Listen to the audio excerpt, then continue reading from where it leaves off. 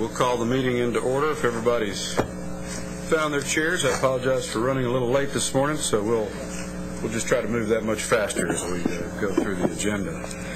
As we begin our meeting today, I want to make sure that everyone is aware that, as in the past, this meeting is being broadcast live via the Internet. So at any point, any of us, including some of you in the audience, may be in the line of shot, so to speak, visible to those watching on the Internet. So please silence any cell phones or other electronics and be on your best behavior.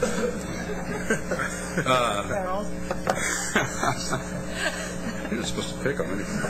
I would like to invite you, everyone in the audience, to hold the dates of November 8th and 9th for our annual Texas Higher Education Leadership Conference. The conference is going to be held here in Austin at the Radisson Hotel and Suites, which is at 111 Cesar Chavez.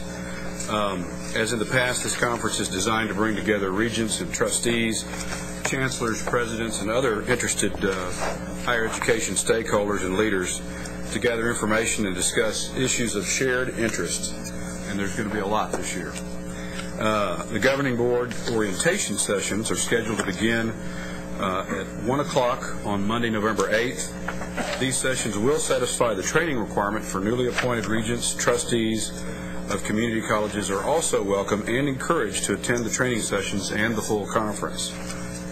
In conjunction with this conference, the Coordinating Board will present the 4th Annual State of Higher Education Luncheon and 10th Annual Texas Higher Education Star Awards. The luncheon will be held at the Radisson on Tuesday, November 9th, from noon to 2 o'clock.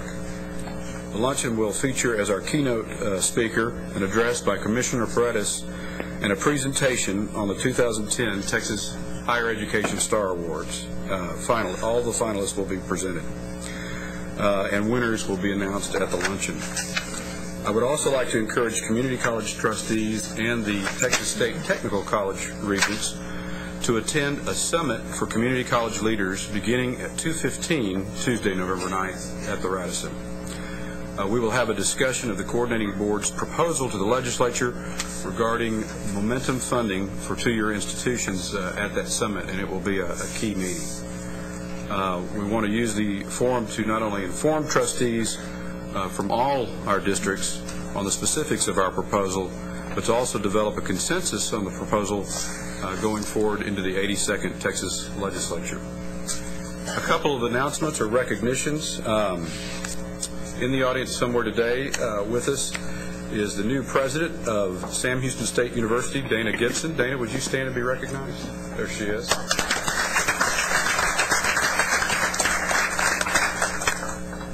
We also want to recognize one of our very own staff members, Jane Caldwell.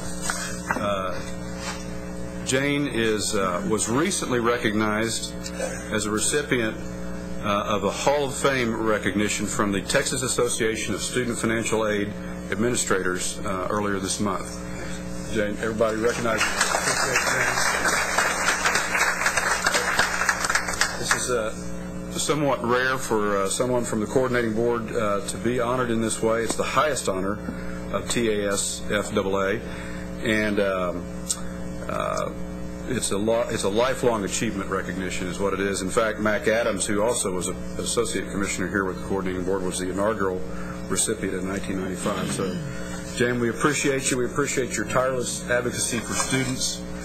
I don't know if I'm supposed to say this, but Dan wrote down for more than 35 years. So we appreciate your having started at the age of 14. One last brief recognition. We passed the formal resolution at our last meeting, but last night some former board members and current board members were able to gather and honor our immediate past chairman for his service, Whit Ryder. And I want to point out that Whit's full-color photo is now hanging on the wall to the right of the clock. I find it interesting that they've left no room for mine. I don't know what that means, but I think it's appropriate for yours to be under the clock. Touche, Lynn. Thank you. Okay, I set myself up. You will have in the new boardroom. You'll have plenty of space. There you go. There you go. But so, for those of you who haven't had a chance to appreciate our past chairman's portrait, there it is, and I'd like to give Whit just another round of applause for his service to Tech.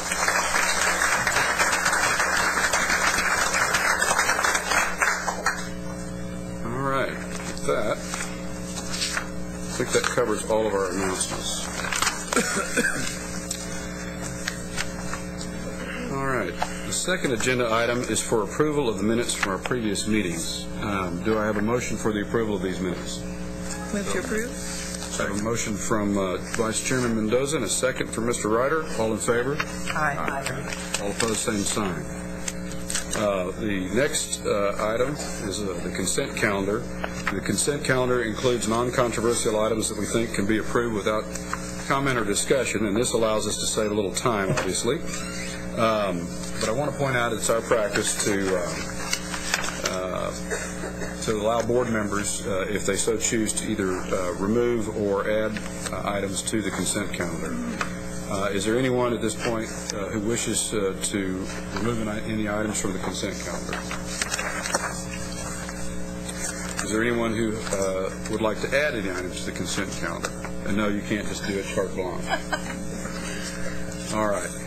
Well, hearing no request to either add or remove an item, do I hear a motion to approve the consent calendar? So moved. Second. Have a motion from Joe and a second from Lynn. All in favor say aye. Aye. All opposed, same sign. Now we will begin our major policy discussion, our fourth item. This includes a speaker who, because of weather conditions, was not able to actually travel into Austin last night, Dr. Belle Whelan. Dr. Whelan is president of the Southern Association of Colleges and Schools Commission on Colleges. And Dr. Wendy Erisman, will she be with us today? Okay. Consultant for our Higher Education Policy Institute, and Dr. McGregor Stevenson, our Assistant Commissioner of Academic Affairs and Research. So McGregor and Wendy will join us at the table, and I understand we have Dr. Whelan by phone.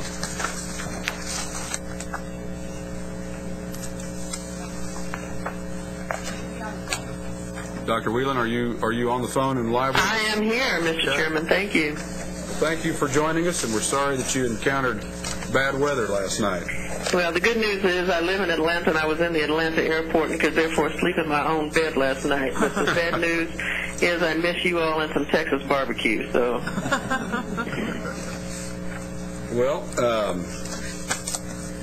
let me, McGregor, how are we going to kick this off? I think we'll start with Dr. Whelan, and she's going to give an overview of the efforts that SACS is making in this area.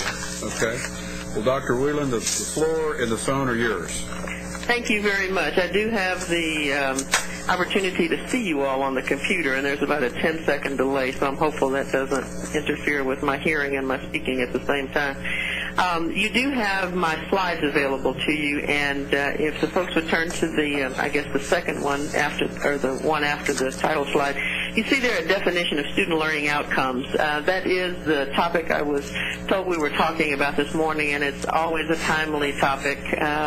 If you have been alive on Earth at all in the last 5 years, you've been hearing a lot of consternation and conversation about accreditation and what it does and what it doesn't do. And even in this morning's Chronicle of Higher Education, there was an article on a study that was done on the role of accreditors in student learning outcomes, and it says that the only reason institutions do them is because accreditors require them. So I don't know whether that's good, bad, or ugly, but it is real. We tend to define student learning outcomes formally as the knowledge, skills, and ability attained as a result of involvement and participation in a designated set of educational experiences. Or in plain English, what a student's able to do as a result of successfully completing a program of designed study. You major in psychology. What can you do as a result of having majored in psychology and gone through all the coursework and activities that are assigned thereof? One of the things that the article also mentioned this morning was that SACS, as we're commonly called, as is true to our history, has been on the forefront, my interpretation, not theirs, of requiring student learning outcomes identification. On the next slide, you can see that we first implemented what we called institutional effectiveness standards. This was kind of the how do you know that you're doing what people pay you to do if you're not measuring it in some form or fashion, and we were one of the first accreditors to step out there. For those of the folks in the audience who aren't familiar with accreditation, this is kind of like, for those over 30, the Good Housekeeping Seal of Approval. For those of you who are under 30, ask someone over 30 what the Good Housekeeping Seal of Approval is. But it's a group of people outside of the institution, and for our region, outside of the respective state, to come in and see whether what you say you're doing really is of the best practice variety, of the effectiveness variety, and of high quality. We've been around since 1895 doing this, and it's always interesting to me to listen to the national conversations and people wondering, what it is we do. We apparently have been doing it well forever, but they want us to do different things now, and rather than sharing those with us, they're critical that we don't. So we're working on that one diligently. But we did start this effort in 1984 on our own without any intervention from the federal government or anybody else. In 1992, though, when the Higher Education Act was reauthorized, there was a requirement that an evaluation of success to include course completion and state licensing exams and job placements had to then be a part of the accreditation process. In our standards, we have what we call core requirements, which are those things that institutions have to have, kind of. The comprehensive standards, which are flushing out of those requirements. And then there's some federal requirements in addition to the ones that are embedded in our core requirements and comprehensive standards. This particular one came about in 1992, which is Federal Requirement 4.1, that, further mandated that assessment activities occur. We used to literally count library books by discipline. That's how rigid and inflexible and directive we were. And in 2001, we changed our 407 criteria to about 83 principles. And you'll see again on the slide that in 01, we adopted what we now call the principles of accreditation that identify and assess student learning outcomes for each program. They also require that institutions identify college-level competencies. I don't know where you're going with the slides. There we go. Thank you. In general education, that we ask institutions, now that you've got those student learning outcomes in place, find a way to assess whether students really are learning. And then when you get those results, go back in and make changes in what you do to ensure that subsequent students are also learning. The way we ask institutions to demonstrate that that process is in place and is working is through what we call the Quality Enhancement Plan, which is the idea of a broad-based participation, which does include faculty, contrary to the Chronicle article this morning, of defining what it is that's important in the institution that is directly related to student learning, to find a way to assess whether what you've identified is working or not, and then to make those changes. So that's been a new addition. If you'll move to the next slide, you'll see that in our process we have 5 principles that are directly related to student learning outcomes and responsibility of institution, which includes faculty. And we have 2 principles that are directly related to that quality enhancement plan, which again is directly focused on student learning. This was a major focus, again, for us since 1984, with the federal encouragement since 92, and so we are well on our way to institutions having demonstrated principles and activities and data that they can show you on how student learning is improving as a result of the plan they've developed. On the next slide, I've identified the 5 principles. Those of you in the audience who are employed at institutions of higher education in Texas will recognize them, I'm sure, readily. The next slide, please. The first principle is what we call Core Requirement 2.5, which is educational effectiveness. And that says that the entire institution engages in a process of assessment and planning related to student learning outcomes. That is a must-have. Every institution has got, every 10 years, to sit back and say, okay, 10 years ago we said these were the important things or activities in which we would engage surrounding student learning. And go through the exercise of agreement and identifying what they are. Then each department within the institution, whether it's a student services area, the board, or instructional areas, have to then come up with their contribution to that big plan. And so we then have 4 comprehensive standards that are directly related to that talk about the specific academic programs, which is 3311, the role of faculty in approving those programs, which is 341, the general education outcomes, which is 351, and then student achievement, as I mentioned before, which is Federal Requirement 401. The next slide indicates the 2 principles that are directly related to the Quality Enhancement Plan. We have a core requirement, which again are those you gotta have or you don't get reaccredited, that indicates that the institution does indeed have an overall acceptable quality enhancement plan that focuses on student learning outcomes. The comprehensive standard is all of the details of it. Was it broad-based? Was it focused on student learning? Was there an assessment piece to it? We had all of that embedded into the core requirement, and there might have been one little thing, like the budget didn't work, for example, in that quality enhancement plan that was keeping institutions from having their accreditation reaffirmed, and the membership felt that wasn't fair, so we separated out the pieces, if you will, from the overall requirement.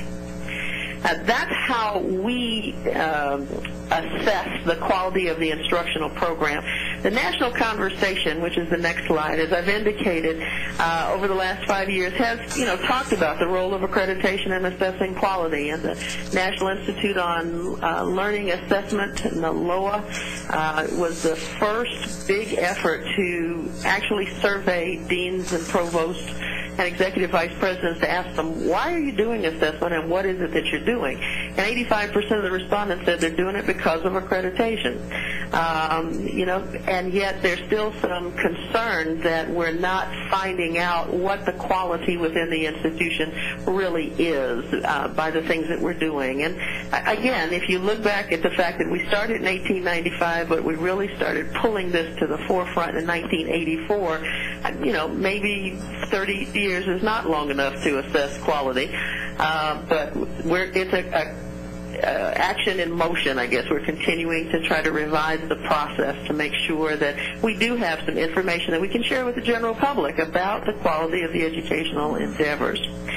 There is also a question about, I think there was a study, the inmates are running the asylum was the name of the study that came out, because this is a peer review process, always has been. I mean, you wouldn't ask a bunch of sanitation engineers to come in and assess the quality of instruction any more than you would ask a plumber to go to assess the quality of medical schools. But there's now some question, well, maybe because it's the institutions that are governing themselves that we need somebody else to come in and do this instead.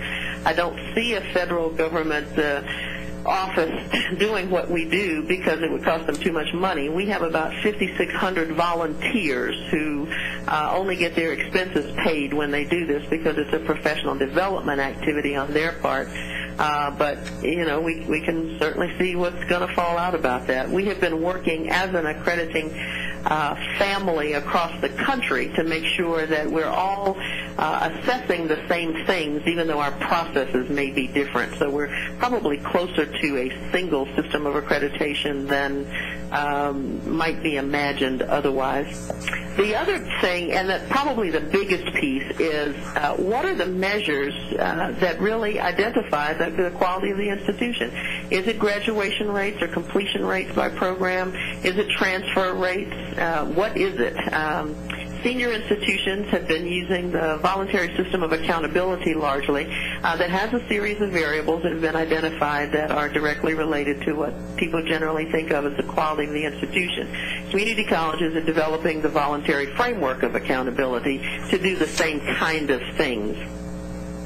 If you look at the next to last slide, the pros and cons, you know, when accreditation started, it was to strengthen institutions and to provide support to each other and make sure that best practices were shared across the region and subsequently the country.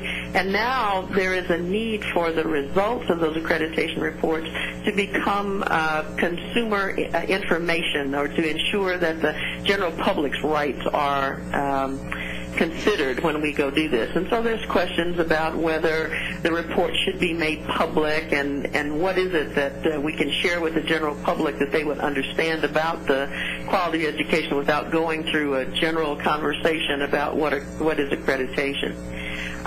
Legislative mandates versus institutional decision making. Higher education has been self-governing forever, and yet the states as well as the federal government are now starting to put in specific requirements for institutions to follow that ensure that quality is measured. That's a change for higher education. It's a change in the philosophy of higher ed. It's a change in the way higher education has always governed itself. So that's creating a lot of chatter among my colleagues. And then again, as I mentioned earlier, the role of the federal government in accreditation. That is kind of the overview. The last slide is merely my contact information in case after this you all have any questions. But I'll stop with that and see if you have any now, or wait till the other presenters. Members, any questions? That overview? Gregor, why don't we turn it over to you and Wendy and let you join in. In December of 2009, the Higher Education Policy Institute conducted a survey of Texas public colleges and universities to learn more about the assessment of student learning. And the focus of that survey was really on the assessment of general education competencies. So these are the things that a student, regardless of major, should be able to know and do in completing a college credential. And we had responses from 63 separately accredited community colleges or community college districts and 34 universities. So we got a very good response. And what I'd like to do today is just share some of those findings with you. Overall, all of the institutions we heard from are conducting assessment of general education outcomes. But there's quite a bit of variety in how that assessment is organized, the kinds of methods that are being used to assess student learning, the ways in which the findings are used for institutional improvement or other purposes, and the challenges that the institutions feel that they face in doing a good job with assessment. We found that general education assessment occurs at a number of different levels. It could be at the course level in the core curriculum courses that serve a great many lower division students. It could be at the program level as part of program review, looking at general education outcomes within the context of the major. Or it could be at the institutional level, really looking at all students and the kinds of competencies they have. We did find that four-year institutions were more likely to assess at the institutional level, two-year institutions at the course level, although most institutions have some mix of those different levels in their assessment programs.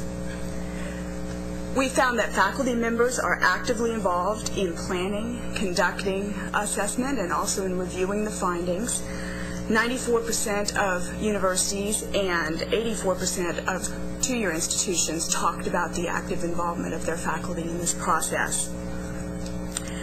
We also found that the resources available for assessment at institutions varied based on institutional type and size. So, for example, 79% of universities had a position dedicated to learning outcomes assessment. But that was true of only 35% of two-year institutions, and those positions were particularly rare at the smaller community colleges and the technical colleges, so the institutions with fewer resources to contribute to that kind of work. In terms of the assessment methods, we found a strong commitment to what's often called embedded assessment, and that's the review of student work that's been produced for a course. So for example, you might, in assessing writing, look at student work pulled from various sections of freshman composition or even from courses throughout the curriculum and have a faculty committee that uses a common rubric to assess the writing of the students on these papers to make sure that they're writing at a college level. So that form of embedded assessment, or some form of embedded assessment, because it could also include a common final exam in a course or something like that, was used by more than 80% of both 2- and 4-year institutions. We also inquired about the use of standardized general education exams, things like the Collegiate Learning Assessment. We found that those were used by 97% of 4-year institutions, only 33% of 2-year institutions. And some of that will be driven by the participation of many universities in the voluntary system of accountability, which requires the use of that sort of exam. Other methods that were mentioned by institutions that they used to assess general education competencies included student surveys, so self-reports of learning from students, employer surveys or advisory groups, really trying to find out from employers if the education students are receiving are meeting their needs. And then also cumulative assessments. These could be portfolios of student work over time or a capstone project, something that really demonstrates what the student has learned throughout the process of their education. In terms of the way that institutions use general education assessment findings, we found that most often those findings are shared with faculty members, academic administrators, and accreditors. 80% or more of institutions mentioned those groups. They're least often shared with students, the general public, and alumni. 25% or less mention those groups. So it's still very much an internal process, not something that is part of the information made available to the public. We also found that the use of results does vary by institutional type, and in particular, 2-year institutions were more likely to use these general education assessment findings to improve teaching, to make changes to the curriculum, and to conduct strategic planning. So the uses that are really most closely related to institutional improvement.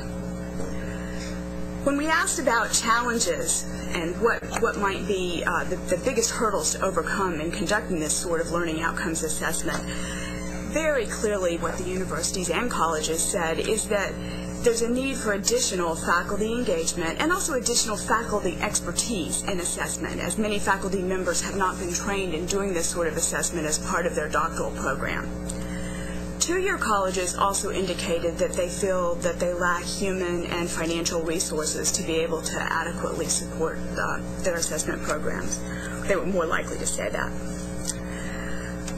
I think that we can draw some conclusions from the results of the survey that are important in understanding what's happening in Texas. I think it's well worth recognizing the wide diversity of approaches being used by institutions. There's a lot of assessment happening. It's happening in a lot of different ways. But in particular, the widespread use and the very strong perceived value of this form of embedded assessment, where the work that's being examined is work that students actually did for a course and then presumably did their best on in an effort to make a good grade in the course. We also note that, as with other research, as Dr. Whelan mentioned, assessment findings do seem to be used more often for external purposes such as accreditation and accountability, rather than for internal purposes such as the allocation of resources, strategic planning, or the improvement of learning. And this is particularly a challenge with general education assessment because the learning outcomes are so broad, they go across disciplines, they go across courses. It's sometimes more difficult to make that connection with improving teaching in a specific course or improving the curriculum in a particular program.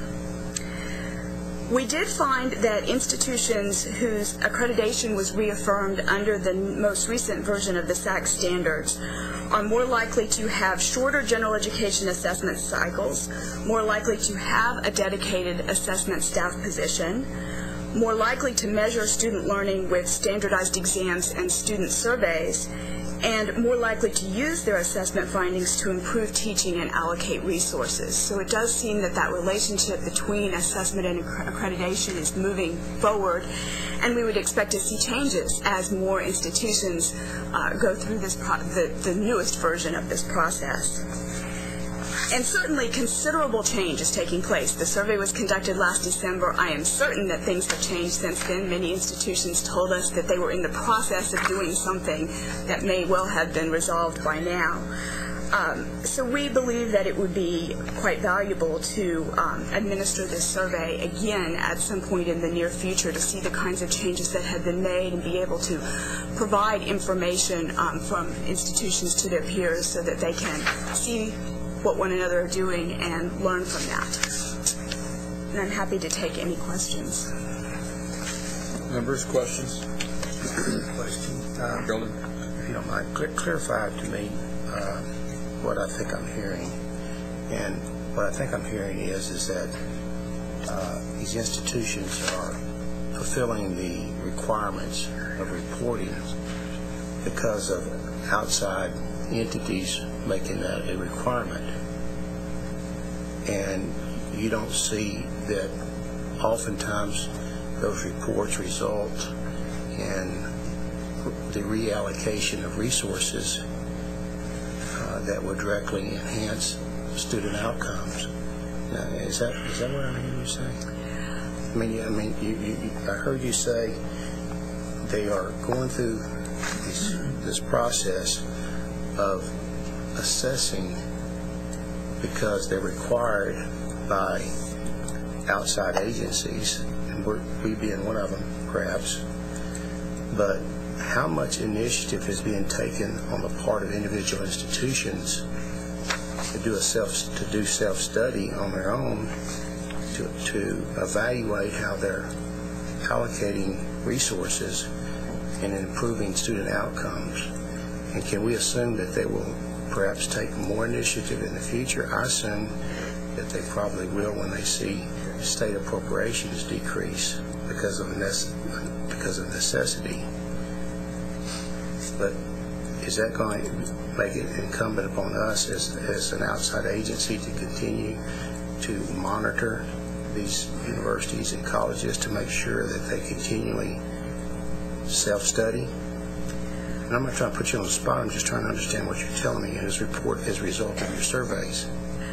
I think that there's substantial initiative on the part of institutions to do self-studies. I think sometimes there's a disconnect between the assessment that's done and the ability to make decisions about resources. Sometimes when you're assessing, especially at the institutional level, the direct connection to the allocation of resources or the improving teaching is less clear. It's harder for institutions to figure out. It seems to me that assessment has now become a clear part of what institutions do, but that they're struggling with in that next step of we're assessing, we're getting lots of information. Now, what do we do with this? How do we use this in the most effective way? So I see it as a process, and that is the particular stage that, and in fact, there was a report on that, an editorial in the Inside Higher Education just in the last day or so that made that same point, that assessment really is a part of institutional culture now. So institutions are working on figuring out how best to use what they know to make change. And Dr. Golden, I think that institutions are handling this just that at the institutional level, and so they're going to see wide variation in how they apply their assessment procedures to funding decisions. And there is a wide variation among different types of institutions and between institutions of similar types. So I think you will see a wide range, and that there are some who directly tie that specifically to assessment, and then others who are using other mechanisms for their funding decisions. So I think there is variation. Part of what I'm getting at is that McGregor, you yourself have had to spend a considerable amount of time and energy and resources just to intervene into our institutions just to make sure that they don't continue to offer courses that irrelevant, I guess you might not. I don't know what the word I'm saying, but low performing, underutilized, low performing courses. And are we going to have to continue to monitor that, or can we assume the institutions are going to take that responsibility upon themselves to, quote, police themselves? Or do we have to continue to utilize our resources within our agency, which is going to be also impacted by the 10 to 15 to 20% statewide reduction? And you have to utilize a lot of your time to ensure that they're doing what they probably ought to be doing themselves. Well, and I understand what you're saying. I think that from the legislative standpoint, the obligation of the coordinating board is to carry out some of those oversight functions and to ensure that institutions are reviewing their programs and are looking at the assessments that they do internally, and also those that we at the coordinating board conduct for their benefit and for the benefit of the public. And so I do believe that there is a value in having the coordinating board continuing to monitor those and to work with the institutions to identify programs that either need some assistance or need to be consolidated or closed, because that also helps the institution in working with their faculty and having another external, if not impartial, group looking at those same factors to evaluate what's in the best interest of the state and the institution. Mr. Chairman? Yes, Dr. Whelan. I was going to say I can't raise my hand, so I apologize for just butting in. I think that you'll find many more institutions are indeed using those assessment results to in planning their budget. That's part of that requirement in the institution having that strategic plan. And there's a whole major project that was initially funded by the Lumina Foundation for community colleges to learn how to use that data in making those types of decisions. That program's called the Achieving the Dream program. And I think you'll find that more and more institutions are indeed doing that. I hear provosts all the time when faculty are coming in asking for new programs and new courses ask, what does that have to do with our direction and our plan, and how does that fit into our mission? You know, and subsequently being able to say, sorry, I have no money for you because it doesn't fit. Yeah, thank you. That's a good observation. Commissioner, you have a comment, and then Mr. Ryder. Yes, I just wanted to say that we've known at the coordinating board for a number of years, at least 3 or 4 years, that the legislature, that the governor's office, and members of this board have made it very clear that we need to do a better job of understanding what students learn during their experiences of higher education.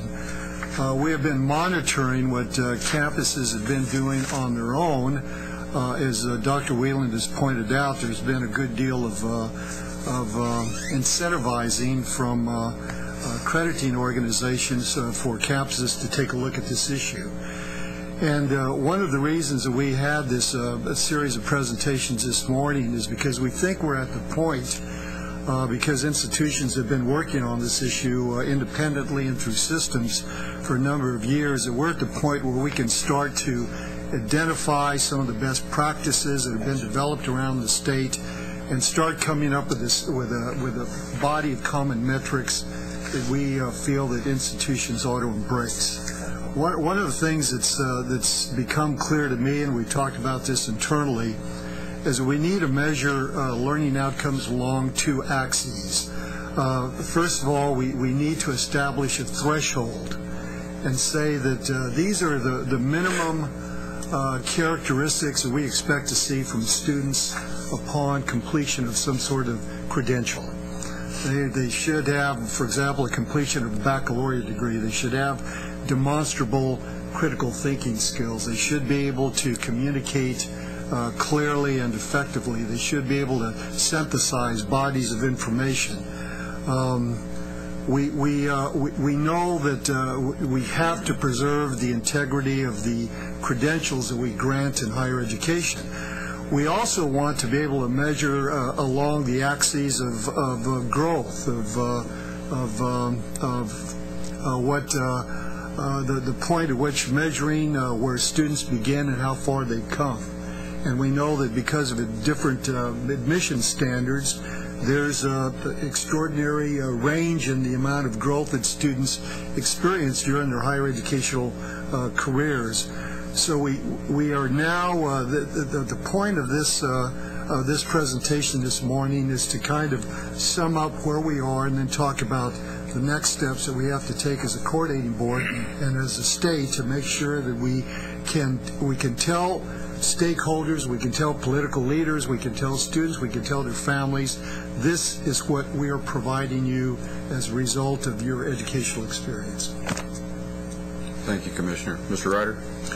Really, I think a lot of what the Commissioner said picked up on a couple of points I was going to bring out. I think a lot of people on the board know this has been an area of great interest for me for a long time, and I guess a couple of questions. Number one is, when we did the surveys, the one thing I did not really hear in there was when we surveyed the institutions, because I know the institutions are sensitive to it. I know that, I've just been talking to numerous presidents and provosts that the methodologies are there and they want to see the outcomes, they want to measure the outcomes, but did we do anything in our surveying that came to some type of overall assessment of effectiveness of those programs in place right now?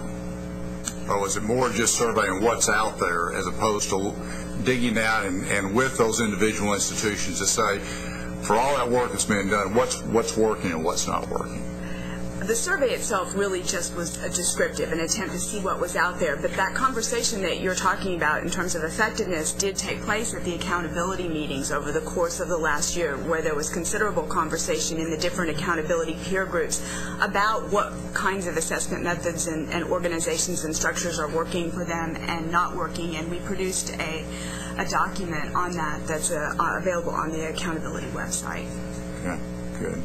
The other thing I would just encourage us to do, in line with the Commissioner's comments, is that, I know just from Fred's work on cost efficiency studies, a lot of our work as we worked on outcome, type methodologies and looking at driving results at the back end as opposed to the front end.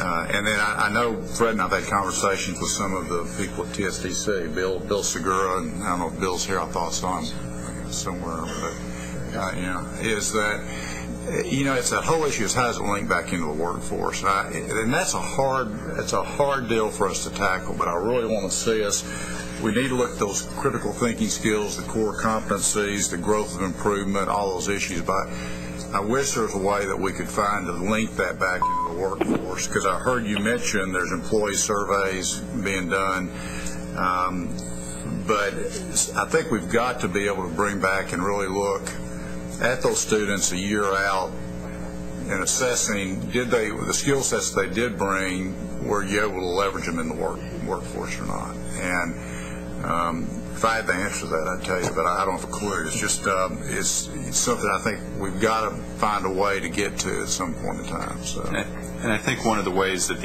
at the institutional level, at least, that is being addressed is with the advisory boards for the individual programs, and I'll use A&M as an example. The College of Business has an overarching advisory board, and then there are advisory boards for individual departments and degree programs that provide direct feedback to the faculty from industry saying, here are the things in the curriculum that we need to ensure students are being exposed to and that they are gaining mastery of before they come to enter the workforce in our employment. And so I think in some measure it is not necessarily a measurable effect because it is happening at the institutional and even departmental level, but I do believe that the institutions are very aware of the need to maintain those relationships with business and ensure that when there is a change in industry that those changes are reflected in the changes of curriculum. Community colleges are especially critical that they be more heavily involved and have direct contacts with their labor, their market place for employers, simply because if they're not turning out employable skills, they're not going to be able to maintain the industries in their areas, and their economic development goes down. So they are very cognizant of that and work very closely with their industries. And I know that doesn't get to exactly where you're going, but I think that's an important piece that often gets overlooked is there are such direct relationships with business. McGregor, maybe you ought to say something about the tuning process we're going through right at this moment, which is connected to this as well. there are two ongoing projects at the coordinating board that we're working with. One is with the Undergraduate Education Advisory Committee to develop revised core competencies for the core curriculum. And in defining those, we are looking at the outcomes that business and industry are looking for, that graduate schools are looking for, so that when we're developing the requirements of the learning objectives overall for the core curriculum, we are using items such as critical thinking, such as teamwork and synthesis of information and those type of issues to develop the core curriculum competencies. And in each case, every course in the core curriculum has to meet a specified number of those core competencies so that when a student has completed the core curriculum, they have been evaluated and provided education on all of those core competencies multiple times so that they do have a broad general understanding and the abilities in those core competency areas. The second area where we're working very heavily on learning outcomes is with the Lumina grant, which we started with mechanical engineering. And as you all know, one of the aspects of the mechanical engineering compact was the fact that the faculty, community college and university faculty who were involved in that process, identified the need to develop common learning outcomes for those 17 lower division curricular courses in engineering, or not in engineering, but in the engineering sequence for students going on to get their 4-year mechanical engineering degree. Each of those 17 courses had developed with this faculty committee a group of 8 to 10 learning outcomes. And although each individual institution is required to have learning outcomes for all of their courses, this set of learning outcomes is across all institutions, providing us a much stronger transfer methodology and assurance of the content of the courses across institutions. Whereas within an institution, typically there will be similar learning outcomes for every section of a particular course, like chemistry. Across institutions, there have been variations. And what the faculty group got together and did was develop common learning outcomes for those 17 courses. We are going to be moving forward under the College Access Challenge Grant to develop additional courses in the core curriculum and developing additional learning outcomes at the statewide level to ensure that within our core curriculum, the most common courses do have the common learning outcomes across all institutions. Not only does that benefit students looking to transfer, but it also benefits the state overall to ensure that there is a measure of rigor and quality across institutions that, because of variations in curriculum from institution to institution right now, we're not assured of. Not saying that it doesn't exist to a large measure, we just don't have that same consistency that having the learning outcomes at the state level will provide us. And so that's where we'll move. And David, I'm sorry, what did I leave out? David, you just want to have a seat? Sure. The piece that's left out is the actual tuning part in which the various fields work with industry to identify what type of expectations industry has in terms of the graduates in various fields, which I think it's directly to what you were asking about, Mr. Ryder, is that through the process, it's not that every program will produce exactly the same type of person, but there are common things that will be produced by every, say, civil engineering program or every marketing program, and then each institution may bring some unique things to the table, but there will be that process of working directly with industry to identify what they would like to see from the graduates, and that's all tied into all the things McGregor just mentioned. So I think that's an important part of the process. And I think earlier this week we've decided, and it will be connected to this, to have a meeting each year with industry representatives to talk more in general about the quality of our graduates and what types of things what types of graduates are we missing and what we need to do. So there are a number of things that are tying together in, I think, important kinds of ways. How will we measure the outcomes that these two projects are developing, the learning outcomes? Primarily with the ease of transfer and increases in the transfer of students from community colleges and from institutions without engineering programs into mechanical engineering and the other 16 disciplines that we're developing under the Lumina grant. and seeing increases in those areas of transfer. Because right now the challenge is the fact that the outcomes may not be consistent, and secondly, that the sequencing of courses from community colleges to universities or university to university are often not followed. So that a student may start at a community college and be advised to complete the 42-hour core curriculum. And so they take the core curriculum and then they transfer to university. The fact that they've completed the core curriculum is a positive in one aspect, but a student who is native to a university in a mechanical engineering program will space those 42 core curriculum hours across all 4 or 5 years of their degree program, so that they're actually beginning their hard science and engineering courses earlier in their career because of the requirements of prerequisites, because each course builds upon a previous course. If you don't begin that sequence in your first year of undergraduate education, you are delaying your ability to graduate in a timely manner. And when we begin to see more students entering mechanical engineering and the other disciplines as transfer students and graduating in a timely manner, we will see what the positive outcomes from this effort. What about measuring the core competencies that your undergrad advisory committee is developing for the core curriculum? I heard the term embedded assessment, which sounds like exam to me. And at the institutional level, the institutions will be evaluating those as a part of their institutional curriculum. Our goal is to establish the standards by which they'll be evaluating internally and to provide a measure of consistency. It'll be up to the institutions to evaluate and assess those and move forward from there. So, are you saying that we won't be moving toward having any of these metrics as part of our own accountability system?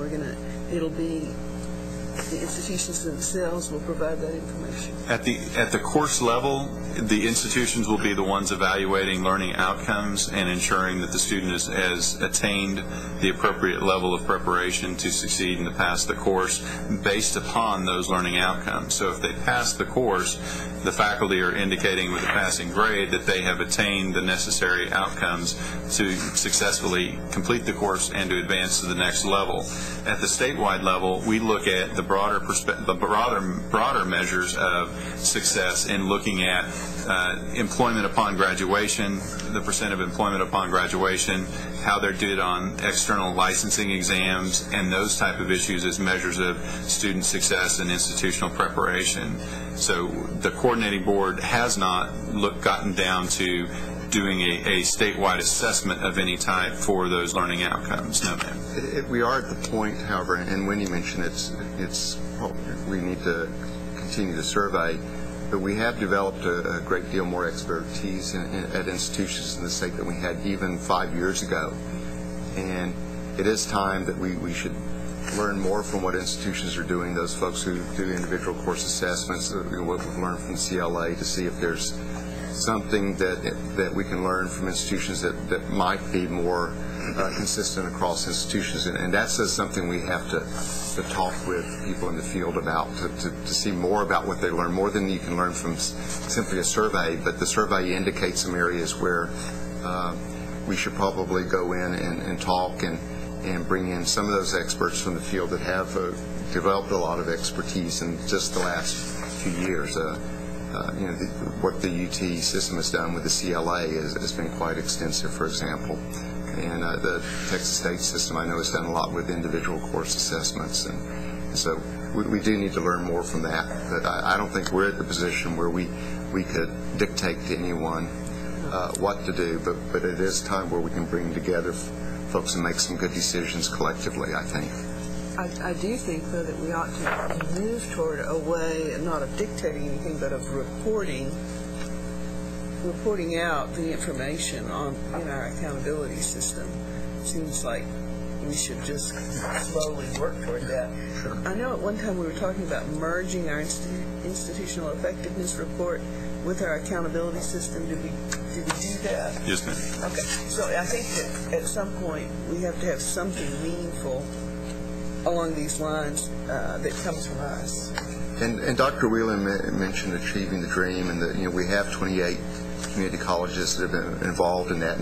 In Texas, that's focused primarily on developmental education. in which that they're using the data to inform their local decisions, and there's discussions we need to have with those institutions, and we've had some of those to really learn how to do that, and also how a lot of that has been about how to use data more effectively to make local decisions. And so I think we can do a lot to build upon the work that those institutions have already done. Members, additional questions? Yeah, I heard about the advisory boards. Do we know how many institutions and how many departments in the institutions have advisory boards? I feel that advisory boards from the industry can play a big role. Do we have some data? Most of the institutions, most of the courses have advisory boards, or no, only half of them or 1/3 of them? I do not have that information at all. I can guarantee that all of them have them to some degree or another. Whether it gets down to every specific department or not, I don't know that. It's usually professional schools and fields that have direct training for professions and so forth. Or that areas where industry recruits heavily from those specific departments. Schools of business, schools of engineering, so forth. Science, technology. Do you feel that we should recommend to other departments, other colleges to have advisory boards, because the institutions and the departments can benefit a whole lot from the advisory boards? Maybe you can reinforce that other departments should have industry advisory boards so that students can get feedback on what kind of education they are getting. That's probably something we can cover in the next survey, which I was going to ask kind of what timing you anticipate our next survey effort will be. That has not yet been decided. You know, one thing we learned from our involvement with Lumina and the tuning process is that there are departments that can benefit from some connection with industry that one might not anticipate immediately. From what I was told, the history programs in Utah actually learned quite a bit about what history majors did beyond pursuing a career as a historian, and information they could share with their undergraduates in terms of, here are in fact some career paths that are typically chosen, what some employers value from history majors that was important for them to know in making career decisions. Since advisory committees also, or advisory boards tend to have a development component, I think there's a lot of incentive for institutions to form those. So yes, I certainly see a lot of them. Elaine? That's okay. I think we've covered it. I have one more quick question, Mr. Chairman. Dr. Dillon? I'd like to ask, and I've discussed this with some fellow board members and even the commissioner at various times. I'd like to know, and you may have covered this and I missed it, but is there any indication at all, and I think I've heard you say that we haven't done this, and I'm going to use the example of freshman level chemistry, college freshman level chemistry. If we have any mechanism in place, or are we moving towards identifying that material within that course and the information that's necessary for a student to master successfully, and if they complete freshman level chemistry, whether it's in a community college or a four-year institution, then that will signal to any other institution, should they progress into the next level, and that is usually organic chemistry, that they have the foundation or have mastered the essential foundation and acquired the essential knowledge necessary to ensure that they will be successful at the next level. And what I'm talking about is standardizing and identifying the knowledge, and then being able to identify when institutions are doing a good job in freshman chemistry, or, for instance, if you administer a end-of-course assessment after freshman chemistry, and you see that that particular institution as a whole, their students are doing real well in certain areas of the course material, but there's certain areas of the course material on the whole the students are not doing well, then the faculty can go back and say, we're going to have to do a teaching where we're falling short. And the faculty can say, well, maybe we need to reteach that, or maybe we need to restructure the curriculum so it emphasizes our shortcomings. But at the end of the course, when that student receives a passing grade in freshman chemistry, then that generally is a signal to whatever institution. Let's say they transfer to another institution. It's a standardized set of materials that means the same, irregardless of what institutions it's taught, that will tell whatever institution that person transfers to that person has demonstrated a certain level of competency and acquired the basic skills to ensure that they're going to be successful at the next level. Does that make sense? Yes, sir. It's a learning outcome. That's exactly what the learning outcomes that we've developed with the Lumina project are designed to do.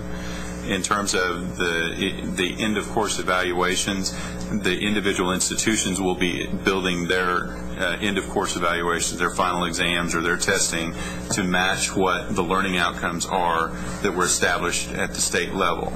And so, yes, we are doing that, and the institutions will be ensuring that. The second stage of what we will be doing to evaluate those is once we get through next summer and we'll have access to student-level course data, we'll be able to look at how a student in Chemistry 101 fares when they move into the organic chemistry and be able to look at the outcomes there for success rates.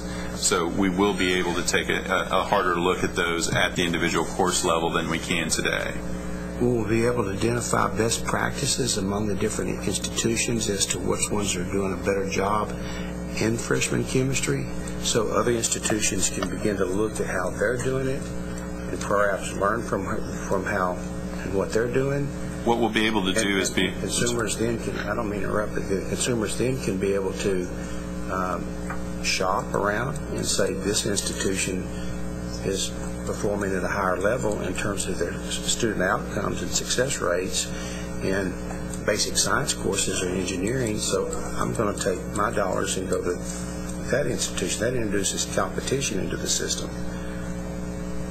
Yes, sir. Indirectly. I'm sorry. Yes, sir. And we will be able to do more of that and be able to evaluate the success of students.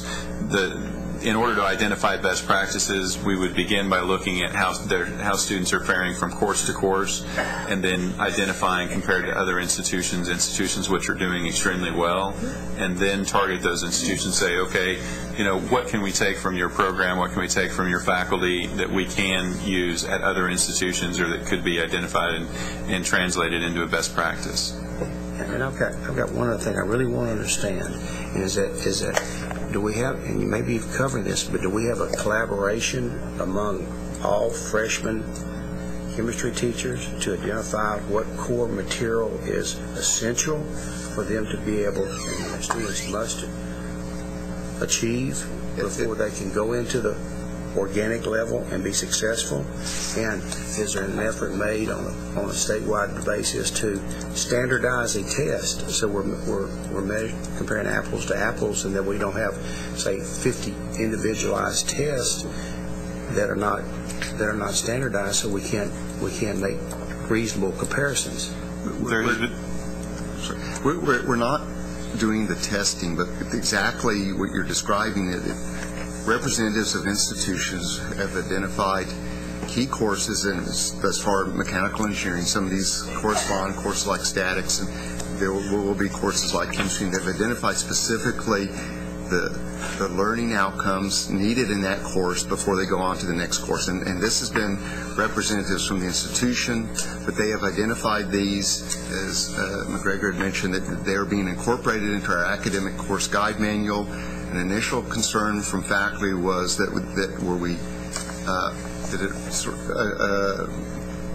reduce their academic freedom, but faculty soon learned that or agreed that this was a good process because it was saying what was needed in leaving and to go on, but it was not telling them at this point, and it isn't intended to, how to teach it, because there are many different ways of approaching it. But for the first time, and for mechanical engineering, we have 17 courses in which, as McGregor said, agreed upon learning outcomes, and some of the interesting things is faculty, and this is faculty at universities and community colleges. And the anecdote I think is most interesting is when an A&M physics professor told a Houston Community College physics professor they were expecting too much in that first physics course. So it's really a collaborative process, and it doesn't always work out as one would think. But the faculty and administrators are actively involved in this process, and are. This is the first time we've had anything like this in place, and in 4 years we anticipate having this done for the key courses in the programs that 80% of our students enroll in. And you'll see this addressed to some extent in the cost efficiencies report you'll discuss later today. But we are moving in that direction, but there isn't, we haven't discussed a common assessment at this point. The opportunity for what you're talking about may be, we've discussed whether we need to have continued teams of individuals from institutions who have created these learning outcomes to meet periodically to make sure they're really working and to keep them current. And so that would be a place where they could do that, share information. I do think it's important, and I know that there are institutions that could provide you with information specifically in regard to chemistry where they've gone in. And I know Gary Hansen, who's done some work for us recently when he was at UT Austin, they specifically identified a chemistry section in which students weren't doing well, and they did analysis and they made some changes as a result of that. So part of what you're talking about is how to share those techniques across institutions and also measure that the most effective way to teach those classes, and also to develop a standardized curriculum in inorganic chemistry that will ensure the success of those students that go into organic chemistry. Now I'm just using chemistry as an example. It could go across almost all disciplines. I think you go a long way to what you're talking about by identifying the learning objectives without having to go in and actually identify all the material that leads up to those learning objectives. I think that accomplishes really fundamentally what you're asking for. Thank you. Dr. Wheeler, are you still with us? I am. You're probably thinking that flight might not have been so bad after all. But, it's tough to engage in a long discussion via long-distance telephone. Dr. Wheeler, I did have one question for you, and then, sure. Of course, we appreciate your presentation. You referenced that in 2001 that SACS reduced the number of criteria from 407 to 83 principles, and then you shared with us 5 principles that deal with learning outcomes and 2 more that were part of your quality enhancement. Is there any thought or trend on the part of SACS toward reducing? That was quite a reduction in 2001, but 83 sounds like a lot of principles with which to assess institutions. Is there any analysis of continuing to reduce and refine the dashboard metrics, if you will, for accrediting and assessing institutions? I don't think now, because we've only had this process in place 8 years, and so every institution has not gone through reaffirmation under the process, and we need to see that it's going to work. And so I doubt that for maybe 10 or 12 more years will we drastically change them. We have already added some additional ones, like I mentioned on the QEP. We added the comprehensive standard that would pull the details from the overall plan out, so it wasn't as punitive to an institution if they were missing one little piece of the requirement. We added one on substantive change, but student learning outcomes has been here for a while. It's not going away. We know it's not going away in the national conversation, and so I doubt that from that standpoint it's going to go anywhere. If I might add a comment to it with Please. regard to the previous conversation, all of the faculty disciplines have organizations where they get together quite regularly to talk about what the expectations are in specific courses. Some of the disciplines have even gone so far as to identify the expected student learning outcomes in particular courses. I know that the American Psychological Association has done that, for example. Those areas like engineering, law, pre-med have standardized exams at the end of the curriculum that also assess whether students have learned what it is that they were supposed to learn and be able to do things too. So I would hope that you feel comfortable that faculty are indeed talking to each other, about those expectations. And they're even beginning to talk across institutions in their articulation agreements, as was indicated with the faculty member from A&M who told the community college faculty they were expecting too much at that level. Appreciate that observation. I think that's a tool that we anticipate using to great extent in the course of the next 2 years in terms of statewide articulation. Dr. Whelan, we thank you very much for your presentation and your long-distance participation. And McGregor and Wendy, thank you for your comments. My pleasure. Lynn? I have a question I'd like to ask the Commissioner, if that's all right. Sure. Commissioner, when our Higher Ed Policy Institute undertakes a study like this, it might be very clear to all of y'all, but I'm not sure it's clear to every member of the board, what the purpose is in doing it, and what is the timeline from doing this survey and then another survey, and then what is going to be the end result that'll be useful. Well, actually, I was thinking about that as the presentation was winding down. The next step will be to survey these professional organizations around the country, these disciplinary groups, and find out what they've come up with in terms of determining learning outcomes in their particular disciplines. We will also survey the licensing exams and to make sure that we have a full inventory of what those are. And then my idea is that we can cobble together from that survey a set of generally accepted practices in terms of measuring learning outcomes, and also put together an inventory of fairly well-established learning outcomes in particular disciplines and in particular courses in regard to the question that Dennis was raising. And then we can use that, we can overlay that against the survey that Wendy has done earlier, and we'll have a pretty good matrix of where we are in terms of understanding learning outcomes. I talked to David a moment ago and said that then we'll identify who seems to be making the most progress on learning outcomes, bring them in, and start trying to come up with statewide standards. Great. That helps a lot to have the plan and timeline in mind. I think most of you found it, but the survey that Wendy and McGregor overviewed is at your places, so you do have a copy of the full survey to take with you. We'll now move on to agenda item 5, and that's our recognition of excellence.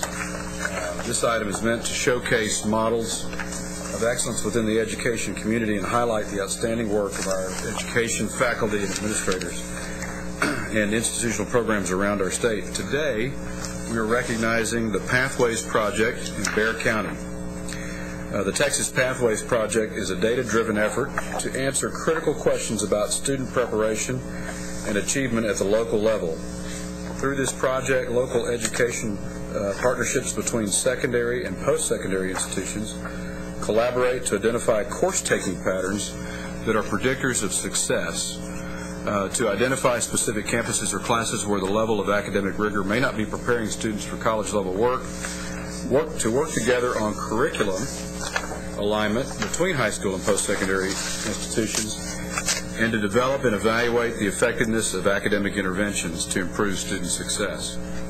With us today are Dr. Brenda Hellier, Chancellor of San Jacinto College District, Dr. Catherine O'Brien, Dean of Teaching and Learning at San Jacinto College District, Michael Moran, Associate Professor of English from St. Philip's College, and Julie Schweers, Instructional Support Teacher from Northside ISD.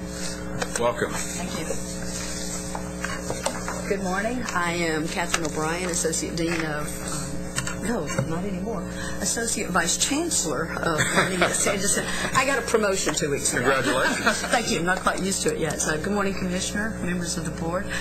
The Houston Pathways project is underneath a grant funded by the Houston Endowment, and there are 3 relevant pieces to the initiative. We have formed within discipline faculty alignment teams within 4 disciplines. We have mathematics, science, English language arts, and social sciences, and the teams are formed across segments. We have faculty from ISDs, community college, and from 4-year institution. Our partners on the project are Pasadena ISD, Galena Park ISD, Deer Park, and 2 weeks ago, LaPorte signed the Memorandum of Understanding and have now joined the project. And then our 4-year partner is University of Houston Clear Lake. Houston Community College is the fiscal agent for the project, and they have similar faculty teams, but they're working with HISD, Spring Branch, U of H Downtown, and U of H Central Campus. The second piece of the initiative is to collect data across these segments. So the IT departments at the ISDs, the community college, and the university are submitting their data to the Texas Higher Education Coordinating Board. Then the third step in the process is the coordinating board is generating reports that the faculty are then looking at and discussing, and we are using these reports to make decisions, find places where there is misalignment or disconnects between the high schools and the community college, and then between the community college and the universities. The benefits of the conversations among the faculty have been remarkable. We've gained a lot of insight into the same population of students. An ISD, for example, sees a student about twice as much as a faculty member in a community college is going to see that student. They have 9 months, we have 16 weeks. So sharing insights into the students has been very helpful. One of the pieces that I want to kind of showcase for you today is last spring we had all of the faculty take the Compass placement test, and we wanted to see, you know, how they did. They all passed, you'll be happy to know. But the remarkable... What was the average grade? I will not tell you that, sir. The remarkable part about that, though, was that the high school faculty walked out of that, looked at us and said, our students cannot pass that test. Now, we don't leave it at that. We start peeling away the layers of those onions to find out why. What is it specifically? And it turns out that on this adaptive test that we use, depending upon the students getting the first question right or not, they may progress up or they may be pushed down and then have to ask more questions. And when the faculty said to us that our students can't answer the first question, we said, why? And they said, well, it is an Algebra 2 question. However, it's not an Algebra 2 concept that is strongly emphasized at the high school level. It's not on TEKS, it's not on TAKS, therefore it doesn't receive a lot of emphasis. We then pulled in our Dean of College Prep and our testing folks and asked them, does this have to be the first question? And they said, no, the state says you need to test towards college algebra. So in June of this year, we changed the first questions on the Compass test by adding some questions that kind of eased the student into the Algebra 2 and beyond. So we simply did it by adding a few more questions onto the placement test. We have not seen those results. They're being tracked through this fall semester, and at the end of the semester we will see what happens. What we were seeing from the data is that about 23% of the students were placing into college algebra. The next highest one was Math 0304, which is 3 levels below college algebra. So it kind of looks, as I call it, like the hump of a camel, where the 0305 and 0306 were down here. So, and knowing then that it takes students longer to get through each level, and the farther down they are, the less their chances of ever getting to that math 13, 14. If we find that by changing the test questions to better accommodate the students and get a better read on where they really should be placed, then this is going to be huge in terms of where the students are going to enter into the developmental sequence.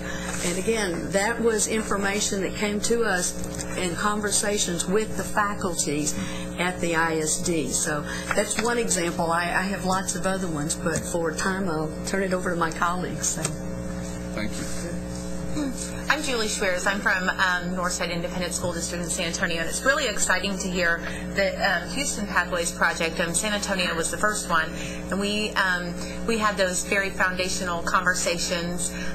We first of all had to really establish norms to get those conversations going, and so that took us a while because, as you know, secondary teachers are held to different standards and mandates than the post-secondary teachers, and so we had some really good conversations about meeting in the middle, if you will, and we identified some very similar things that Houston did, and I'm really excited that they were able to use what we did and kind of go forward with that. We did the same thing. We took the AccuPlacer test, and it was very enlightening to us because we had already at the ISDs understood that probably wasn't a real good test as far as placement was concerned, and we started having those conversations with our post-secondary colleagues about how we could help our students be placed more appropriately.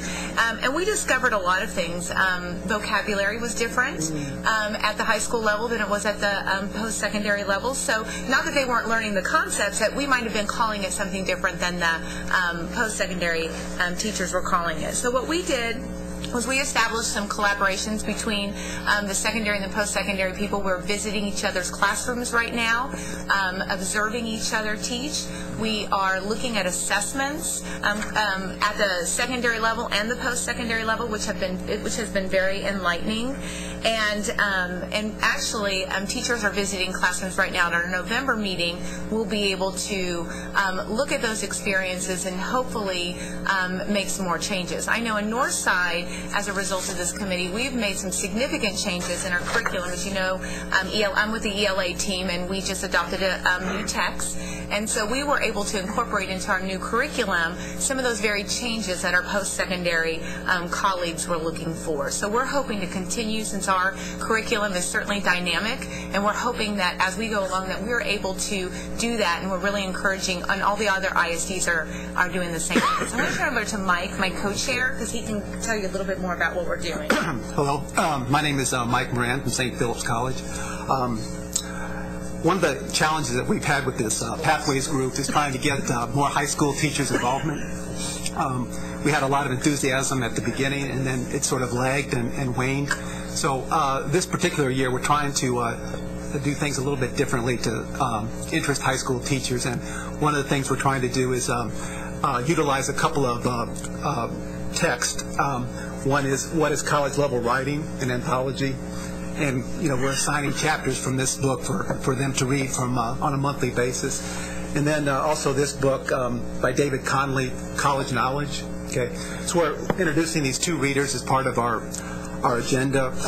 Also, we're trying to give them teaching demonstrations and practical things that they can use at the end of each one of these meetings that they can take back into their classrooms. And so these items have, I think, made it more practical and real world and valuable for the participants. And we'd like to do other things in the future. We'd like to have a teacher college, perhaps in the summer, a more intensive thing to get people involved. And I think Julie mentioned this, but we have this survey that we're administering to freshman comp students and developmental 2 students about English, what they supposedly learned at the high school level, and we're compiling those results, and we should have those back by February. Thank you. Let me jump in. I'm Brenda Hellier, and I'm the Chancellor at San Jacinto College. And last year, when the Houston Pathways Project came to us, there was a little reluctance of what school districts to include. How do you add something on top of what they're already doing? And there was a reluctance of the school districts to really, want to participate in this. A year later, we had some wrap-up sessions. And the wrap-up sessions have been very interesting. The superintendents and I met with the faculty and the leaders of the teams from the ISDs that were working with Catherine and her team. And there was a whole different level of understanding of those gaps between secondary education and post-secondary, and those expectations of where we start and where they stop. And I think that's been the most critical thing for us moving forward. That terminology difference is huge. You know, we look at retention as positive. The ISDs look at retention as negative. And so how do you pull that together and start converting that? And getting the faculty in the same room, and it goes to what you were saying earlier, Dr. Golden, about how do you put your faculty together and have conversations about these differences of these gaps, has been just instrumental. It's making us look differently about where we're starting. It's making the ISDs look differently about the pieces that they're doing. Textbooks were another issue that came out. We require textbooks. Our quality enhancement plan it's in the book. You got to get the textbook or you're going to be behind. Our ISDs don't necessarily have textbooks that the students are taking home. And so, when we're pushing, you got to buy your textbooks, students coming in out from our ISDs don't necessarily understand that. And so there's the conversations and the gaps were what was so important. And we're adding one more ISD, as Catherine mentioned. We've got 2 more we're talking with. And it's those data, and they're wanting to find, well, what did you find out from this group, and how can we start doing it, and how can we start expanding this? And we represent 7 ISDs, and I see this momentum, and we're looking at what are the next pieces of how the community college can really take an active role with our ISDs to start to bridge these gaps. And that was the important piece that came forward. The numbers, you don't necessarily see those changes yet, but the numbers will come as we continue to build on this process. And that was the real eye-opener. And as I met with the superintendents, we were all like, wow, this is really starting to head where we wanted it to be, even as we deal with our college prep differences. And college prep is what we call developmental. And how do we start progressing through that? And so it really has been the start of, I think, some really powerful changes that are going to happen. Thank you. Questions, Elaine? Thank you all so much. This is absolutely very encouraging and exciting for all of our students this whole state. Some of the stories that you all are telling about the conversations and the debates and the coming together between post-secondary faculty and secondary faculty, we heard some of those same stories from the college and career readiness vertical teams. Where, if at all, did you all use the college and career readiness standards in doing what you're doing, if at all? We not only used the college and career readiness standards, we used the gap analysis that the coordinating board had as well. That was the first meeting that our faculty had back in January of January of this year, 2010, is we gave them copies of those college and career readiness standards so that they could look and we could see where the gaps or the differences might be. As we looked at the gap analysis, I believe it was for history, we found that there were no misalignments, if you will, but one of the things we think may be the issue is the rigor. So in our meeting in 2 weeks, the high school faculty and the community college and college faculty will be bringing in student work, and then they're going to trade papers with, the cover page ripped off, and they're going to essentially grade, if you will, not literally for a grade, but grade each other's papers, and then have conversations about what were you looking for in this paper versus what was, the high school, secondary looking for in the same paper. And we did the same thing, in San Antonio. We did the same thing. We did use the CCRSs, and we looked at, not only did we grade papers, but we looked at assessment tools, at rubrics, and how our rubrics fit in with the standards. In our district, we incorporated the CCRSs with our texts and the ELTs to our curriculum guide, so that they were, their driving force in our curriculum, one of the driving forces. And I will say that it was very valuable to look at the rubrics and grade papers with the secondary and the post-secondary teachers together, because it provided some really interesting conversation. Just imagine. So when you entered this process, you all were already aware of and had embraced, if you will, the college and career readiness standards.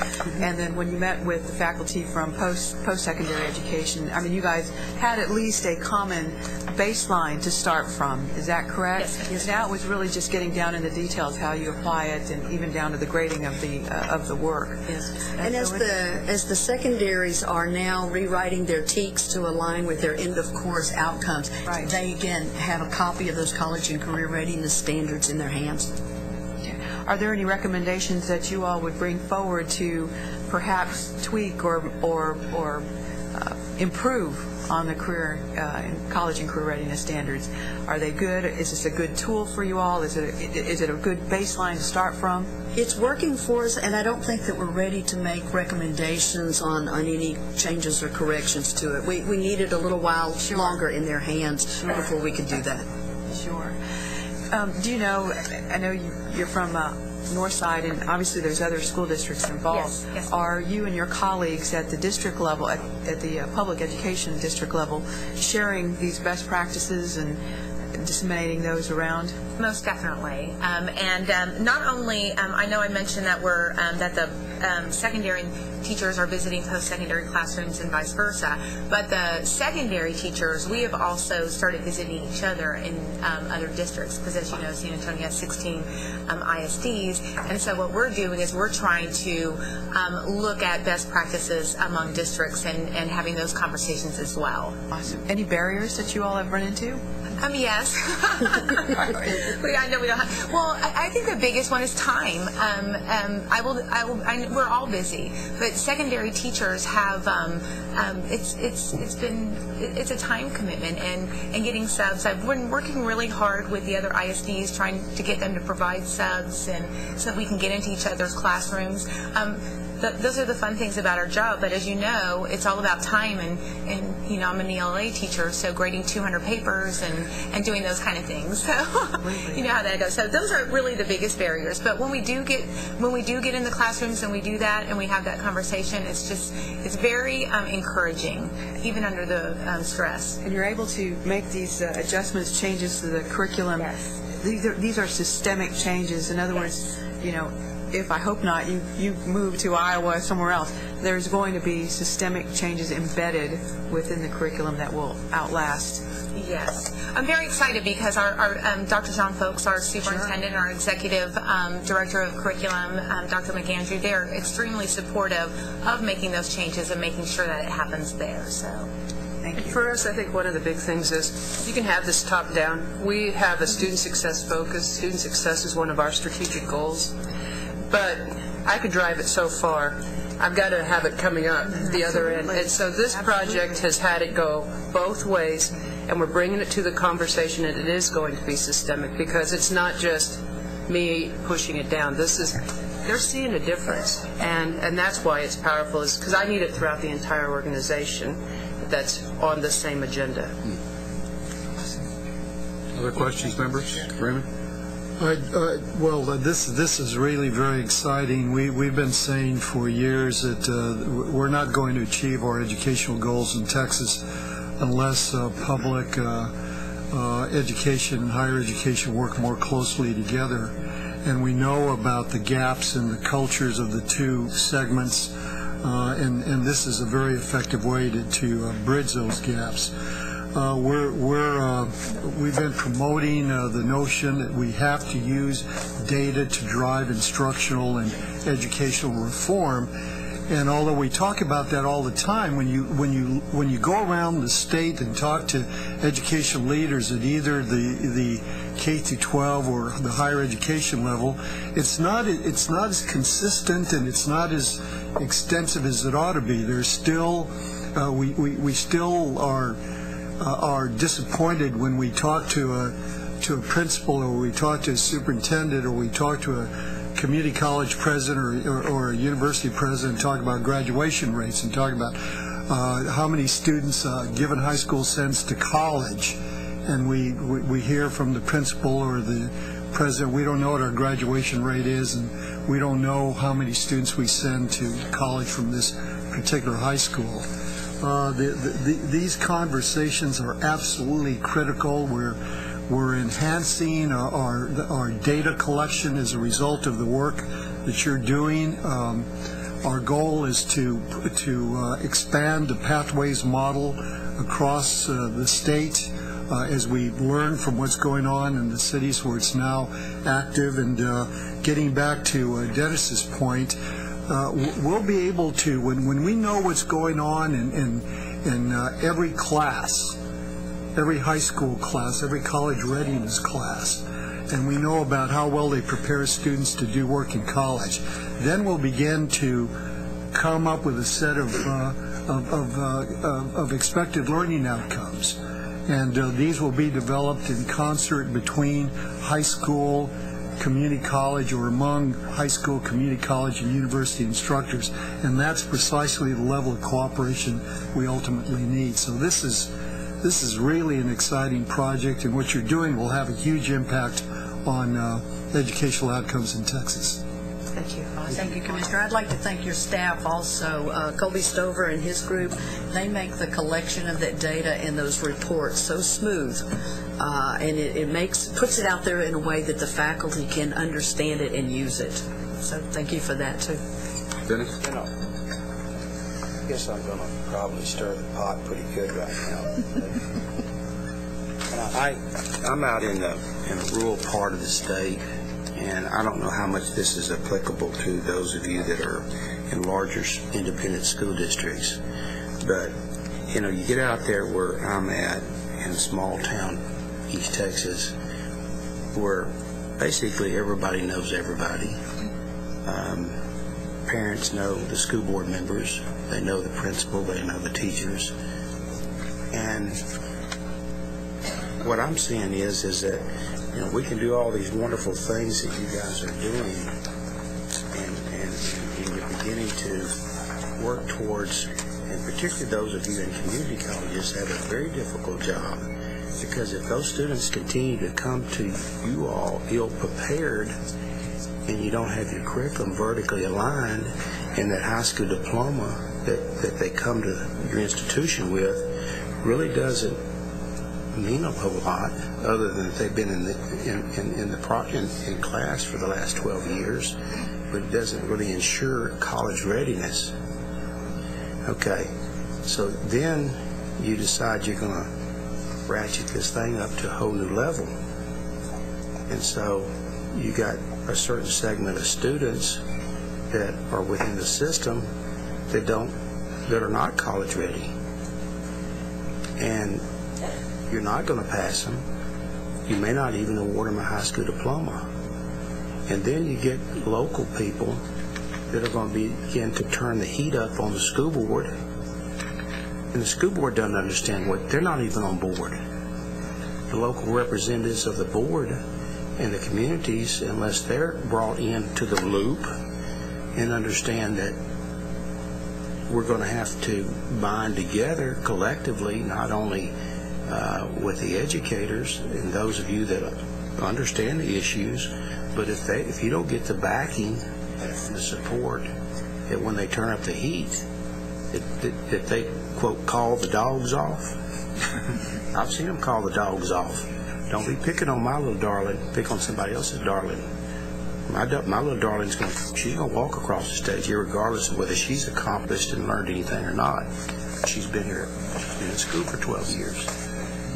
How are we going to fix that? Because that's a real problem.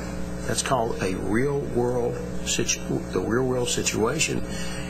And so I think we're going to have to figure out how to engage not just the faculty of the individual institutions, but we're going to have to engage the community and the board of trustees and get them to clearly understand that if they continue to, not all of them are operating that way, but a lot of them are, and I'm sure some of y'all know exactly what I'm talking about, then y'all like a dog chasing your tail. You will get very frustrated because you're doing a lot of good work and you've got a lot of great ideas. But if you don't have that basic support from the community that you're coming from, and they're not on board with what you're trying to do. I think one area of disconnect that I think all of us can agree on. I haven't heard anybody address how are we going to get community support and Board of Trustees support for the efforts that y'all are proposing today. And without that support, we're going to find that a lot of y'all's efforts may not be nearly as successful as that you would like to see them. The changes in our institution, I'll go back a few years.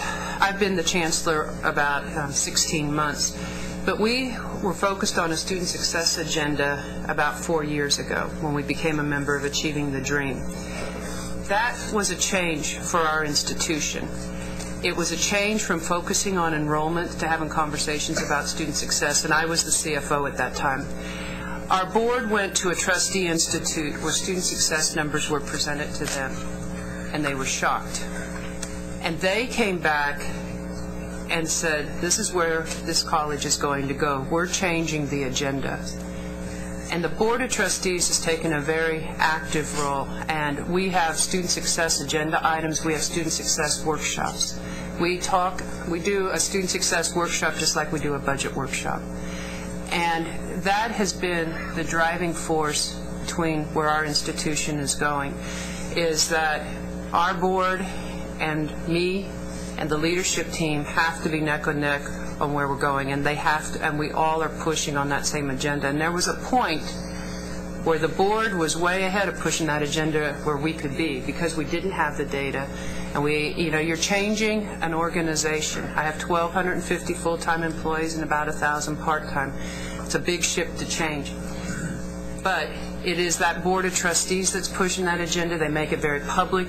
I make it public. And now we're getting to that where we're pulling that momentum through the entire organization. Our community, is the awareness there as great as I think it needs to be? No, probably not. But we're having those conversations also.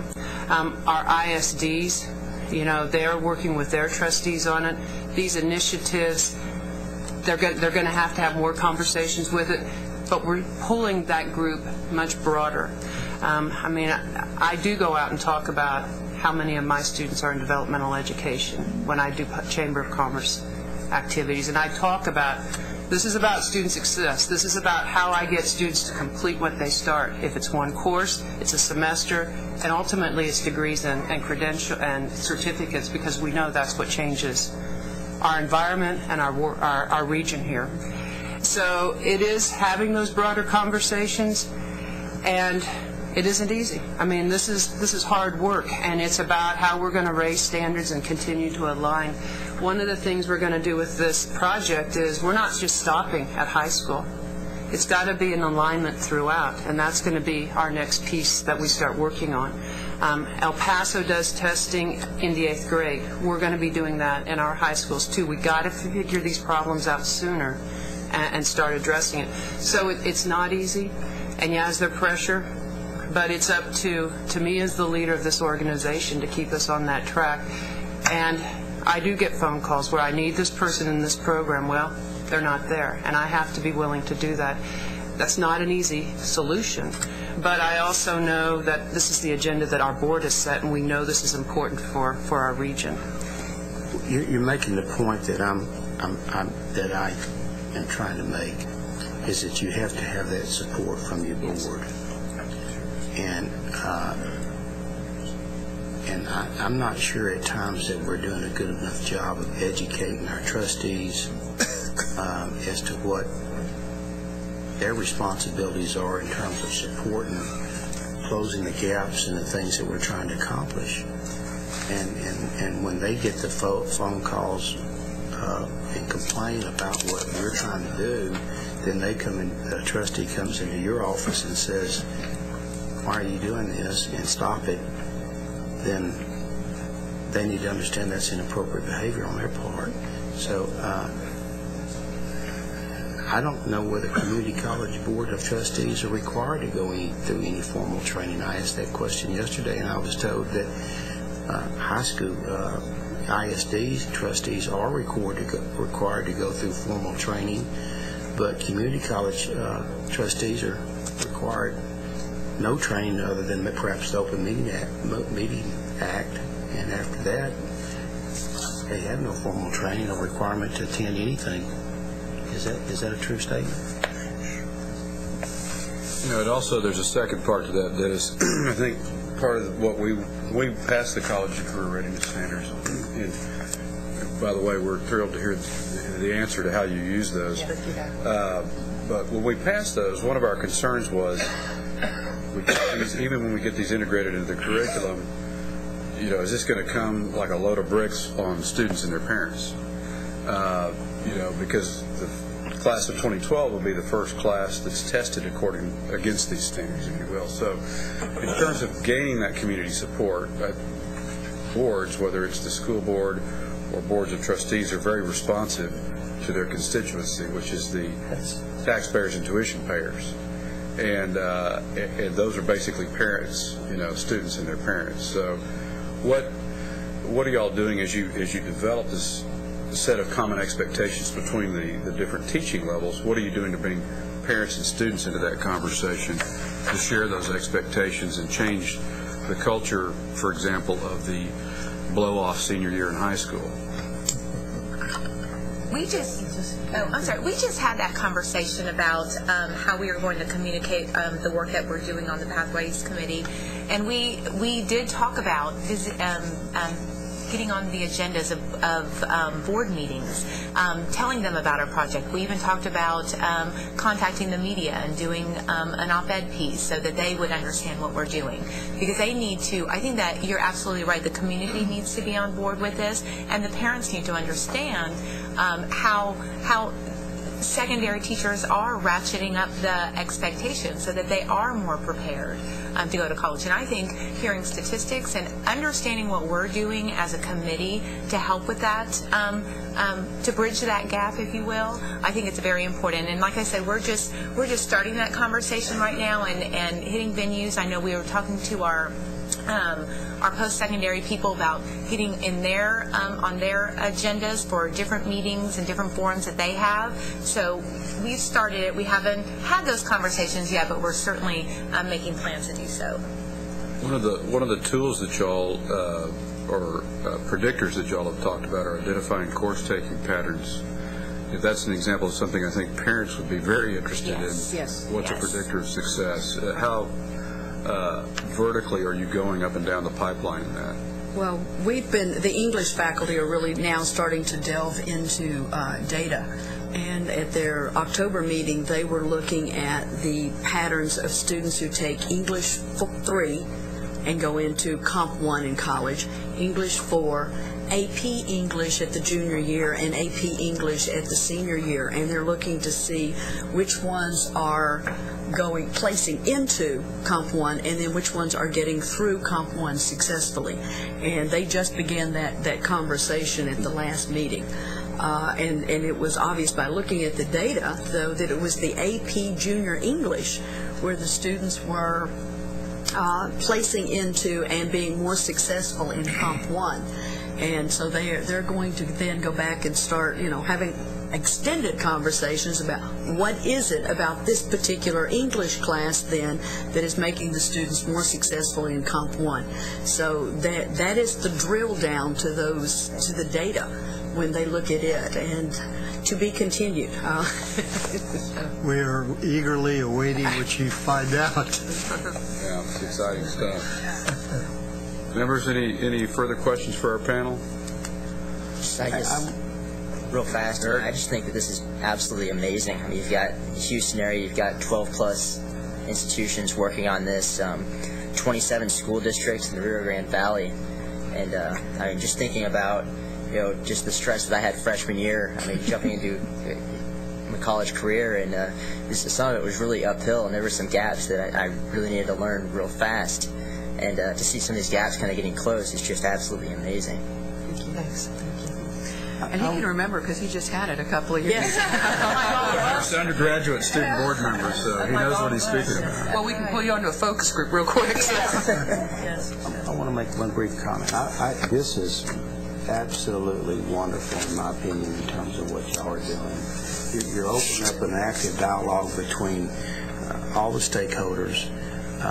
You're trying to, I believe, make secondary educators understand what college readiness is, because there's been a significant gap between what they perceive as college readiness and what college readiness really is.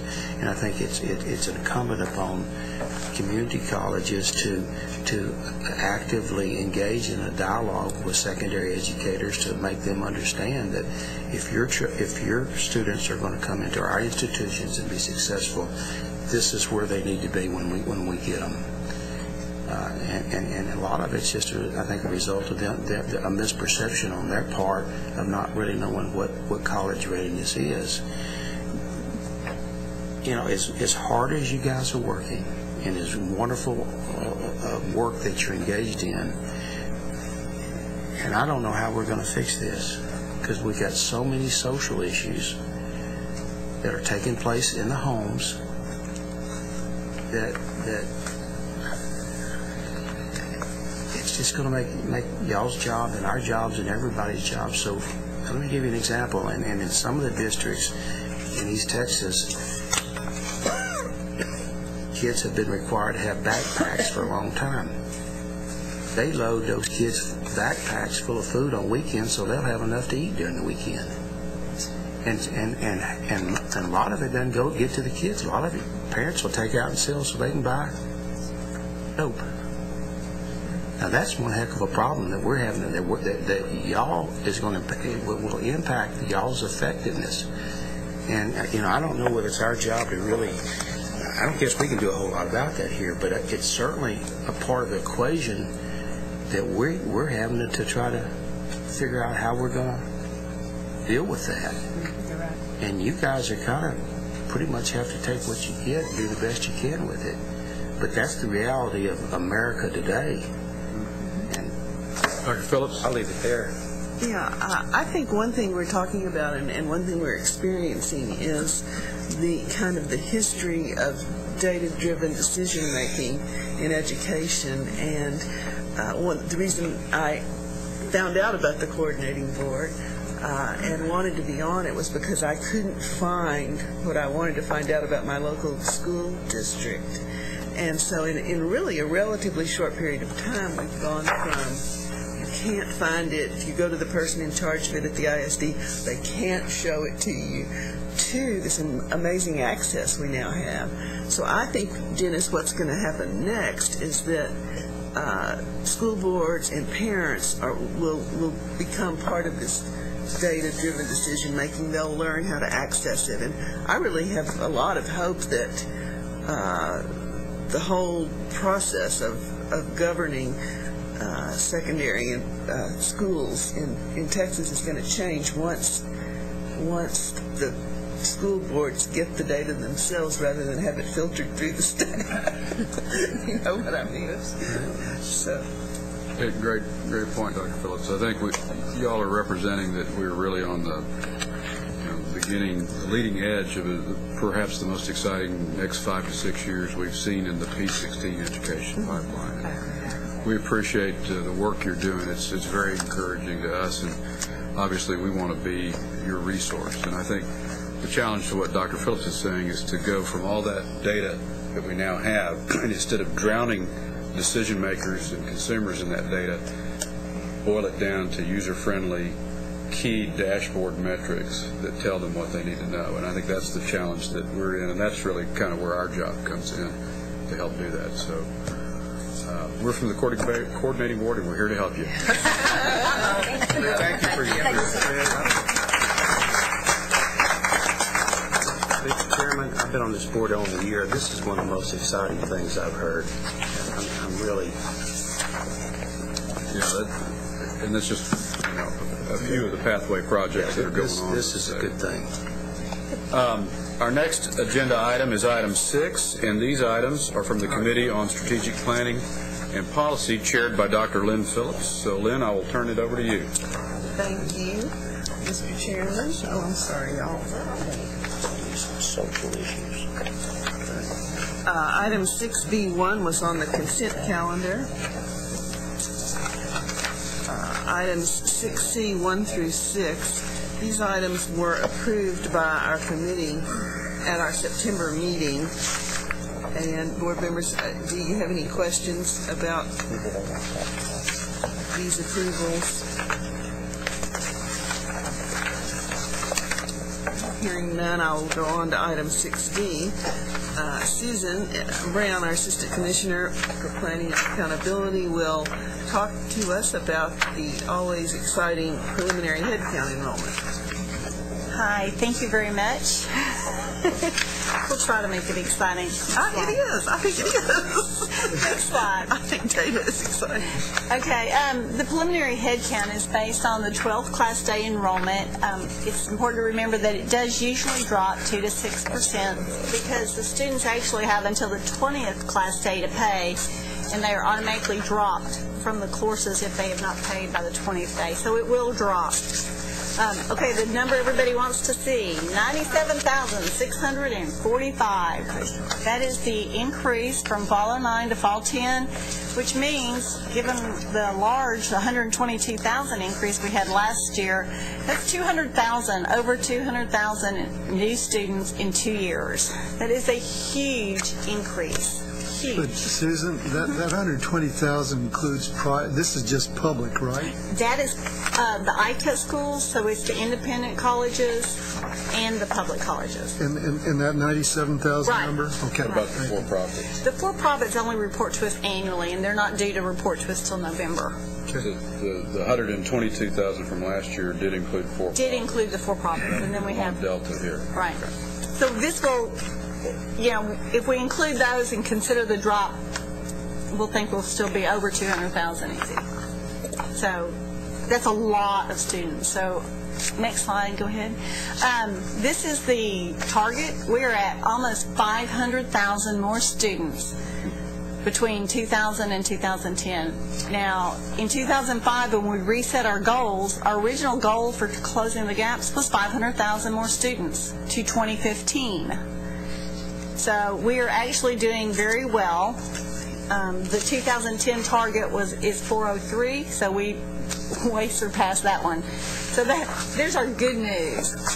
This is how 67% of the growth is at the two-year colleges, and that's what we've been saying all along, that it's going to be close to 70% of the new students will be at the two-year colleges. So here's the growth that we've had. Public universities have gone up 5%. Health-related, even though they're a small number, they continue to grow. The independent colleges are growing. And as y'all mentioned already, the career colleges, we don't have their new numbers at this time. Oh, we got 2 slides in there that's new. Next slide. Next slide. Okay. Is that middle we have slide? 2 different slides. Well, I think that second one looks like, is that from 2000 to 2010? That was telling us? Yeah. Yes, 2000 to 2010. I'm sorry, yes. Well, let's go back to that. Okay, go back one. Sorry. All right, sorry about that. I forgot I added this one in there. This is the increase, as it says, 62% overall, and this is the entire time. This is the 498. So for 10 years, 62% of our growth has been at the two-year colleges. Not, right. Very representative. The one year was 67%. But so our 4-year institutions have grown 35% during that period. Public 2 years, 69%. All health-related, 83%. I mean, it's significant across the board. It is significant. I mean, even the 23% for the independent colleges is a very significant number for them. This just shows that the gap between the two-year colleges and the universities as far as the enrollment is widening. And go to the next slide. This shows by region, and this is not a big surprise. The areas with the highest population have the highest growth. I mean, that's not a big surprise. Metroplex, almost 35,000. Gulf Coast, almost 25,000. South Texas, almost 14,000. There are some large increases. The next slide shows some of the big ones across the state. Now, I will tell you that there have been some decreases, and as you can see, we've had some drops in TSTC Waco and Central Texas College. Also in Texas Southmost, there was almost a 2,000 drop in preliminary head count. So we've called them. There's some things obviously going on down in the valley, right there on the border, that might have part of that effect. And in Central Texas, I think they've been making some changes.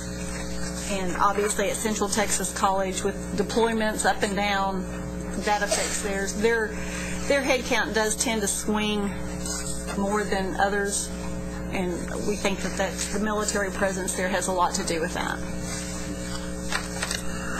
This is usually when I tell you about the ethnic changes. Instead, I'm going to talk to you one more time about there have been coding changes by the federal government. So we do not have, until we get the individual student data, we don't have comparable year-to-year data. It used to be that it was individuals had a choice of Hispanic, African American, white, Native American, Asian, and international and unknown. Now they select Hispanic. Then they have another question that asks all the ethnic breakout or racial breakout, and they can select one or all of these. So we will have a lot more multicultural, multiracial in there. And so until we get those individual students and see how somebody went from last year to this year, we don't know what kind of effect that's going to have. And so once we get that information, we'll do analysis on that. Well, let me ask you this. I guess the key question is, are we going to try to, in order to compare apples to apples, are we going to try to change the newly categorized data to compare to historical data, or vice versa? We have nothing on the historical data that would allow us to move it forward.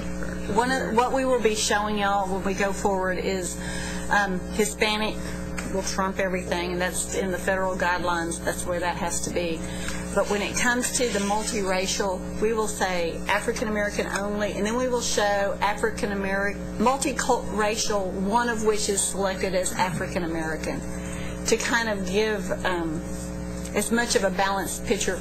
We could do all the combinations, but I can't remember if there's 128 of them, and I'm thinking you don't want to see them all. So we will try and group them. If we do see one grouping of multiracial that is a large percentage of it, we will point that out, but until we get the individual student data, we don't know yet. And when will we have that data? It is, some of them have been certified at this point, but not everybody. We'll get it in time for the accountability system. Susan, I have a question. Back on the previous chart, you showed TSTC losing, I think, 1,100 or 1,300. 1,300 is there. Can you give me some idea about why? I have not had that conversation with them yet. I don't know why at this point. Dr. Skura is over there, and he may. Would you like me to come up? Please. Sure.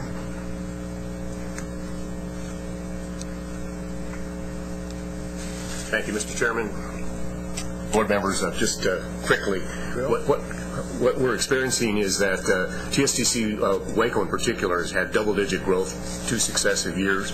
So they hit record enrollment, and so the number that you see is a decline from that, in part based on the fact that we had to make some cuts, as did everyone else. We couldn't sustain that level of continued growth. We're pretty much hitting the ceiling with respect to the resources that we've got, and we have dedicated labs that have capacity issues, and so depending on where people choose to study in that particular flow. President Stuckley and I have had considerable discussion about this, and they're not particularly worried about this because they've had those huge cuts, but we have had to let faculty go and shrink down some programs. That's a financial issue. It's related, yes. Yeah.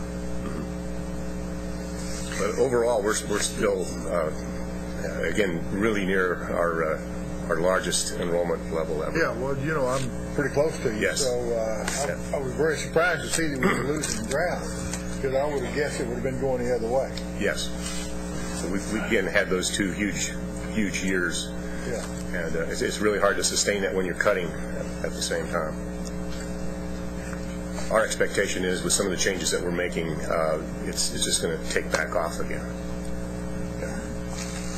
Well, that's encouraging to hear, because this experience on a local single institution level is exactly what we are extremely concerned about. Yes. Going forward statewide. Yes. Will we be victims of our own success in hitting and exceeding the participation goals when it comes to keeping these students in the pipeline and getting them to their degrees and their completions? Yes, we have this item that's coming up with respect to our return value proposition, and that, if I may just link those 2 issues together. Part of what motivates us to move in that particular direction is that if you look at the completion rates generally across the country, not just at TSTC, it's somewhere in the neighborhood of 20 to 30% complete the degrees and the certificate programs that are currently the stock and trade of the 2-year institutions. We run between 30 and 40%, depending on the cohort. But what happens with the other 60 or 70% is the issue that really got our attention. What we find is that a lot of these students come in, go to work. They get hired away. Industry reports that they take them from us early if they have need. And so they're going to work, but they're not getting a degree, they're not getting a certificate. And so what it's causing us to do is focus more on the skills earned and not the courses taken. And so what we're proposing is that the state not pay us to keep them in school, but pay us to put them to work. Whether they go to work with a full degree or with the current long certificate, or technical skills mastery certificates, which we have created and are creating quite a buzz and creating their own market. Well, we're moving toward the ability to basically be able to serve markets of one, to customize training for people that come in with a skill gap or a need to progress in their current job if they acquire some additional skills. And so it's changing our whole focus and how we deliver instruction as well, putting more onus on the learner and less on the faculty member and the curriculum. So once we make that leap, we're seeing that we'll have exponential growth over and over again as we move into this new paradigm. Well, Bill, one of the things that strikes me in all this, and we've had the conversation before up at your store, is that whether we like it or not, we're creating new jobs. Yes. Because as you and I were talking once upon a time about welders and what short supply they were in, and that you couldn't get them through the whole course because they were in such demand. Yes. But to me, in this day and age, and with the problems we've got with joblessness out there, it would seem to me that the sooner you could get them out into the workplace, the better. Yes, absolutely. Does that make sense? Yes, that's part of our motivation. Yeah, but you got to have more money and more financing to support a larger number to do that. Is that what I'm hearing? If we're funded on the graduates, we'll get a cohort that moves to graduation, to completion of the larger certificates, that has a greater likelihood of success.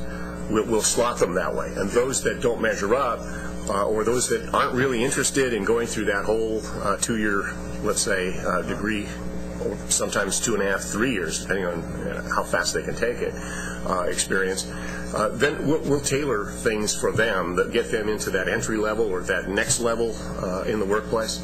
There's a looming technical workforce shortage we don't talk about right now because of the high unemployment nationally. But we've got a growing population of boomers that is about to retire as soon as things get rosy again. And so that's going to exacerbate a huge problem that we've got looming to stay competitive worldwide. And Texas economy is better and more diverse than most of the rest of the country. And so right now, our graduates are not having trouble finding jobs. They may only get 2 offers instead of 5 or 6, but they're going to work. And so we know that it's only a matter of time before this new strategy of ours is going to be highly needed.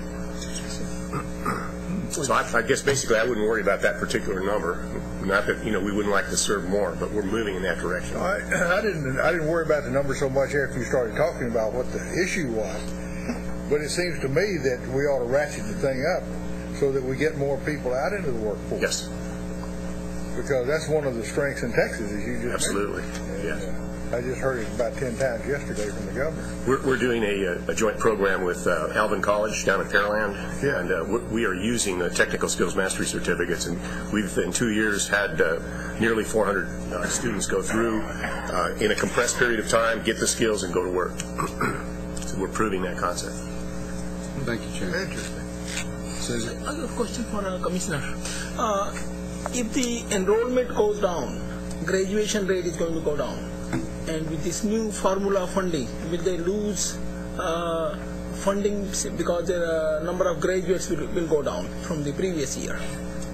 No, what we would hope is that there's plenty of room for graduation completion rates to go up. If you're, for example, at universities, the statewide 6-year graduation rate is 56%, then obviously all institutions have a lot of room to improve the graduation outcomes, even with a flat or a slightly declining student population. Similarly, as Chancellor Segura pointed out, we have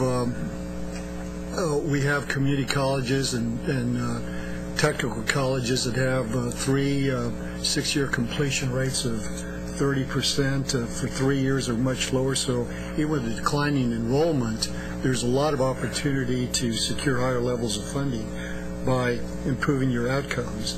And that's one of the reasons that I think this formula funding recommendation is attractive to a lot of community college and university presidents. Yeah. Good question. Susan, your last 2 slides? Yep. Okay. Along with the analysis on the racial and ethnic mix of the students, we'll be looking at where the growth comes from. Is it directly from high school? Have we increased that, which is hopeful? Have we, keeping more of those students in? Enrollment is not just new students coming in, it's also keeping the students that you already have and having them persist. So we'll be looking at that. Given the economic conditions, we're hearing that you have more students that are graduating with their bachelor's and going on into a master's program. Just keep on going instead of trying to, look for a job some, not having much luck, so they just keep on going. So, and then we'll be looking at what the effect would be on the formula funding. Overall, large increases, a lot of growth at the community colleges, 2-year colleges. Not consistent across the state. There are changes. There's variability. A lot of that has to do with, different decisions being made out on the individual campuses. And, we'll have to look at the racial and ethnic mix to be able to give you that information. Thank you, Susan. Item 16 is consideration of adopting the committee's recommendation to the board regarding the report on higher education cost efficiencies. As most of you know, Fred, our chairman has chaired that committee and is available here to answer any questions you might have about this report.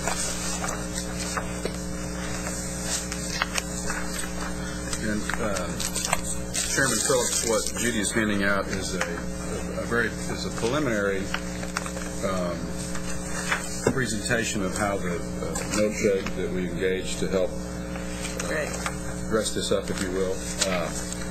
There are still data, some blanks that need to be filled in. This is not the final product. I guess it's the near final product that you'll receive, and you'll get both a printed and a electronic copy of this. Does the audience have anything like this? They don't. Okay.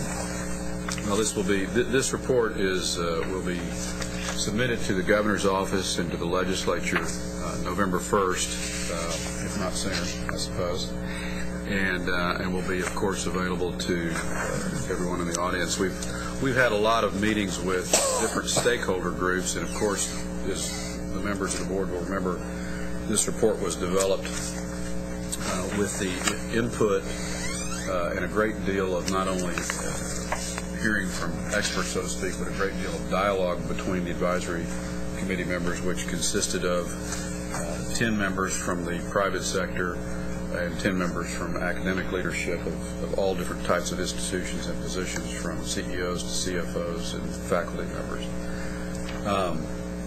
We have, through the Higher Education Policy Institute, spent a lot of time putting together first-year and four-year estimates of what many of these recommendations represent in the form of cost savings. The preliminary estimates, and these will continue to be refined here in the very next few days prior to final publication. But first-year savings appear to be of those that have been quantified appear to be of a magnitude of $480 to $500 million in savings to the state. Now, a lot of these recommendations won't realize their full savings potential, if you will, until the second, third, fourth years, because of either some having initial costs or just gaining momentum as it takes time to implement any new program. So we've got some very preliminary four-year estimated savings that are in the range of $4.2 to $4.5 billion. Having said that, I think one of the most important things to realize is that a lot of these recommendations aren't just about saving state dollars or tax dollars. They're also about improving productivity, getting more bang for each buck we do spend and invest, more degrees per dollar of formula funding. A lot of these recommendations also are designed to save the student and parents, the tuition payers, dollars by helping them get on a pathway, a more efficient pathway, if you will, through college to their degree, wasting fewer hours, taking less courses that don't pertain to their degree path, that kind of thing. Fred, could I ask you a question to digress for a second? You mentioned that this would be going to the governor on November 1. Is there anything magic about November 1 as opposed to November 2 His executive order said 3? get it to me by November 1. So it is. And there's some magic to it. Yeah, we thought we'd consider that a hard deadline. Yeah. I would think so. Good. But I'm glad you asked that question because people may have been wondering. Fred, I wanted to point out that in terms of these cost estimates, for example, there are some recommendations in the report that have come directly from the experience of certain states, such as Maryland, and we contacted, for example, the University of Maryland, which had experienced some significant cost efficiencies by implementing certain programs.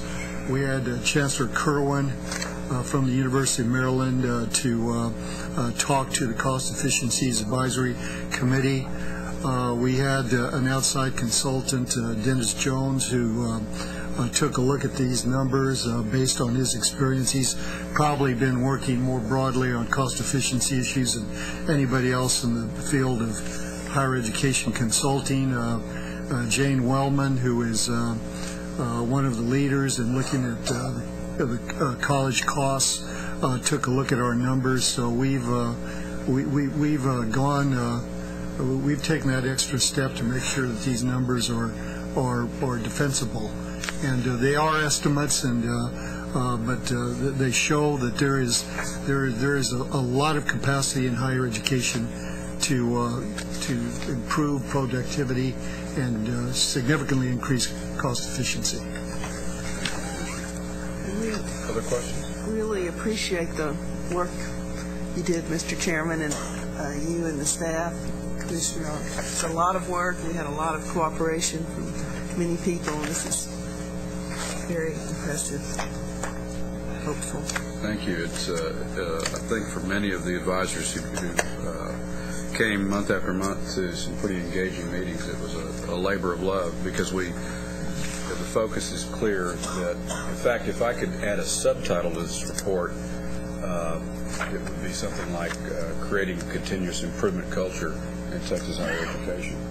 Because that's really the idea, what this represents. Underlying idea. This is not a one-stop, let's try these accounting tricks over here and these changes over here, and we'll get through this next budget cycle. This is about continuous cultural change to look at ways to continually improve the efficiency, productivity, and benefit of our higher ed pipeline.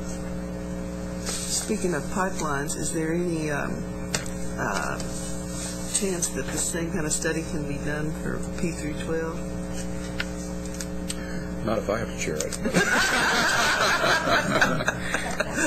We need another leader to emerge. That's a good observation, though. I mean, certainly the same approach would make sense. Yeah, it would. Fred? Harold? This is a far-reaching report, but have we looked at how this affects the individual universities? Have we pushed that down to see how these changes affect the individual institutions?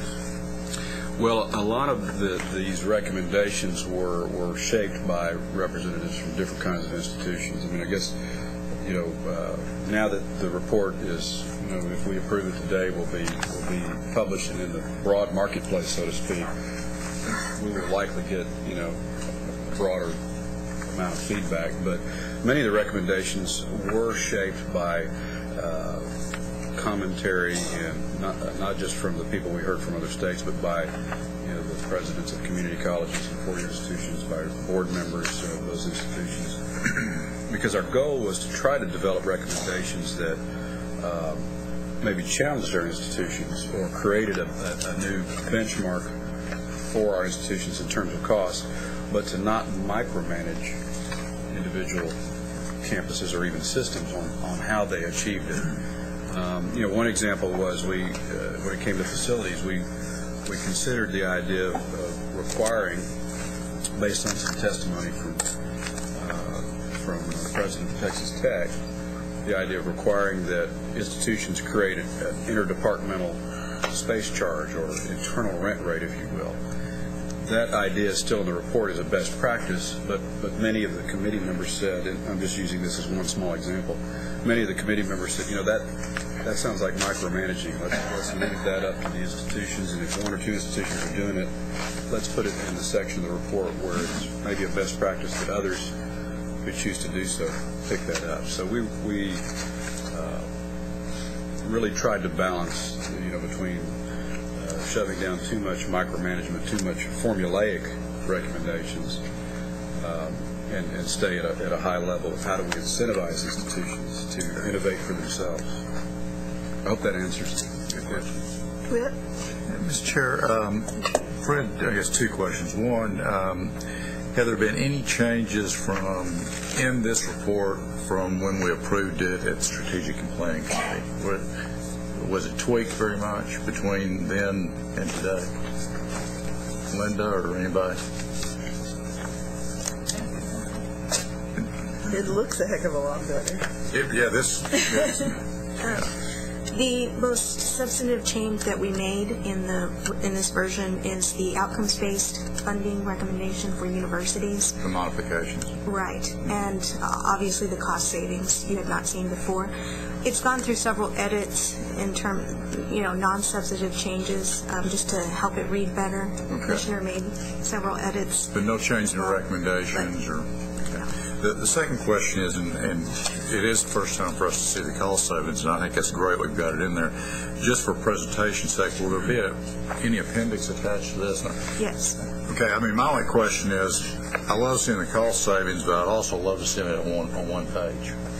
Yes. I'd love to have in the report where we'd have all the strategies, what the estimated cost savings are on one page, bottom line. That's exactly what the appendix is going to look like. So we'll have the recommendation followed by the cost savings, followed by the current state practices, the examples that the commissioner mentioned. I just encourage you not to bury that back in the appendix. And actually what I'm hearing, you all are actually describing two different things, both of which can and should be in this report. The appendix that Linda's talking about will actually dive down into the methodology by which the estimates were created, so that somebody said, well, how'd you come up with that number? Well, you can go to the appendix, figure that out for the 1-year and 4-year savings, as well as state practices from that we observed that led us to consider that recommendation. Where in the country are they doing it?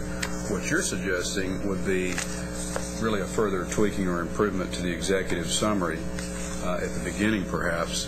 That is to have each of the recommendations summarized with its cost saving with a total estimate, 1 year, 4 year, out to the side, all on one sheet if possible. And I think that will drive the reader then, if you get it to them, it will drive them into the appendix is what it will do, I think. You know, if they even get that far, but I think that's something that really helps. Commissioner? And one thing that I think we should underscore for members of the board, a lot of these recommendations come out of activities that are already underway by colleges and universities. We want to make it very clear that we're not suggesting that community colleges and universities suddenly start looking for cost efficiencies. They've been working very hard at this issue for some time. They understand the budget situation, and we've tried to build on what was already occurring in Texas by looking at national practices. But much of what we recommend here is already underway in one form or another, either at the institutional level or at the system level. Thank you. And we'll, of course, include the committee members in the appendix. Absolutely. We've got 2 appendices. One is what we just talked about, and then the second one will have a list of all the advisory committee members and also summaries. Included are the agendas from every meeting and who we heard from at each of the meetings, etc. It was such a lot of work. You should have each received electronically the draft done in-house and all the appendices you could ever want. Yeah, we did. Yes, that's important to say. The draft is actually the actual report. It has to be edited a little bit more, and this is the mock-up of what the ultimate report will look like, with nice colors and nice blocking and so forth. Yeah, readability. I had requested maroon and white, but apparently that fell through the cracks. I don't think that's PC at all. This was less expensive than maroon, apparently. Any further questions? Board members, the committee recommends you're adopting the report on higher education cost efficiencies. Move to approve. Elaine moves, seconded by Harold. All in favor? Aye.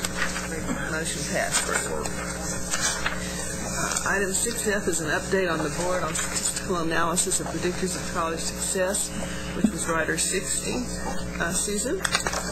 Rider 60 basically had the coordinating board work with the LBB and directed the LBB to look at basically the priority model, look at financial aid and factors of success and that sort of thing.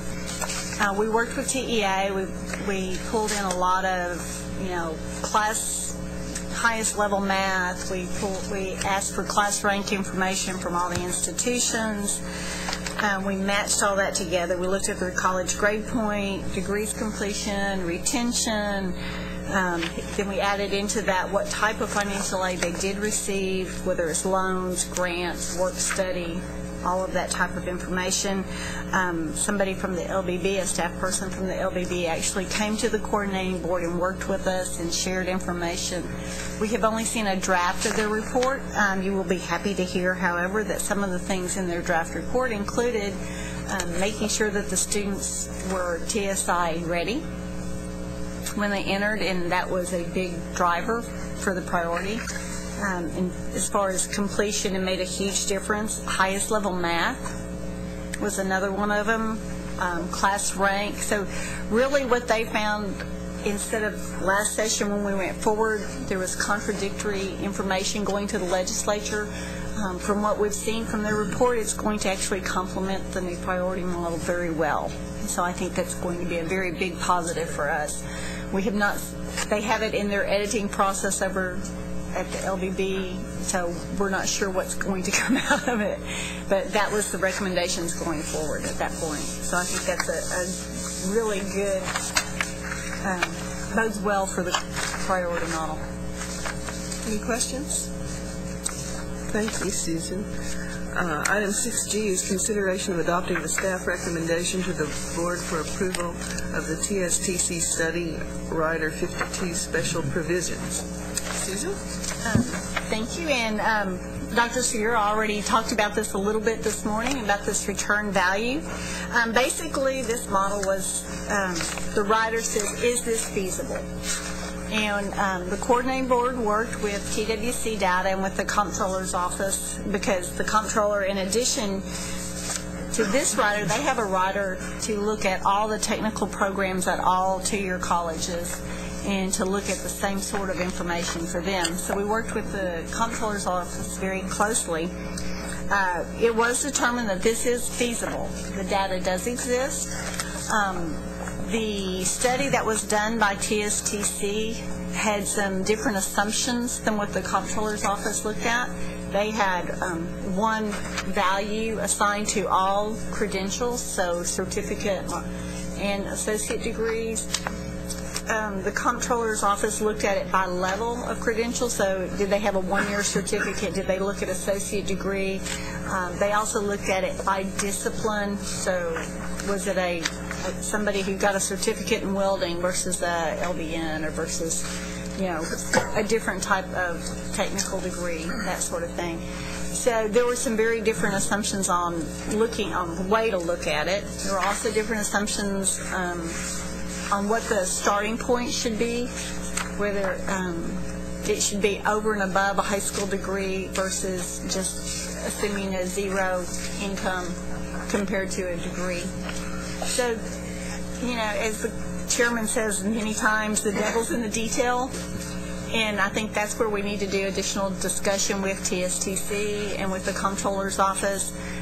When we broke it out by discipline, the comptroller's office actually got down to some very small numbers, which you saw a lot of variability into it.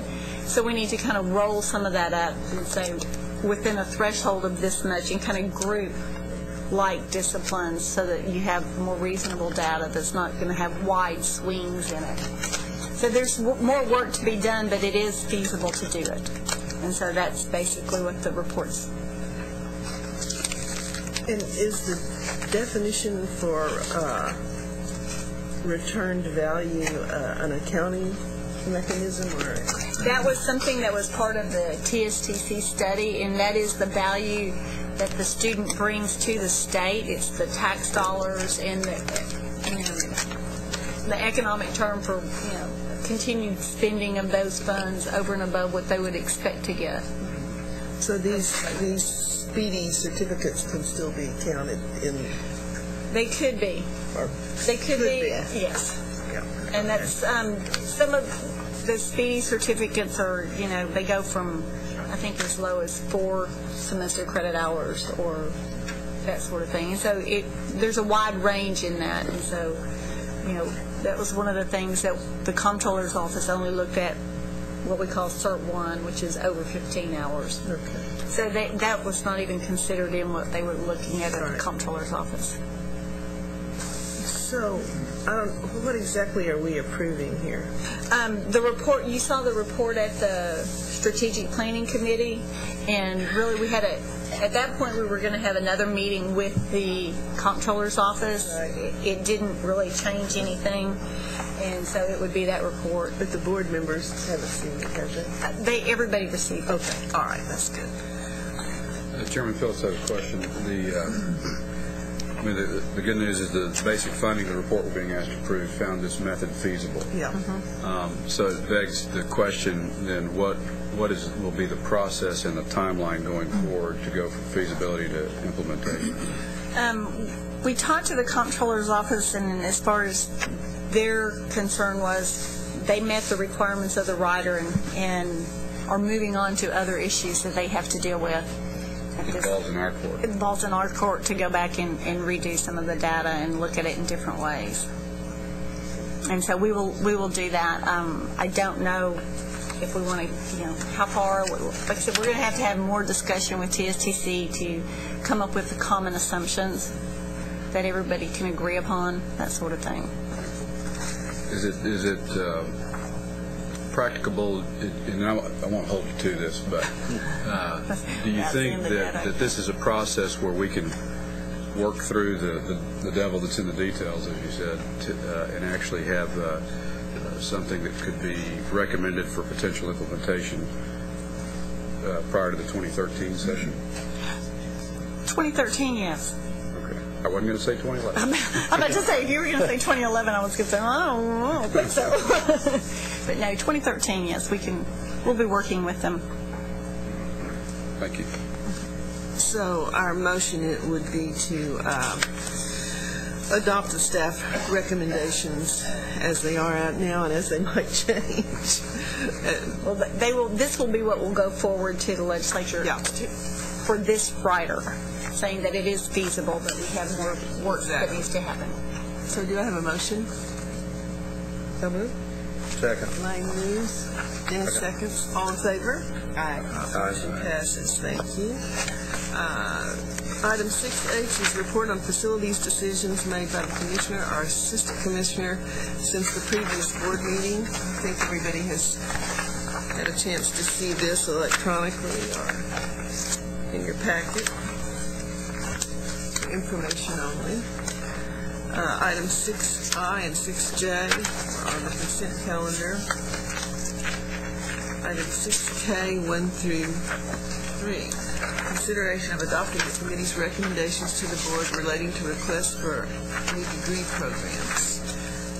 6K1 and 6K2 were on the consent calendar. 6K3 is a request from the University of Texas at Dallas for a Doctor of Philosophy degree with a major in Arts and Technology. McGregor, tell us about this interesting program. The University of Texas at Dallas is looking to develop a program that will be heavily involved in graphics arts. It is a program that they're hoping to attract students to who are in the field and looking to expand their skills and abilities in the area of the graphic arts and media representation. They have obviously got some outstanding faculty there who have achieved recognition already. They have a strong support base and research base in that field, a cross-disciplinary program, and they will be able to provide funding for the students and attract high-quality students into the program. For that reason, the staff believes that this is a good program to support and has recommended approval of the program. Any questions? Do I have a motion for the approval and authorization to create a Bachelor of Science in Nursing degree with a major in nursing? Sorry. Wrong. What's the title of it? Arts and Technology. Arts and Technology. Yeah. Doctor of Philosophy with a major in Arts and Technology. All right. At the University of Texas in Dallas. Do I have a motion, a better motion than I made? So moved. Second. Moved by Dennis, second by Harold, I think is what I heard. All in favor? Motion passes. Thank you. 6L was on the consent calendar. Item 6M is consideration of adopting the committee's recommendation to the board relating to a report on the feasibility of expanding Texas's community college baccalaureate programs. McGregor? Thank you very much. This project was undertaken in an effort to evaluate the efficiency and effectiveness of the current programs at the 3 community colleges that are authorized to offer baccalaureate programs, and to look at the feasibility of expanding beyond those 3 institutions to other community colleges the opportunity to offer baccalaureate degrees.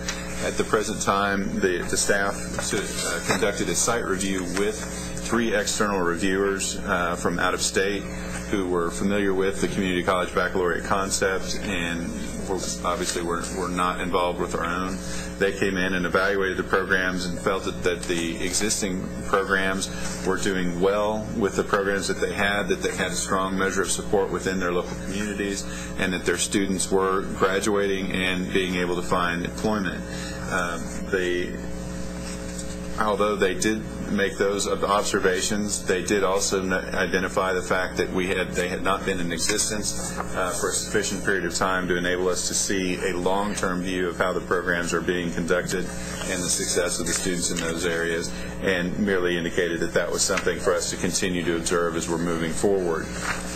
With regard to expanding into additional institutions, in other words, working beyond the 3 institutions that are already authorized to offer baccalaureate programs, the recommendation from the report is that before we add any new institutions to the list, that we evaluate the needs for the programs that is proposed, that we look at whether or not other institutions can offer the programs, to look at whether or not there are online opportunities for the program to be developed and offered in lieu of expanding the community colleges, and to ensure that the quality and rigor of the program is maintained at a comparable level to that which would be offered at a university. And so from that perspective, we feel like the existing 3 institutions have done a good job beginning the programs at their institutions that they've already started, and any new programs would need to be any new institutions would need to be carefully reviewed before we expanded to additional institutions. So at this point in time, we believe that the report does a good job of providing the analysis. We've worked very closely with the 3 institutions, Brazosport Community College, Brazosport College, South Texas College, and Midland College, and their institutional representatives, presidents, chief instructional officers, and all were very helpful and very forthcoming with information and opportunities for us to be involved with them, and we do appreciate that. And we do recommend the adoption of the findings and recommendations in the report and moving forward from there. Another part of the report that I think it's important to articulate for the board members and for the minutes is the process by which these existing programs can add more BATs. Can you go through those steps, please? Yes, ma'am. For the existing institutions that currently have programs, they will submit an application to us as every other institution does when they're seeking new degree programs. We will review the programs and ensure that it meets the standards in the statute. And I'm sorry, I'm not pulling those up. Vane, could you come forward and outline what the steps are? For some reason, I'm not being able to pull it up here. Dr. Van Davis is going to lay that out for me, and I apologize. Good morning. Hi, Van. So for the current community colleges that have authority to offer up to 5 baccalaureate degrees apiece, they would submit a degree program proposal. Staff would review that proposal. It would go to the SPP, and then it would go to the board. And the items in that degree program proposal that we look at, which is very standard for all proposals, is regional need on the baccalaureate level, student demand, anticipated workforce demand, how the program fits with existing programs at the institution, facilities available, human resources available, and then also budgetary issues. Does that answer your question? Yes, it does. Thank you. And as you all know, that this came from the legislature, and so we ourselves may not be the final say on this, but what they tell us to do, we will do. So, any questions? Further discussion? Do I have a motion?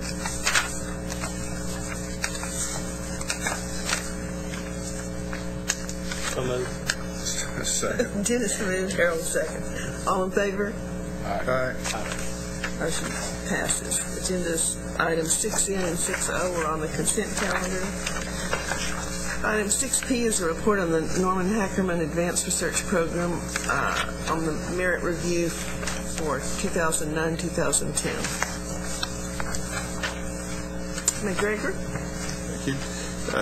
The advanced research, the Norman Hackerman Advanced Research Program merit review is required to be conducted on a biennial basis. This study was conducted by 3 individuals of high quality outside researchers who came in and reviewed the program, reviewed the manner in which projects were selected, the manner in which they were reviewed, and the amount of the allocations. They made a few recommendations just primarily in terms of providing additional funding to NHARP because of the high quality of the program. They felt like that there were significant advantages to the state of Texas and to the faculty and researchers in the state of Texas through the program, and felt like there was a strong benefit to the state by having the program here. And again, their primary interest in the program was the opportunity for faculty to receive these grants and the expansion upon the research begun with those grants that resulted in additional funding coming to the state from federal sources and from private sources that resulted from the use of these NHARP grants as startup funds. And so this is a program that received very high recognition. In addition to the merit review, which had very high quality individuals coming in to do the review, the NHARP program itself had more than 100 high quality faculty from around the country and come in and do the actual reviews, which the merit review faculty evaluated those faculty as well and found them to be of incredibly high stature for reviewing this statewide program, and so felt like there was a very strong benefit to the program in that way as well.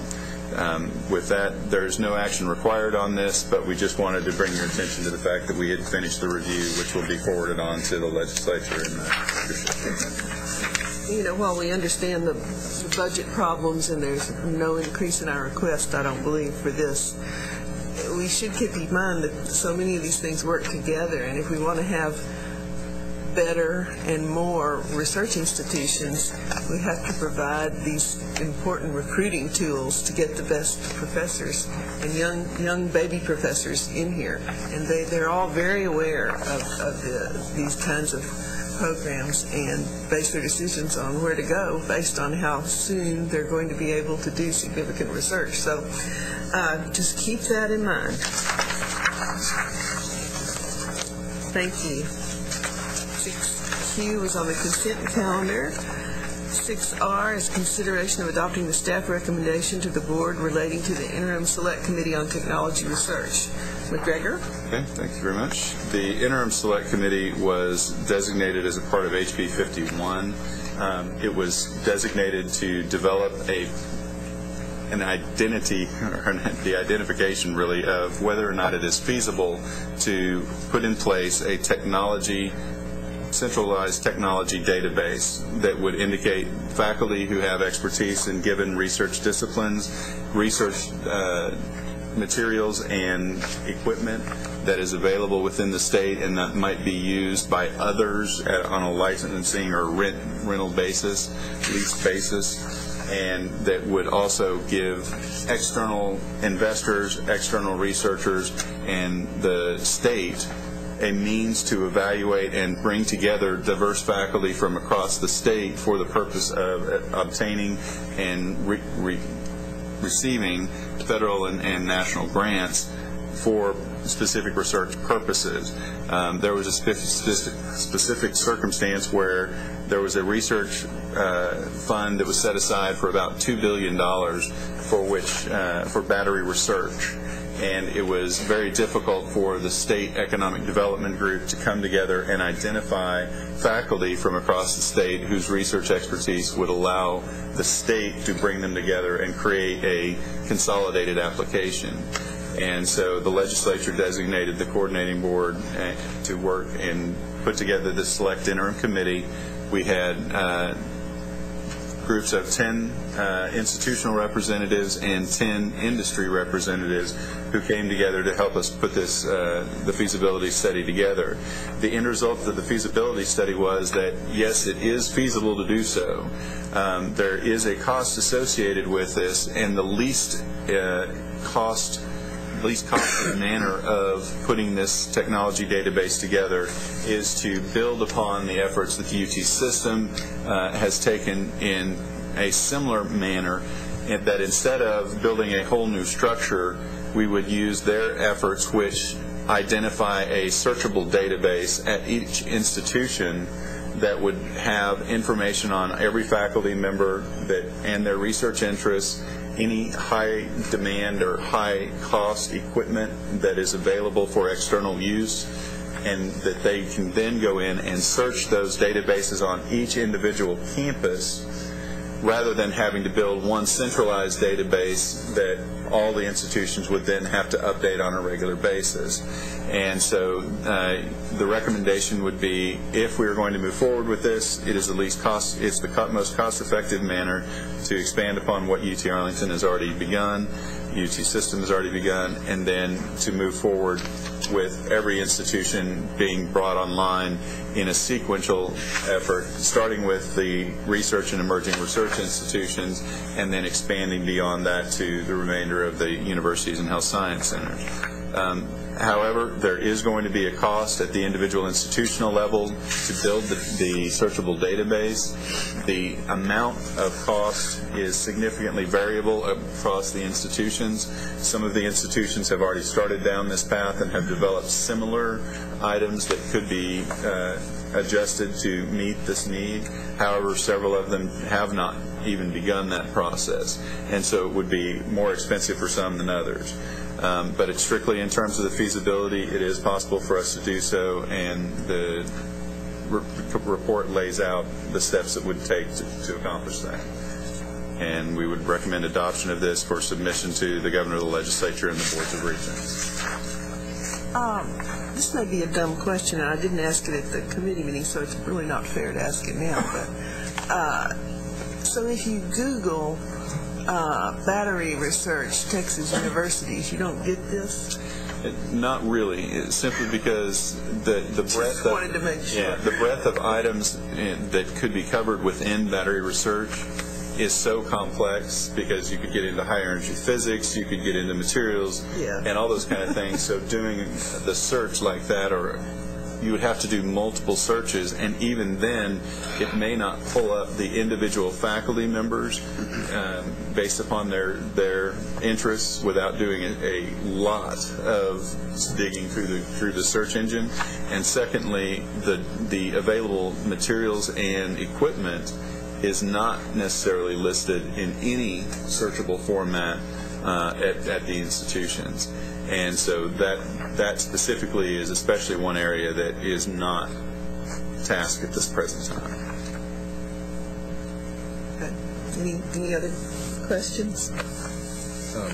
Madam Chairman, I'd be curious what you mentioned the cost for each institution to implement or join in on this. What is the order of magnitude or the range of costs that you'd anticipate? And I'm going to have to defer to Dr. Silverman on the actual dollar amounts. I'm not sure that we ever got to the point where we had specific dollar amounts for any of the institutions, simply because there was a range of options. And so without them going back in and evaluating how much data would be included in the searchable database, that there's a kind of a broad range just for everywhere from starting with just the name and then having each individual faculty member list their own interests to having someone on staff developing all of this for them. So, Stacey. With that reasonable disclaimer, Stacey, what are we talking about? It would vary by institution, really. Some institutions are far and away out in the lead, UT Arlington being one of them.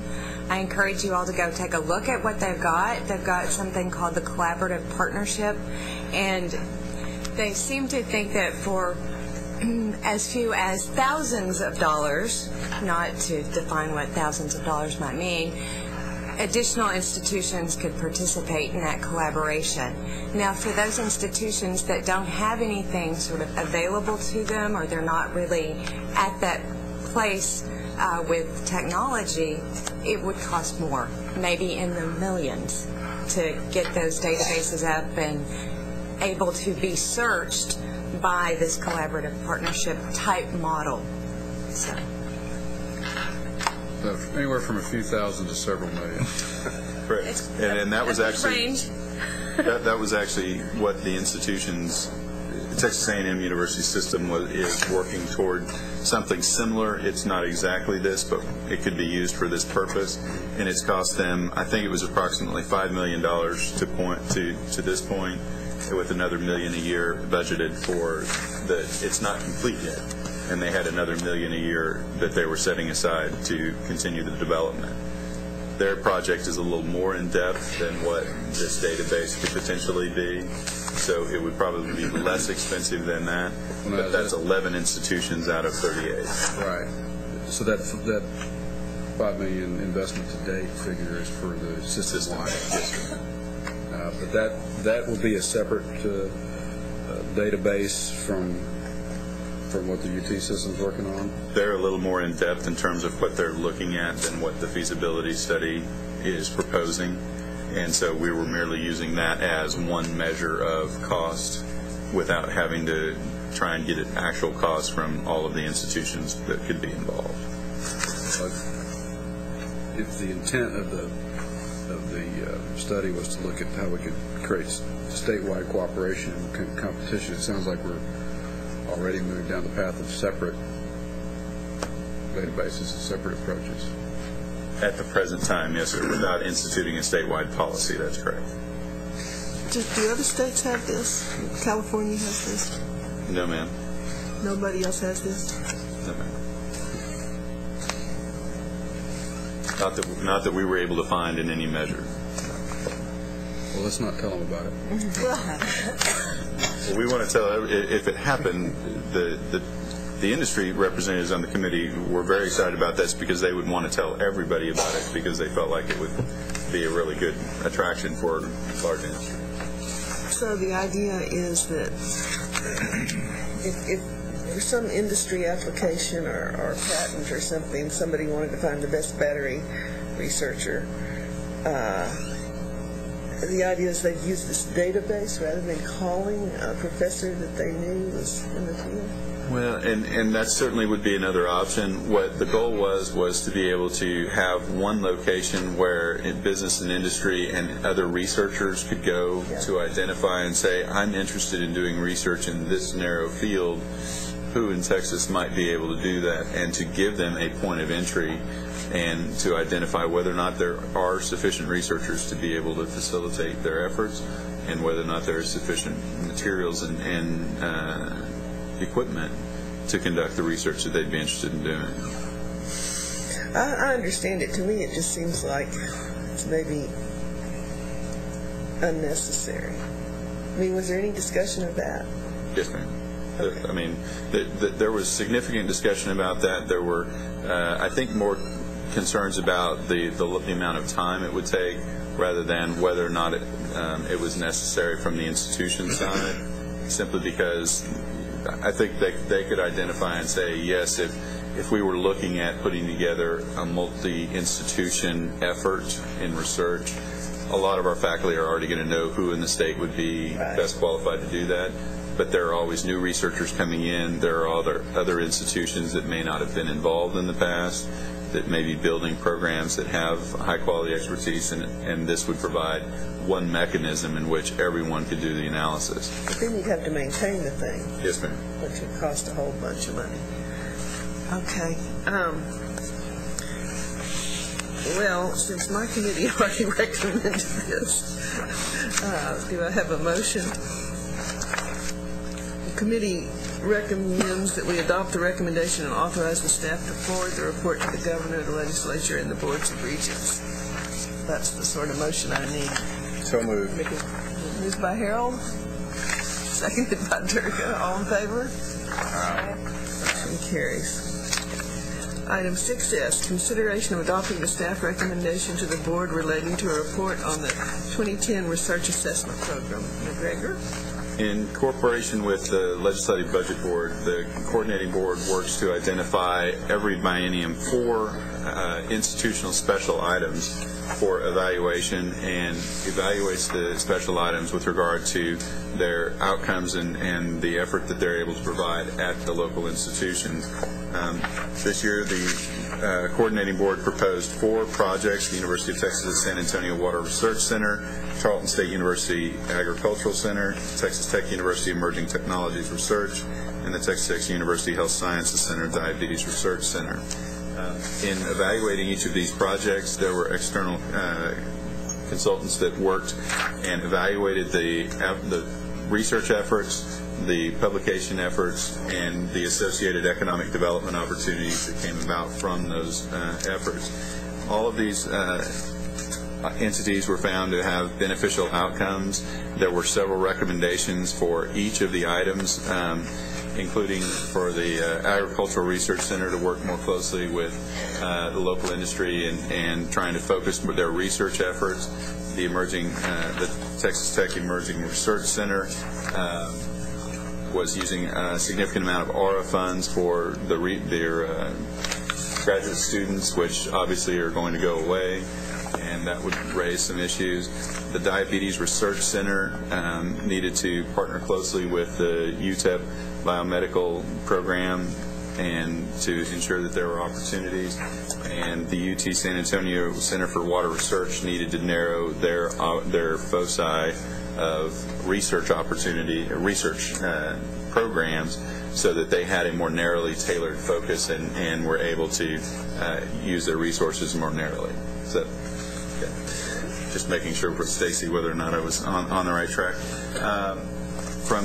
For that reason, we do recommend forwarding this to the Legislative Budget Board. The committee did not have an opportunity to vote on this since we were continuing the external reviews when the committee came about, so we would need to vote on this for this committee. The committee voted and the board voted? No, sorry. The board just needs to vote in place of the committee. That's what I thought. All right. Any questions or discussions from board members? Do I have a motion to approve? Second. Good. Elaine moves to approve. Harold seconds. All in favor? Aye. Motion carries. Agenda item 6T and 6U are on the consent calendar. 6V1 is on the consent calendar.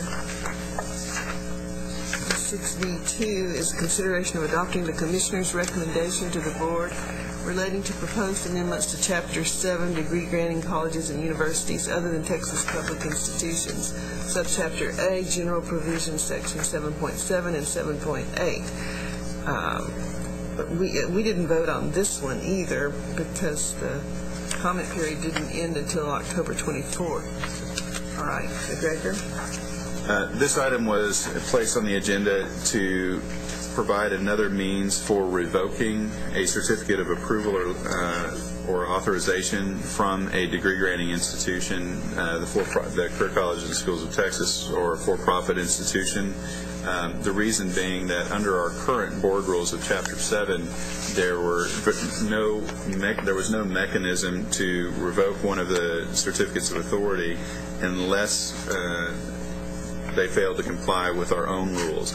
We had not taken into consideration the fact that if the Texas Workforce Commission revokes their certificate of exemption or their letter of exemption for an entity for noncompliance with TWC rules, that we would need to revoke their certificate of authority at the same or approval at the same time. And so for that reason, we are proposing this amendment so that we do have the authority to revoke at the same time that TWC takes that action, so that our actions are consistent with their efforts as well. And so it's just more of a cleanup provision. We did not receive comments on this at all, and we had presented it to the Career Colleges and Schools of Texas for their information and for their discussion. So. Okay, thanks, McGregor. Any further discussion? Do I have a motion? Who makes the motion? Second. Second from Elaine. All in favor? Aye. Aye. Motion carries. Thank you. Agenda item 6V3. Let's see what this little thing is.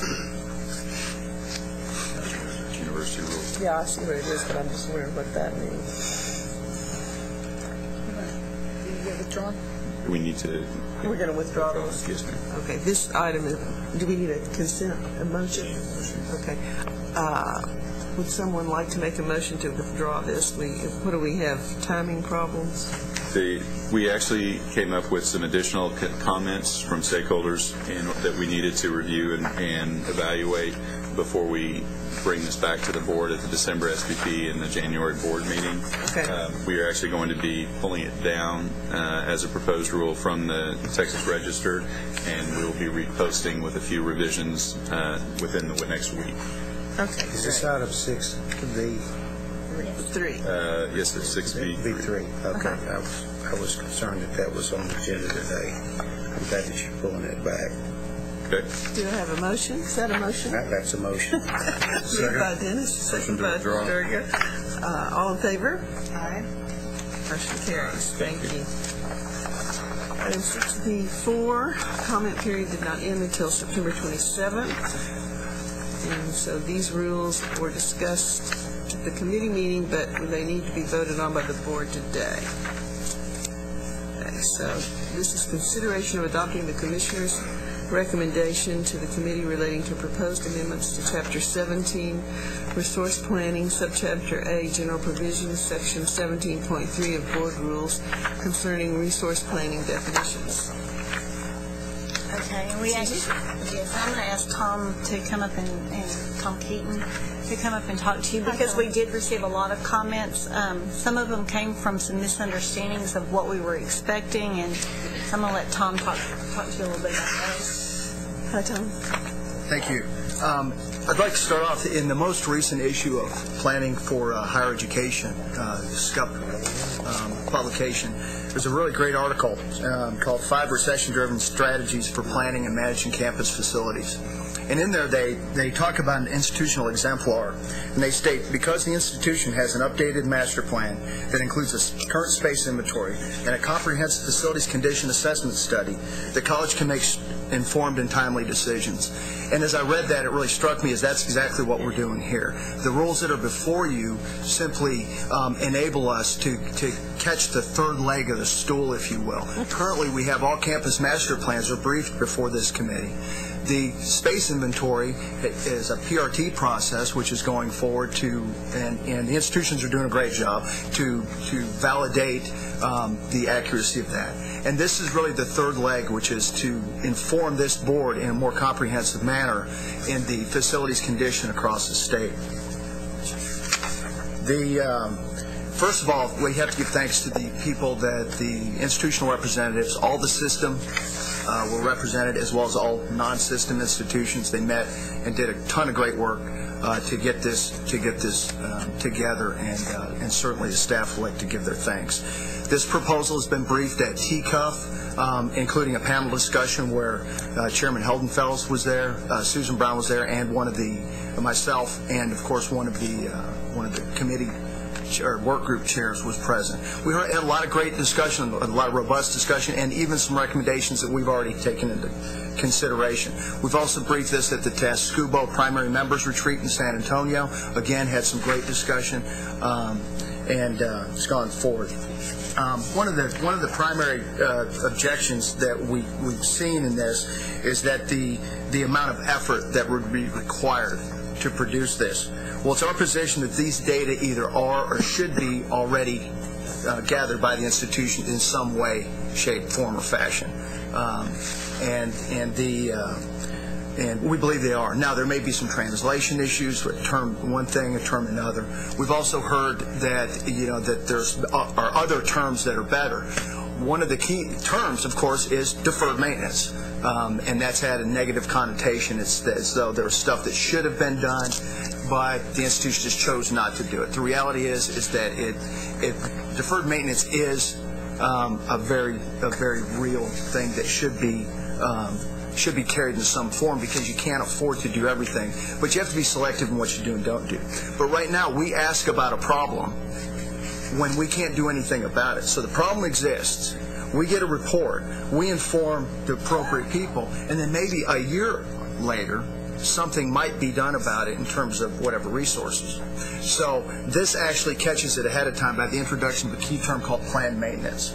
So we can anticipate deferred maintenance occurring and with planned maintenance, because if we see the amounts of planned maintenance going up, it's like a wave. If you don't do, it's ongoing maintenance, planned maintenance, deferred maintenance, critical deferred maintenance. If you don't do the ongoing maintenance, which we're not asking them to report, well, you're going to see a spike in planned maintenance. It's going to go up. And then if you don't do that, that wave is going to crash into deferred and then critical deferred. As that wave crashes, the costs skyrocket. And so we want to be able to anticipate this. There will be additional there will be some translation or transaction costs up front. There's no doubt about it to do this. But again, it is our belief that those are necessary to inform this body to make the good, sound facilities decisions. And finally, the next time we're asked the question, which we've been asked a couple times already, what are the capital needs in the state of Texas? We won't guess in terms of deferred maintenance. We'll have construction plans. You know, we know what new construction is. We've got that down in one of our reports already. But deferred maintenance is very is not quite as clear. Thank you, Tom. Questions, comments? So once you all had these conversations and socialized this further throughout this community, were we on the same page now? You said there might have been misperceptions. I think there was. They expect many of the institutions. One of the new terms that is adaptation, facilities adaptations. That's taking a building that, you know, had a whole bunch of rooms that fit 30 people in a classroom, and really what you need are rooms that fit 100 people in a classroom. If you have a growing institution, something along those lines. Well, that's not something that has to be done. So that's considered facilities adaptation. Or if you have somebody's office that they want to pull two offices together and make a meeting room, that would be facilities adaptation. A new term that we had not asked for before. Normally they would just throw all that into repair and renovation. So what we're doing is trying to kind of separate that. And the institutions, one of the institutions thought that we were asking them to go out and survey all of their instructors and their professors to find out how much they plan on doing. And we're not asking that. What we're asking is that when they come to you and they say, okay, we want to do this, that you put it down as facilities adaptation and not a complete repair and renovation project, so that we have a better handle of what really needs to be repaired and what needs to be fixed so that you can more optimally use your building. So have all these terms and metrics been defined such that the data coming into us will be credible? In other words, everybody has the same understanding, so the data is out. We think that we're also going to be doing training sessions, webinars to work with them. This report is something that we'll be doing next November. So we will have another, we had the meeting in Lubbock. They had a whole session on this. We'll have a webinar session that we'll host here for all the institutions, and then we will have another TCUP meeting, I believe, before these are actually due, to have some additional training. So we will be doing training with the institutions in the meantime to make sure all that's clear, and how it's going to be implemented. We will be having another committee because there were a lot of questions about that. We will continue to work with them. Well, this certainly gives us more insight into the numbers, especially with regards to deferred maintenance and whatnot. So how do we communicate this further up to leadership? Once we start getting the numbers, we will be putting forth reports. Right now, one of the things this does do is institutions currently report to us what we call an MP2, which is their repair and renovation plans, and the MP4, and I may have these backwards, which is how much money they spent on deferred maintenance. This kind of combines them so that it says, this is how much we had, this is how much we spent in this building, and that sort of thing. So it will give us better information, we think, to be able to really tell the legislature, this is what really has to be funded. If you want the state resources to... This will be submitted on a more robust, to use Tom's word, MP2, correct? That is correct. The MP4 will disappear. And we're eliminating one report. So we are. We're kind of combining it to get better data. And we did at the meeting and set out a spreadsheet of how we would like to get it, and they said, oh, well, it'll be easier to do it this way. And so we're going to be making changes. We thought it would be harder to do it the way they suggested doing it. So we're like, sure, fine with us. So we will be working with the institutions. That's a good example, Susan. They actually suggested a way that would make it easier to populate the report they turn in. work that they put into Part 1, we'll then be able to, with some electronic manipulation, populate the information we're asking for in Section 2. Yeah, and I think one of the key things, and Susan hit on it, is our current MP2 with deferred maintenance report. The operational unit is project, and that's problematic because you can't vacate a building. Our operational unit of measure now is the building, and everything 5 feet from the building. The bottom line is the average age of our buildings in Texas is over 30 years old, and you know, we all have this fear, I think, and it's an elephant in the room, that at some point the dominoes are going to fall, and buildings are really going to start going into a severe state of disrepair. Institutions are doing a great job. If we thought for a second that institutions would have to go from 0 to complete facilities condition assessment and report it in a year, this would be ludicrous. But I don't believe I think institutions are already doing it in some way. The information is there, and it's certainly different. And in terms of the report, the MP2, right now we get a list of projects. MP4 is supposed to be the expenditures, but there's no real way to link those two together. So a project may appear on the MP2 in 1 year, and then the next year just disappears because it was encompassed with another part of another project. So there's no real way in the current structure to be able to follow, was that deferred maintenance item actually performed? But in this way, since the operational unit of measure is the building, it carries year to year. There was $100,000 in deferred maintenance this year. Last year we spent $50,000 on deferred maintenance. There's $75 now. That means $25 in deferred maintenance, etc. Another concern voiced at the THECB primary members retreat was the expectation that there would be some huge surge in the amount of deferred maintenance. Well, we don't anticipate that happening for a couple reasons. One, we've included a 25% add-on in the campus condition index cost. That then changes it so it makes the percentage lower.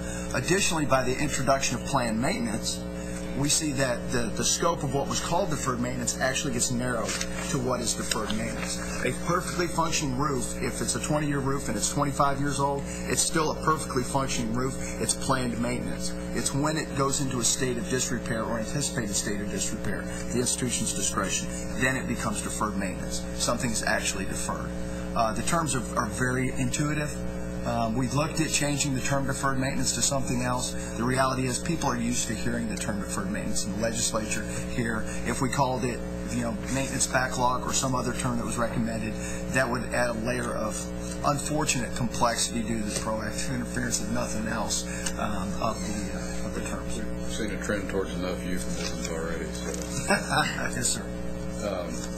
The important thing, the big picture for us is that this will allow us to collect the data that will inform, one of the 5 so-called big ideas in our cost efficiency report, but one that is a little longer range, one that is something we're going to be doing between now and 2013, is to make capital financing make sense. And so part of that is to get an accurate picture of what the statewide capital investment need is, not just for new construction, but including deferred maintenance, facility adaptation, all of our needs, so that we can in turn give policymakers an accurate big picture. This is what we need, so how do we go about affording that over the next 10 years? I think it's a great tool for you to have to go to the legislature with new thoughts like facility adaptation. Any further discussion? To approve? Elaine moves to approve. Durga seconds. All in favor? Item carries. Thanks for all the work on that. It's been interesting to see that develop over the last 2 years. Item 6. That same discussion holds true because we have a whole bunch of rules that deal with. Some of these are just changes. We had to change it from campus condition index from deferred maintenance index and that sort of thing. So. How many of these items does that cover? 5, 6, 7, 8, 9, and maybe 10, and 10. Oh, and 11. Can we do those all at once? Well, 10 has a lot of comments. Those are all the same comments from the other one. Okay, got it. They repeated them. They just So the same comments are applicable to all of them, right. Through item 11? Well, yeah, and some of them are definition, and some of them, some of them are just changing the names to match what we wanted to do and that sort of thing. We need our lawyers all at once. Hey, Mr. Lawyer. Counselor. Counselor, yes. Please counsel us. May we do all of these rule change items at once? If that be the will of the board, that's an acceptable approach. Excellent. I so will.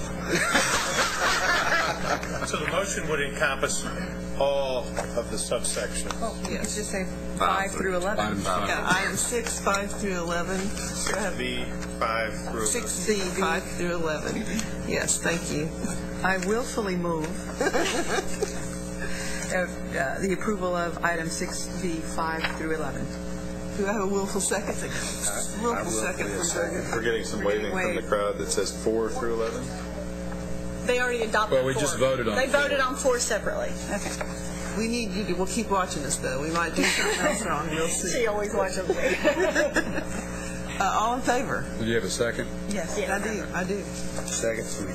Aye. Aye. Thank you. Item 6B12 is on the consent calendar. Item 6W is also going to be withdrawn. McGregor, are you going to explain this to us? Once we get the NRUF rules published and finalized, then we'll be able to go back in and evaluate where each of the 7 emerging research institutions are with regard to the various criteria. Until we have the rules finalized, we can't complete the report.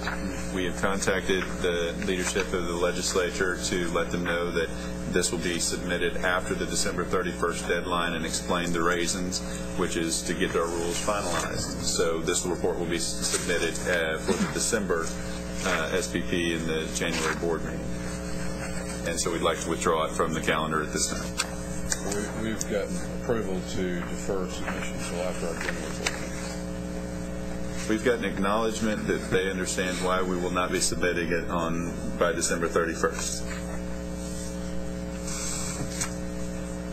Do I have a motion? Don't move. Moved by Dennis, second by Harold. All in favor? Aye. Motion withdrawn.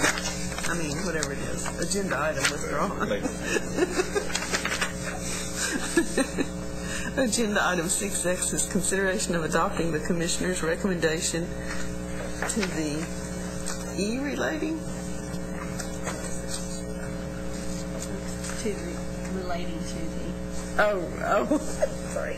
relating to the coordinating board's priorities to the next legislative session. Linda, there she is.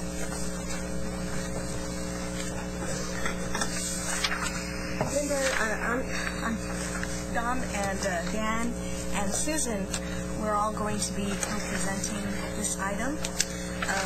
We want to bring your attention to this document here. We printed this for you so it's easier to navigate. Put it in different sections of the report. It starts with the major initiatives, the key programs, all the reporting that we're requesting be eliminated from statute, and then the miscellaneous sort of cleanup initiatives. We're going to start off first with talking about our recommendations for outcomes-based funding for universities and community and technical colleges. Just as a reminder, last session, the board recommended that universities and community and technical colleges be funded based on the 12th class, at the end of the semester, so course completion, and we were going to phase that in over 4 years, 25% each year. We went through some changes since then, and the board, you adopted in April the formula funding recommendations that provided for outcomes-based funding for universities based on completed hours, as well as momentum points for community and technical colleges. Since then, the Commissioner and our board chairman and vice chairman have been meeting with various legislators, with regents, with different stakeholders. We've received significant feedback, particularly on the completed hours for universities, and we went back to revise that proposal to essentially recommend that we fund universities based on outcomes, graduates. And so we've refined that, and Susan's going to give you an update on that proposal, and then we'll also get into the Texas Grant Priority Model, which Dan is going to present, and then we'll get into the specific recommendations that are in here beyond the Major Initiatives tab. So I'd like to turn it over to Susan. And thank you, and some of you who were here yesterday will probably get bored. Sorry about that. The strategy is, we've talked about earlier today, is to increase student success. We're doing very well on our participation target and goal, but we really do need to focus on success. And we also need to respond to the economic development needs of the state. Obviously, with the current conditions of the economy, that's an important factor. Currently, and this is just a reminder, institutions get funded on attempted hours on the census date, which is the 12th class day, and that's the preliminary head count that I gave you today. They will get funded on those counts. If they drop the course by the end of the semester, the student has already paid their tuition and fees. If they took out a loan in order to pay those fees, they get to keep the loan. The state also has already paid for it and will probably end up having to pay for that course again for the students. So that is the savings, and that is really lost cost. It's not, a direct cost, but it is lost funding that the institutions can use and the state can use in other ways. Next slide. One of the other issues we have is we have some of the institutions that have capped enrollment. UT Austin, A&M's very close. Some of the other institutions are really about as large as they would like to be. The only way to really increase your funding in the current formula is by increasing your enrollment. So if you don't want to get any bigger, increasing your enrollments is really not a really good option, and there's a trade-off there. So that's one of the things that we're trying to take care of. And then programs and initiatives, we're trying to promote success. We think these programs that we have will do that. It gives the institutions another way of modifying and where to focus in order to increase their funding. So next slide. The outcomes base that we're looking at for the universities is basically to pull 10% of the base funding on undergraduate hours, because all of our metrics are looking at undergraduates. So it's 10% of the undergraduate hours and award those based on bachelor's degrees awarded. They're very similar. Most of the metrics that we'll be using or we're recommending are similar to the current metrics that are used in the performance incentive funding. And we are also recommending that these be implemented in the second year of the biennium. This gives the institutions a chance in the first year of the biennium to kind of run numbers, look at what it can do, what they can do to make changes in their policies and their programs to affect this. We are recommending that we get growth. Now, yesterday evening we heard from Representative Pitts, who was not very encouraging as far as getting growth, I should say. That may be an understatement. But we are recommending growth. We feel that by focusing on outcomes and not just saying, okay, we want you to fund growth and we're going to keep doing everything we've been doing, that gives us a stronger position to go forward to the legislature and talk about how important higher education is. And this model does look at not only focuses some of the attention on the economic development needed for the state. Susan, the growth figures, have these been updated for the newly received preliminary? We actually are in the process of updating, because the funding is based on weighted semester credit hours, not on head count. Right. We've gotten in those numbers. We're reviewing them right now. It looks like the 4.5 might actually be a little high right now. not including the spring, so it will go up from this. We're at 3.7% increase in weighted semester credit hours for the universities. So biennial increase. So we're thinking maybe 4.2% increase, maybe not the whole 4.5%. From the 2 years or for the 2 year, from base year to base year. That varies. We've had some institutions who have gone up dramatically and some that haven't. So it's kind of shifting. That is actually due to the LBB on November 1. So we've run the numbers. We're just going back and verifying formulas and that sort of thing before we send it over there. Actually, we're going to take it over on Monday and talk to them. We're going to talk to them about our proposal and that sort of thing at the same time, so that the LBB staff, when people start asking questions about it, are knowledgeable enough to run the numbers and do it this way. Again, graduate education is, we're still recommending 100% funded on attempted hours, mainly because once the students got into graduate, you had about 99% completion on those graduate programs and the graduate courses. So we're leaving it there. This shows the metrics. First metric is bachelor's degree.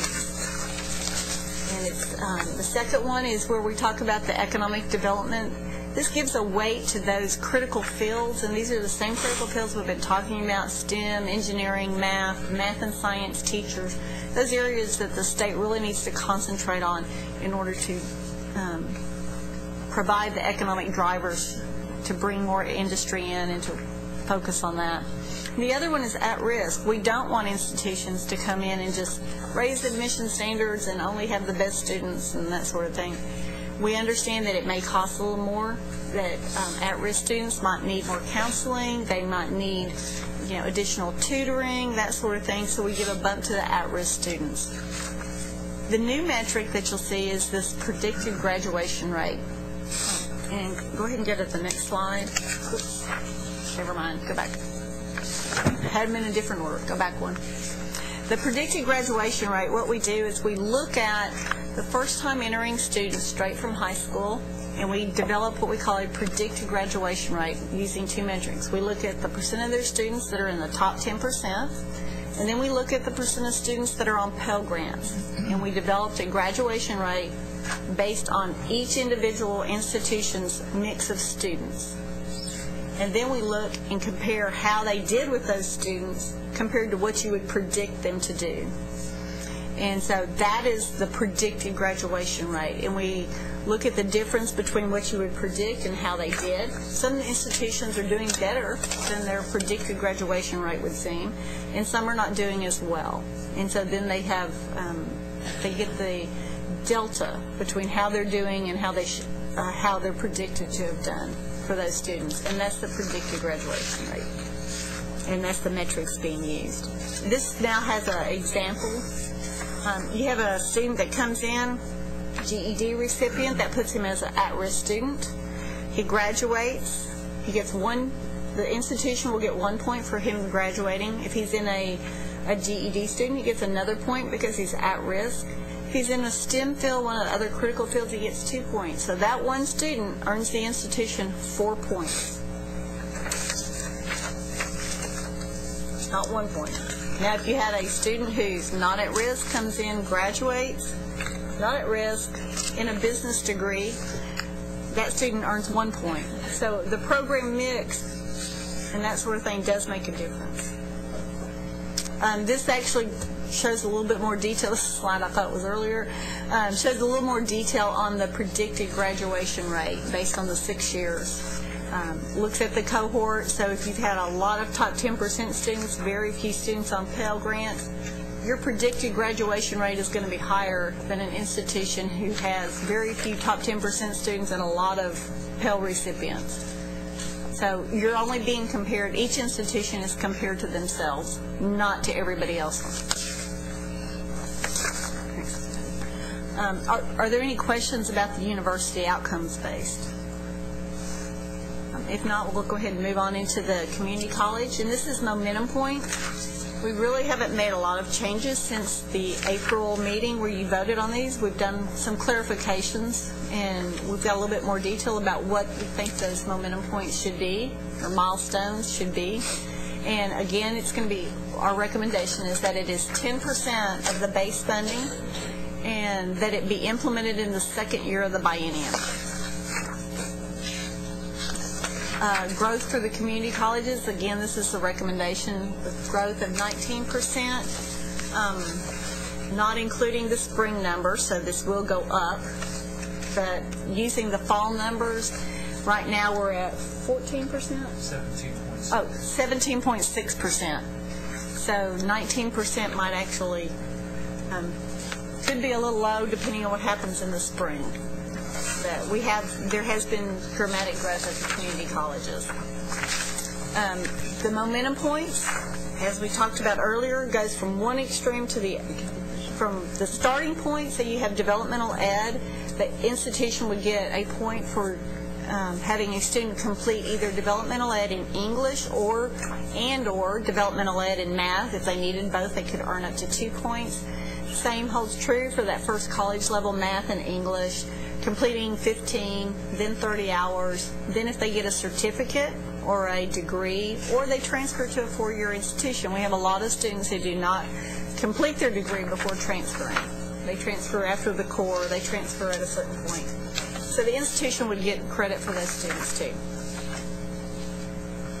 And this slide just shows you an example of a student. Now, one thing to remember is that not all of these points would be awarded in 1 year, but that one student could get up to 7 points. So in this particular example. In this example, you'd have developmental math, they completed that, that's a point. Completing first year math and English, those are another 2 points. 15 hours, 30, and then 2. So they can be earned in multiple years, but the same student would earn them.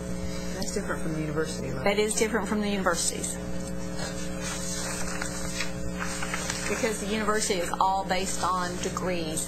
That was one of the comments that we heard through the legislative process and through hearings and discussions, is that we wanted to, why were we focusing for the universities on throughputs? They wanted us to focus on outcomes, and so that's why it's all degree-based. These are some of the changes for the universities. We've made the biggest change, obviously, going from completed hours, not funding on throughputs, funding on outcomes, funding on those degrees. The predicted graduation rate takes into account the different level of students that are coming into our institutions. Susan, I have a question. Go back to that example again for that last slide in there. That one? This one on this community college person. Let's just suppose that student is in real life. That's what we have. Right. She goes through the community college system and she earns 7 points. So I would say by definition she's probably been a success. She has been a success. But how are we going to?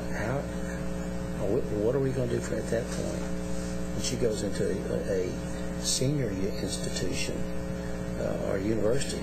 Are we going to be able to correlate that success and measure that? The community, yes, we will. And to make sure that she continues on the road to success at her university? At the universities, we will fund her when she gets her bachelor's degree. They would get a point. What if she gets into a four-year institution and she's not successful? And all of those points that we awarded to that community college didn't translate to success in a four-year institution. I mean, hypothetically, can we make that correlation? Can we say that? What's going to ensure that that's going to translate to success in a four-year institution? We don't have anything built in that says the community college only gets awarded these points, the milestone points, if their student. A lot of their students don't transfer. They're not. I mean, they're a technical associate degree or something like that. But if they do transfer, there are a lot of things that we have working for the university to offer that the help that student needs, the counseling, the tutoring, that sort of stuff, to help that student graduate, because they can take a student with an associate degree and basically add on another 2 years and get their funding The university can. Yes. Would there be any advantage to making sure that that community college also perhaps gets an additional point when that student goes on to a four-year institution, and because of the foundation they established and the quality of that foundation was such that it ensured success? If a student, say if this same student got her associate degree and then transferred to a university after that, that institution would actually get 2 additional points because they've gotten their associate degree and then they transferred. The community college would get 2 additional points? Correct. For a successful transfer. For a successful transfer. The maximum, a student that starts out needing developmental ed and goes all the way through getting an associate's and transferring can theoretically earn 10 points. Is the maximum of the points that an individual student can earn. So I would encourage you to look at it this way. One, there are no guarantees. We're not quite ready to get to the point of money-back guarantees, but maybe that's in our future. But one is the community college has gotten this student to a certain level of value added. In other words, that associate's degree has value to that student and to our state. Number two, it's a great predictor of the likelihood of success at those four-year institutions that this student has earned that associate degree. So even though there's not a guarantee, as you asked, that she may be successful at our four-year institution, the odds are extremely higher than without the value added from the community college, if that makes sense. And then the outcomes-based performance model for the 4 years kicks into place. Because now they want the points for the degree awarded. That even though we're not calling it momentum at the 4 years, it does continue the momentum the students have moving forward.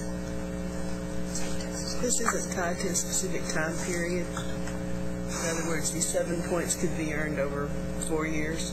Yes. The incentive to improve time to graduation would be the ability to accelerate the earning of points. Yeah. Get more students through the pipeline at a quicker pace. But you're exactly right. Fred, would you or Elaine comment on all your meetings y'all met with chairs of the general academics? You've been working with community colleges. You've met with the president and provost last night. Can you just kind of give the board an indication of from where we've come from a session ago to where we are today? Kind of feedback to the board. Well, you got a little flavor of some of the feedback from Susan. I would say by and large that the meetings have been, while there's been a lot of questions, there's always a lot of concern about change, particularly a change and what it's going to be, to put it mildly, a challenging session. There's also been a lot of constructive feedback.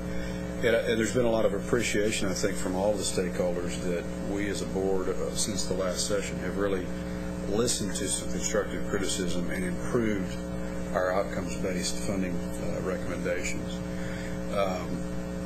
One of the hearings in front of House Higher Ed, Chairman Branch and other members said, in conversation after the hearing, why, when it comes to four-year institutions, why are you recommending completed hours? That's just a throughput measure. Why not go ahead and base a portion of funding on outcomes, on the results we want to incentivize?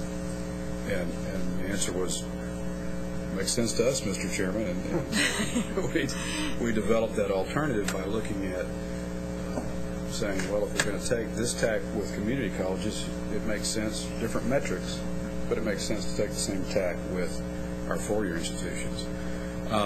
Feedback from our lunch with the board chairs was very supportive and positive.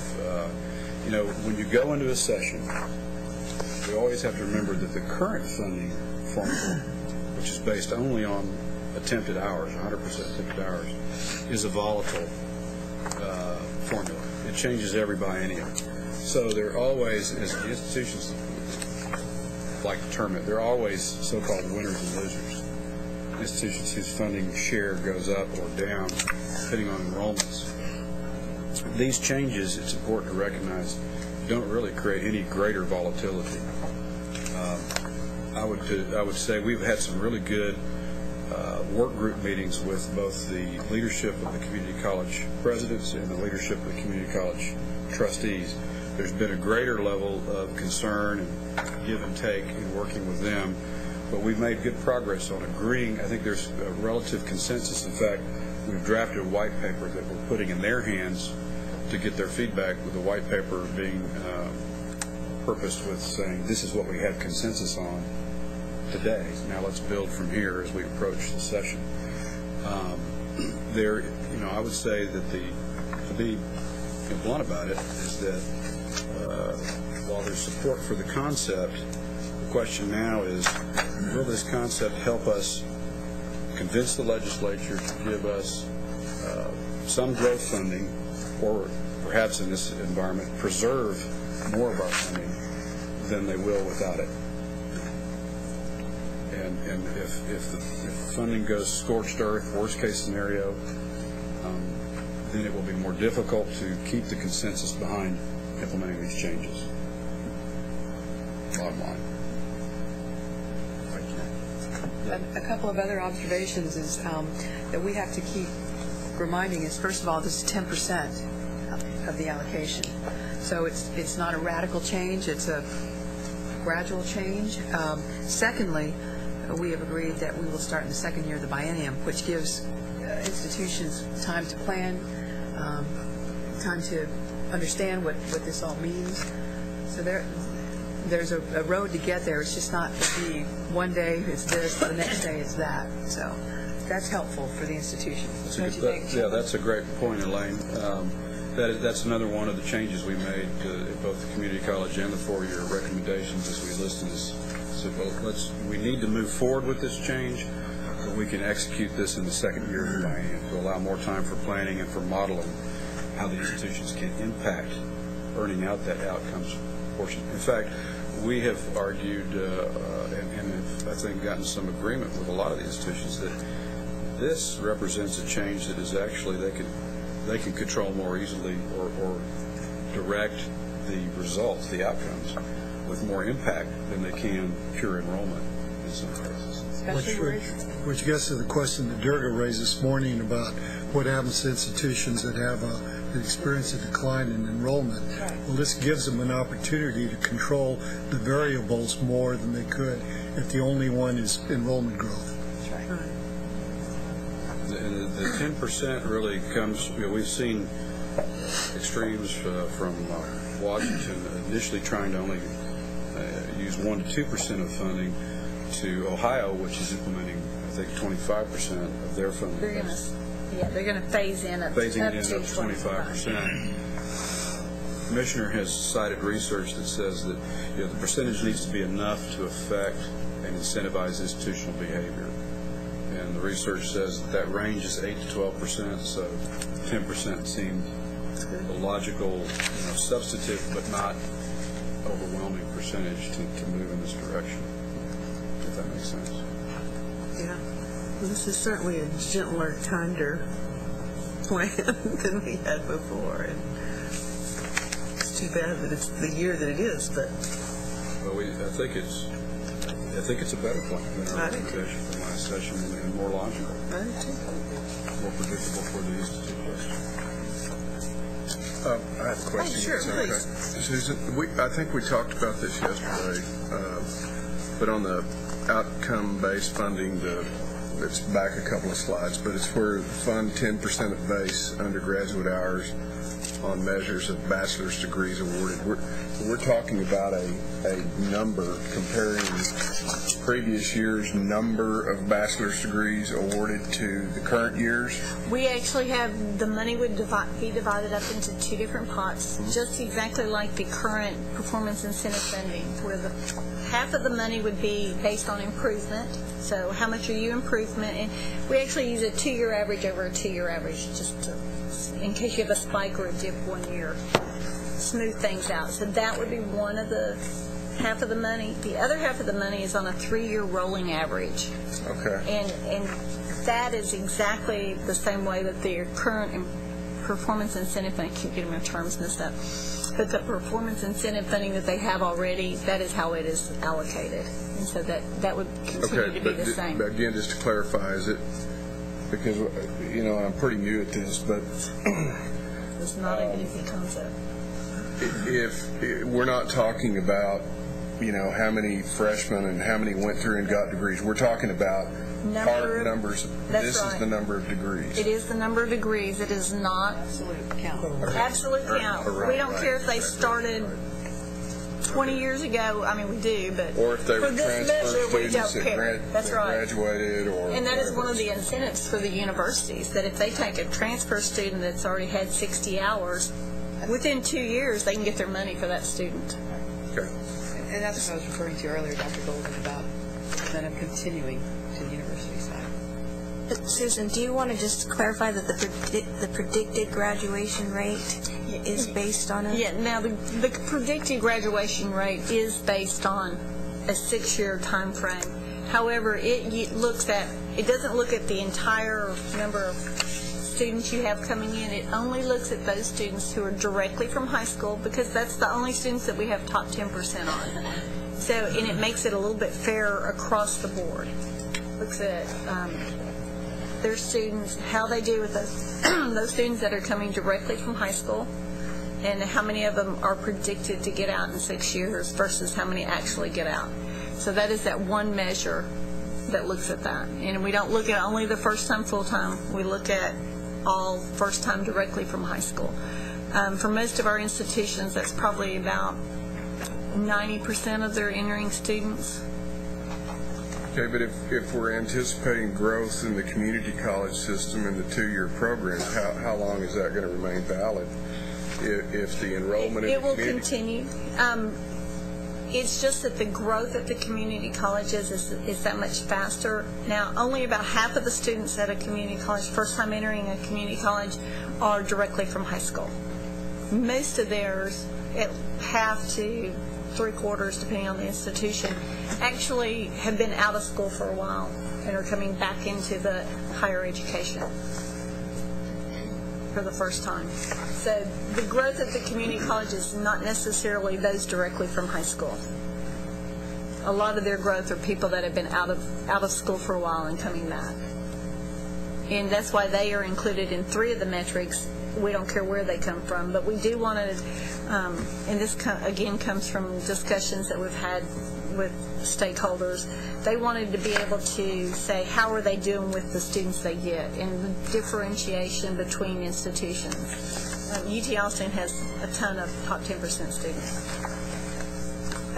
UTEP, not as many top 10% students, a lot of low-income students. So that predicted graduation rate, their predicted rate is much lower than the predicted rate for UT Austin, just because of the different type of students they're enrolling.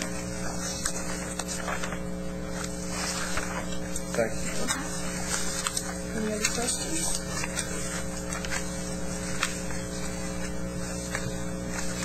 Linda, did you want to continue? Well, yes.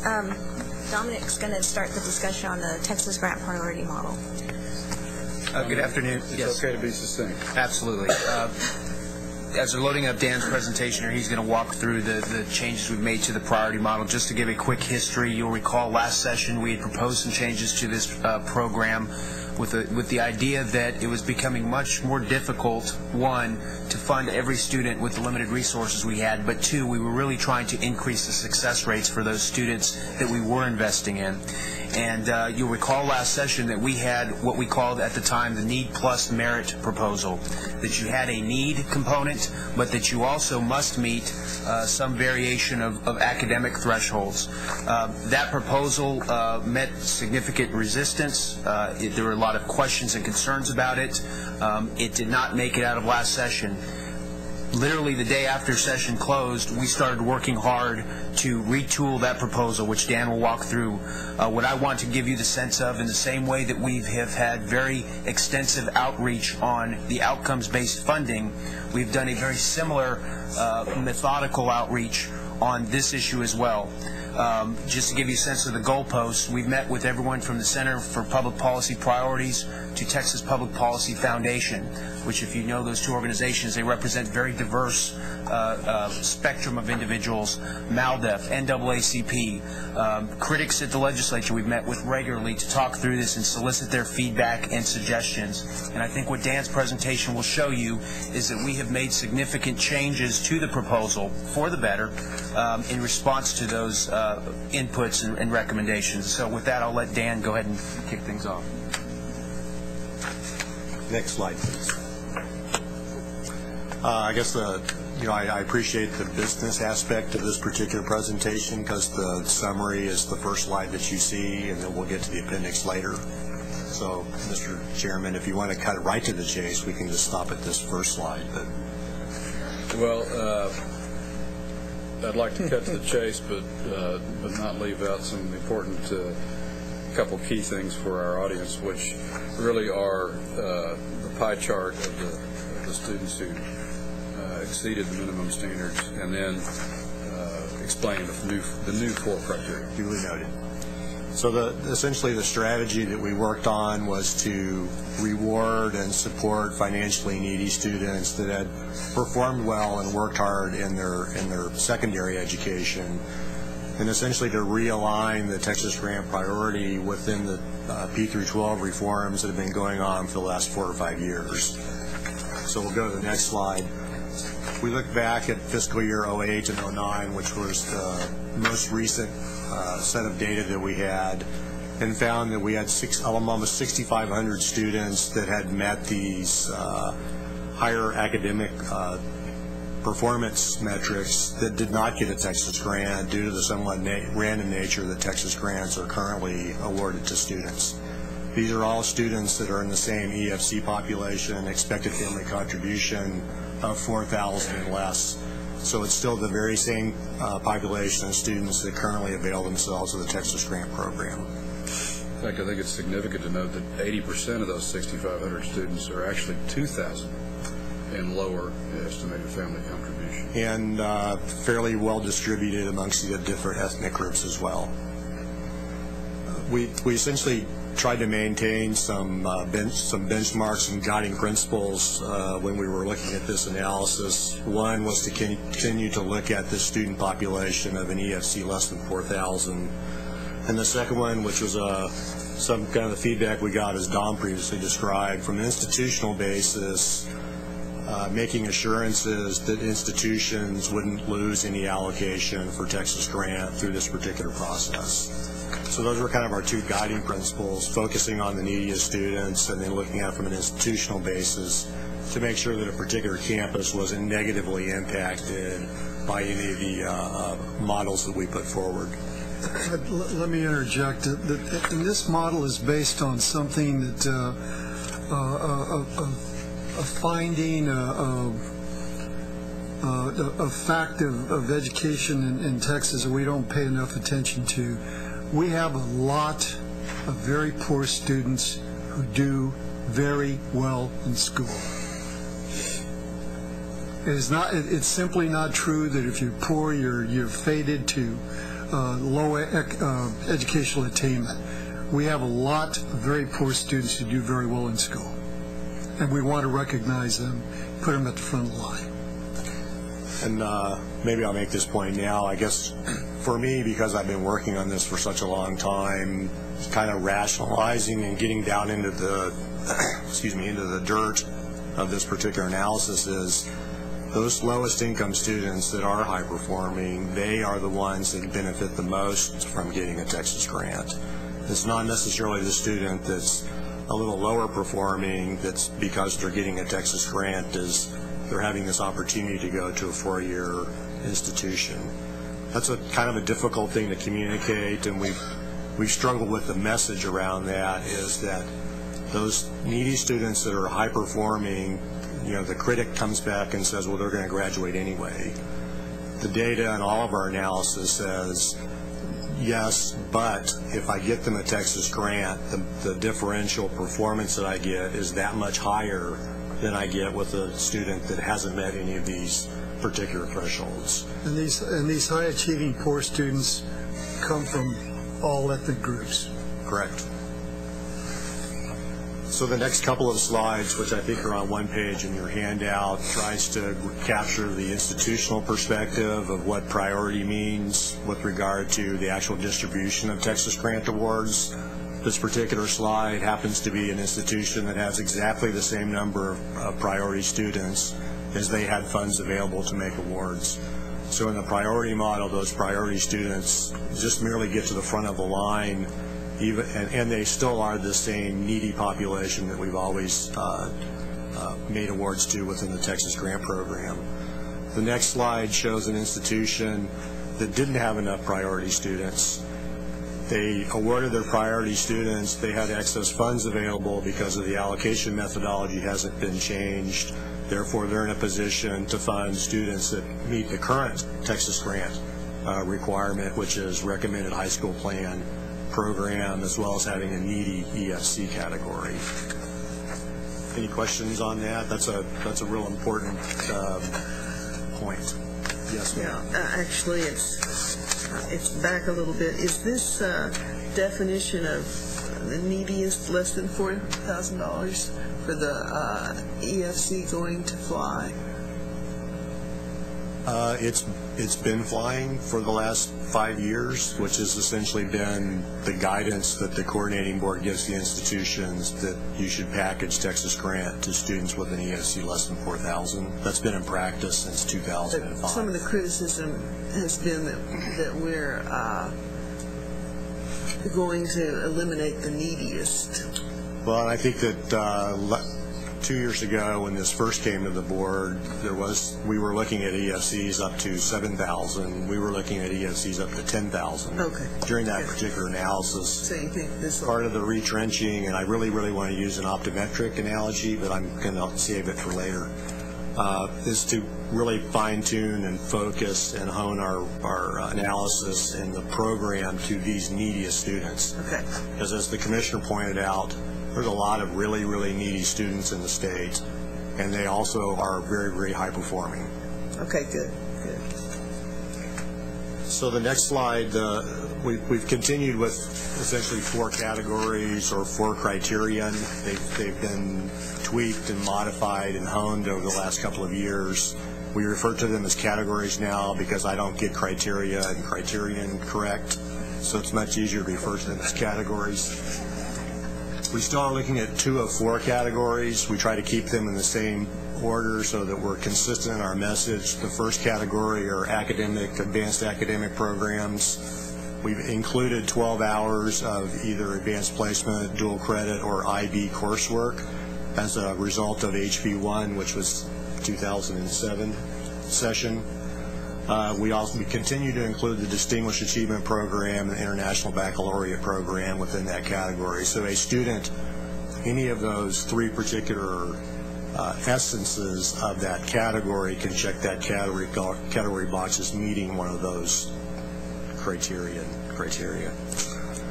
The second category is TSI readiness. Previously that was SAT and ACT, a college-ready score. We've expanded and broadened the definition within Category 2 to meeting a college readiness standard within the TSI.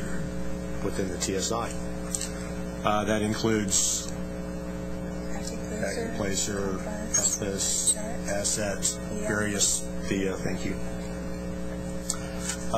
We had a lot of criticism that SAT and ACT was prejudicial and limiting, and we feel like this is a much broader category, and it definitely does incorporate more students within that.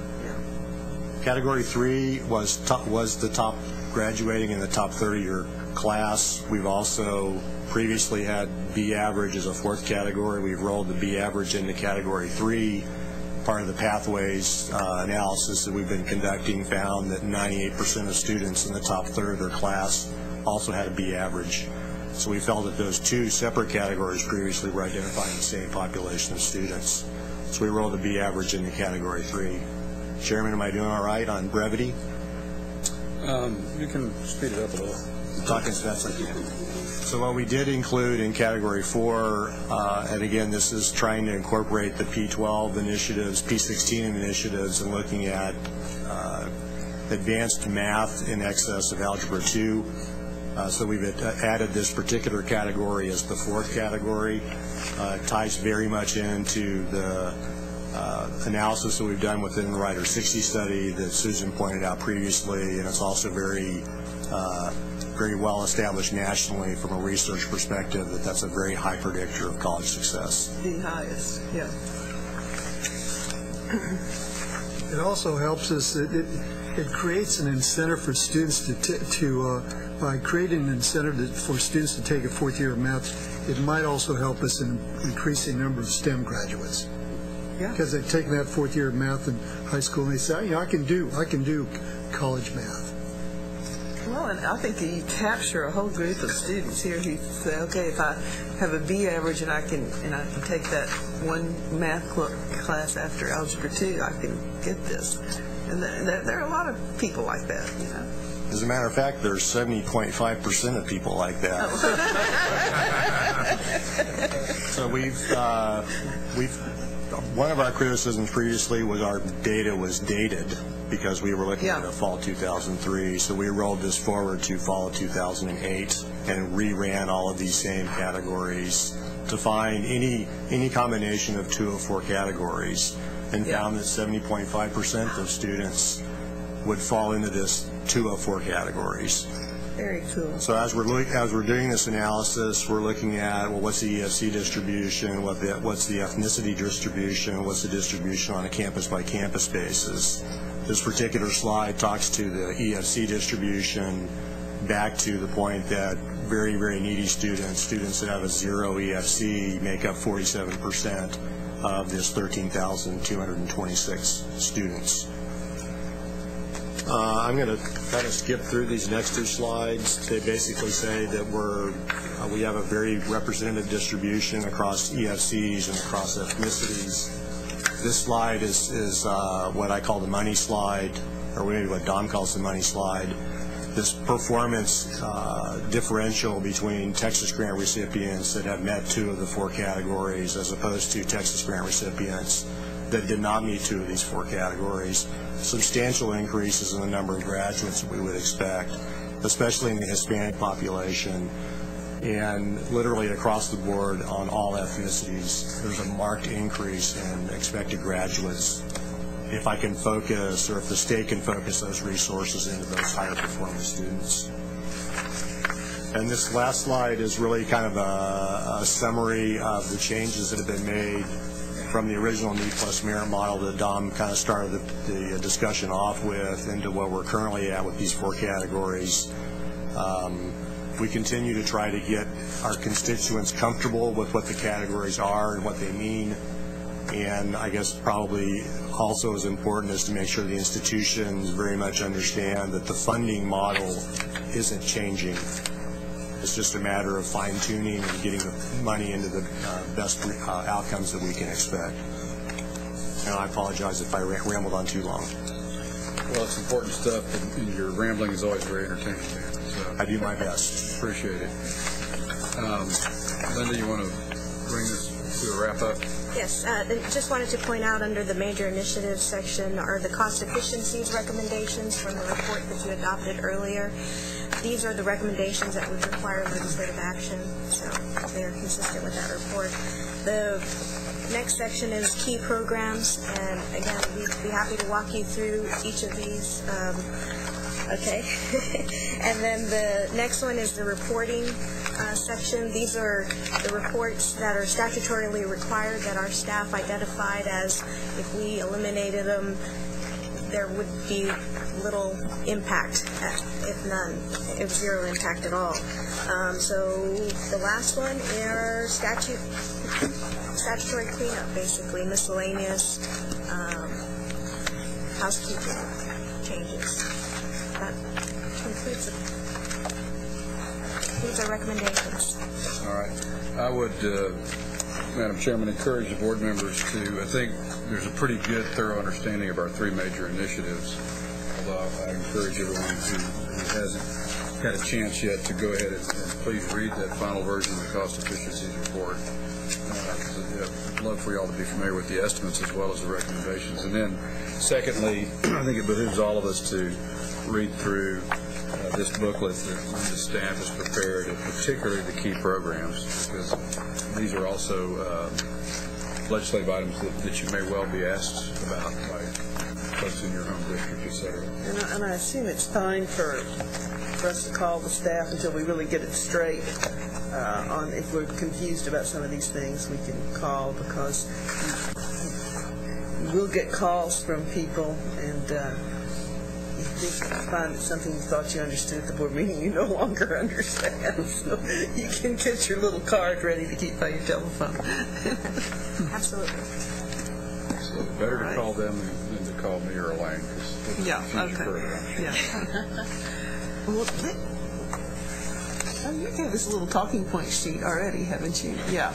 We gave you a draft at the September board planning session, but we are finalizing those, and we'll send you a packet to make sure that you're... That's good. We like our security blankets. Do I have a motion for approval? Quit moves. Second? Second. Second by Dennis. All in favor? Aye. Motion carries. Next item, 6Y, is an information item. It's a report on proposals approved by the Commissioner or Assistant Commissioner since the previous board meeting. Anybody have a question, comment? Mr. Chairman, this concludes the meeting, the report of the Strategic Planning Committee. Thank you, Lynn. I appreciate it. The next item on our agenda is lunch. It is 12:45, slightly after. And so we'll go ahead and break for lunch, 12:47, but we'll reconvene at 1:15 with the goal of concluding by 2 o'clock. Yeah, everybody's cooperation. Everybody needs to go. Everybody needs to cooperate. Yes, sir. With your report.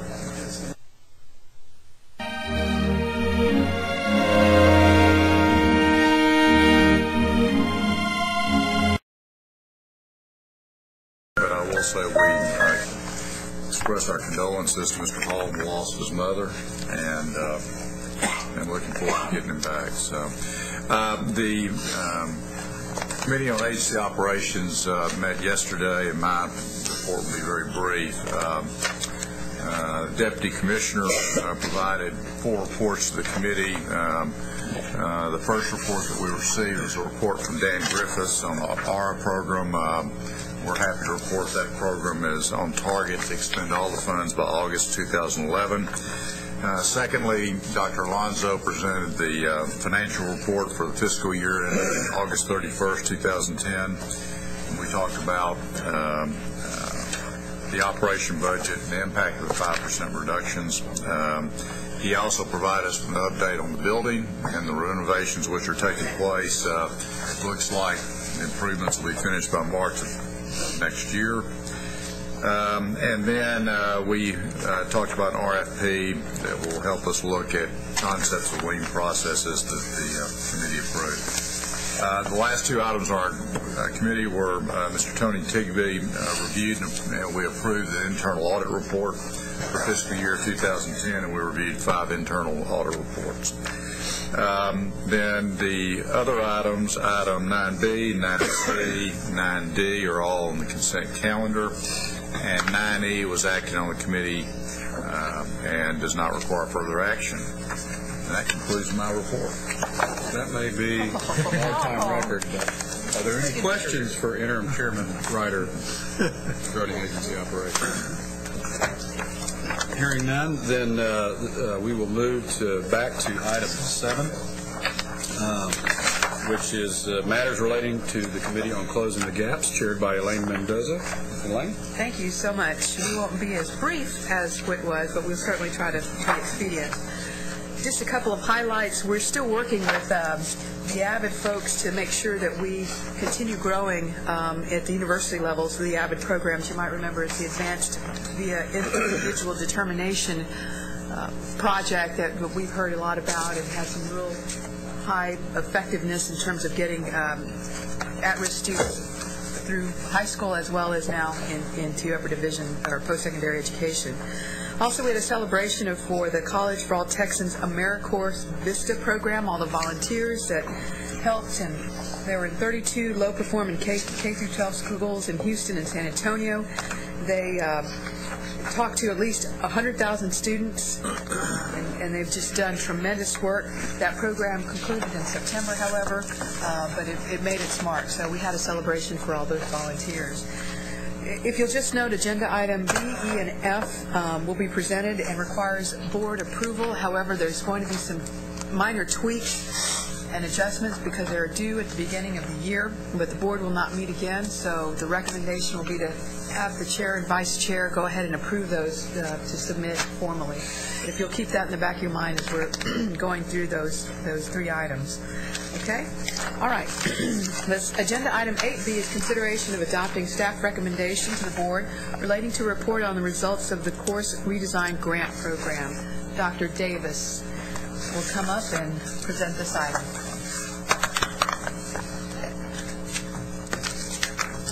Good afternoon this time. This is one of those reports that's not due until January 1st. We are still working on it. The course redesign projects were established in 2006 during the 79th legislature, third called session under HB 1. And many of you know that we've gone through several different phases of these projects, plus a couple of related phases that were also funded under HB 1. We are in the process of going back and reviewing and rerunning all of our assessment data that we have collected, and we're also in the process of surveying institutions to see how the materials are currently being used. That's why we don't have a final report to offer you today. But I can give you sort of the basics of what we have discovered so far. Some of these projects were extraordinarily successful, and fortunately, I think some of the ones that seem to be the most promising are in developmental education. We saw particularly good results with a couple of developmental English course redesign projects. I don't think that. We also saw some interesting results in what were paired course redesign projects, where we had a developmental education course paired with an introductory college level course, and the redesigns were done in tandem and the students went through the courses in tandem. One of the projects that seems especially promising from that design was in UT Brownsville, and it was a pairing of developmental writing and developmental reading and American government. And of course, one of the things that we know from our research is that developmental education can be much more effective whenever students are practicing those skills rather than just learning them out of context in a developmental education course. So we think that this was very promising. We saw through the 4 phases of course redesign, we saw almost every course in the academic core curriculum was redesigned. There were a few exceptions. We did not have any physics courses that were redesigned, but we did see a redesign of English 1 and 2, U.S. History 1 and 2, Government, Developmental Reading, Developmental Writing, Developmental Math, College Algebra, Statistics, Finite Math, Introduction to Humanities, Spanish 1 and 2, Biology 1 and 2, and Chemistry 1 and Introduction to Engineering. And in terms of those formats, they ran the whole range of all of the different types of redesigned formats, some of them being done completely online, some of them being done as hybrid online in-class courses, and some of them being done as face-to-face courses using supplemental online materials. In addition, we developed the Texas Learning Objects Repository, which is in the second of it's entering its 3rd year of development for a 3-year grant period, that we see as the primary dissemination point for the course redesign materials. The repository is a digital learning objects repository. It allows all of those course redesign materials to be broken down into discrete digital learning objects that will be searchable through a fairly sophisticated keyword metadata tagging base that's been developed. That grant was originally at the University of North Texas that did the research and development proof of concept work. The development, the ramp-up of it was at the UT telecampus until August 31st, and the last year of it, now that the telecampus is closed, is at UT San Antonio, which works out very well. That's where the director went for the grant, and it also means that they're closer to their other partner in the UT system, which is the UT Health Science Center San Antonio. And then finally, we had the professional development modules, which you all had an opportunity to see a presentation on. There were 5 of those. The first one was a part of the Phase 3 course redesign grant. That was at the University of North Texas with college mathematics. We subsequently did professional development modules for critical thinking, reading comprehension, foreign language instruction, and then most recently, online hybrid education. So all of that is sort of going to be encompassed in this report as part of what we've done with the HB1 funds. The results of the course redesign grants were mixed. Some of them showed very high success rates. Some of them showed no change whatsoever. In a few cases, actually, student learning outcomes decreased in the redesign project. We believe that one of the reasons why we might have seen student learning outcomes decrease or seen no increase has to do with the fact that we know from national discussions and research that sometimes it takes several years for learning outcomes to be realized in course redesigns. Oftentimes course redesigns involve a very radical shift in pedagogy. And it is a radical shift for the faculty who have to learn how to reteach. And it's also a radical shift for the students because students really are made responsible for their learning. These are shifts in pedagogy that are very much student-oriented, and students who are used to being receptacles of information sometimes have to be dragged a little kicking and screaming into being more active participants, and it takes a little bit of time for them to get used to the fact that there are new expectations. This is one reason why we're going back and talking to the institutions to see what their experiences after the grants have been. We do, though, know that for those grants that did show very strong results, they all had some common characteristics, and I think this is going to be very important as this discussion moves forward either on a state level or at individual campuses. Those programs all had strong administrative support. They also had strong faculty support, and faculty had a sense of ownership. They felt like they were able to develop those projects and that it wasn't something that was hoisted onto them from administrators. They also had a strong network for professional development at the institutional level. There was a lot of assistance for faculty as they developed materials. There was a lot of assistance for faculty as they learned how to teach those materials, and that's very important. We also know that those programs that were successful had strong technological infrastructures.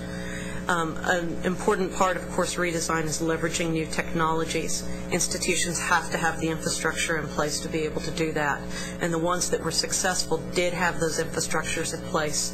And sometimes that meant making sure that there were ways to make sure that students had 24/7 access to course materials and to academic advising and academic counseling materials and tutorial materials. So those are some of the key characteristics for these projects that have been successful. And I think that's going to be informative as we move forward on a state level, looking at what we do with this, and also at an institutional level. Of course, the committee has been kept abreast and been shown all the work that has been done with each phase. Yes, ma'am. So this report is just a conclusion of all those milestones. Okay. It is. The only new material that will be in this report is we have 2 Phase 4 grants that are in completion right now. Okay. But you've had interim reports on those Phase 4 grants. That's right. Are there any questions for Dr. Davis? A lot of good work going here. Professional development in particular had a lot of energy and synergy behind that by folks who really wanted to take advantage of it, as I recall. Okay. Madam Chairman? Yes. Dr. Davis, one of the things I'm curious about is now that we're going through the 4th phase, have we identified patterns of course redesign that are most effective or are more effective sooner rather than later? Physical class layout to hybrid to online, etc. I think we are in a position to begin to identify those, and that's something that the final report will have. What we see, at least initially, is it appears that those redesigns, they either use a hybrid method or use online supplemental materials, so that the in-class time can be spent in different ways, tend to be the most successful in terms of student learning outcomes. Although, we've also seen some very successful accelerated online courses. I think what University of North Texas has done with their Math Emporium for accelerating through developmental math and algebra could yield some very interesting results. The challenge there is that for the cost efficiency to take place, it has to be done on an extraordinarily large level, and there aren't many institutions that have a physically large enough computer facility to do this, because it's a model where all of the coursework is done online, and students go to a computer lab that is staffed by faculty and graduate assistants, and they work through the material at their own pace and then receive one-on-one instruction whenever they come to a point that they need instruction. So I think we are now at the point where we can suggest what some of the best practices may be and what some of the more promising models may be. So it sounds that the recommendation should have a cost-benefit component to them. If you've got the investment in the computer system, the UNT model may work. If you don't, you need to take that into account. And modification, and we did see actually one institution that did sort of a modified Emporium because they didn't have the facilities in place. The purpose of course redesign was to improve student learning outcomes by leveraging technology, while at the same time decreasing course delivery costs by better leveraging technology and human resources. The challenge is that oftentimes in order to make those shifts, it really does require significant upfront costs, and the cost effectiveness is really seen in subsequent years. And so that's sort of the challenge in trying to determine the cost efficiency piece, that the cost efficiency isn't going to be realized in the first couple of years. It takes a little bit of time, especially when you have large technological costs there at the beginning, especially for things like those computer labs. For that reason, it would be good to do, a 4 or 5 year cost-benefit analysis on different alternatives.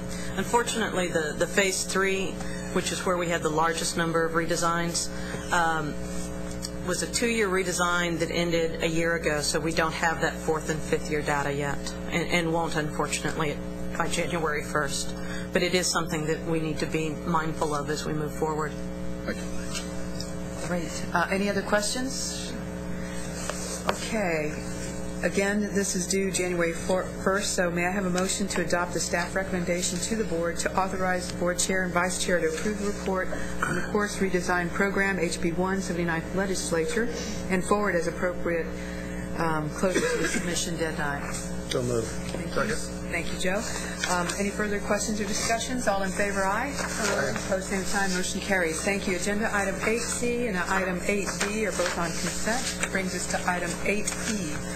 Consideration of adopting the staff recommendation to the board relating the best practices in developmental education report, Rider 50, General Appropriations Act, 81st Texas Legislature, page 3 through 62.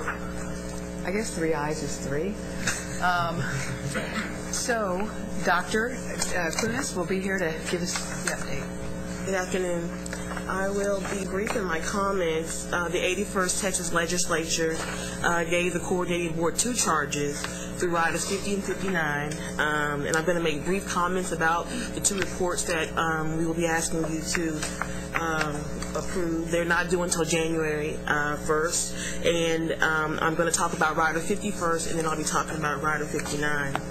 I'll also be letting you see the connection between the recommendations for key practices in developmental education for scale and how we've integrated that into our developmental education demonstration projects, which is very important in state investment, and we want you to see how we're ensuring that those projects are focused intensely on the use of key research-based practices. Rider 50 wanted us to study the issue of developmental education, looking at the literature on what the key research-based practices would be, and the coordinating board staff analyze that research, and in the report we make recommendations for scale. I do want to let the board know the challenge in this particular research, because it's not a secret, but it is important to note the limitations of DevEd research. It's largely qualitative in nature and descriptive. In the past, the research had an absence of rigor, and in the studies that were found to be effective, the sample size was very small.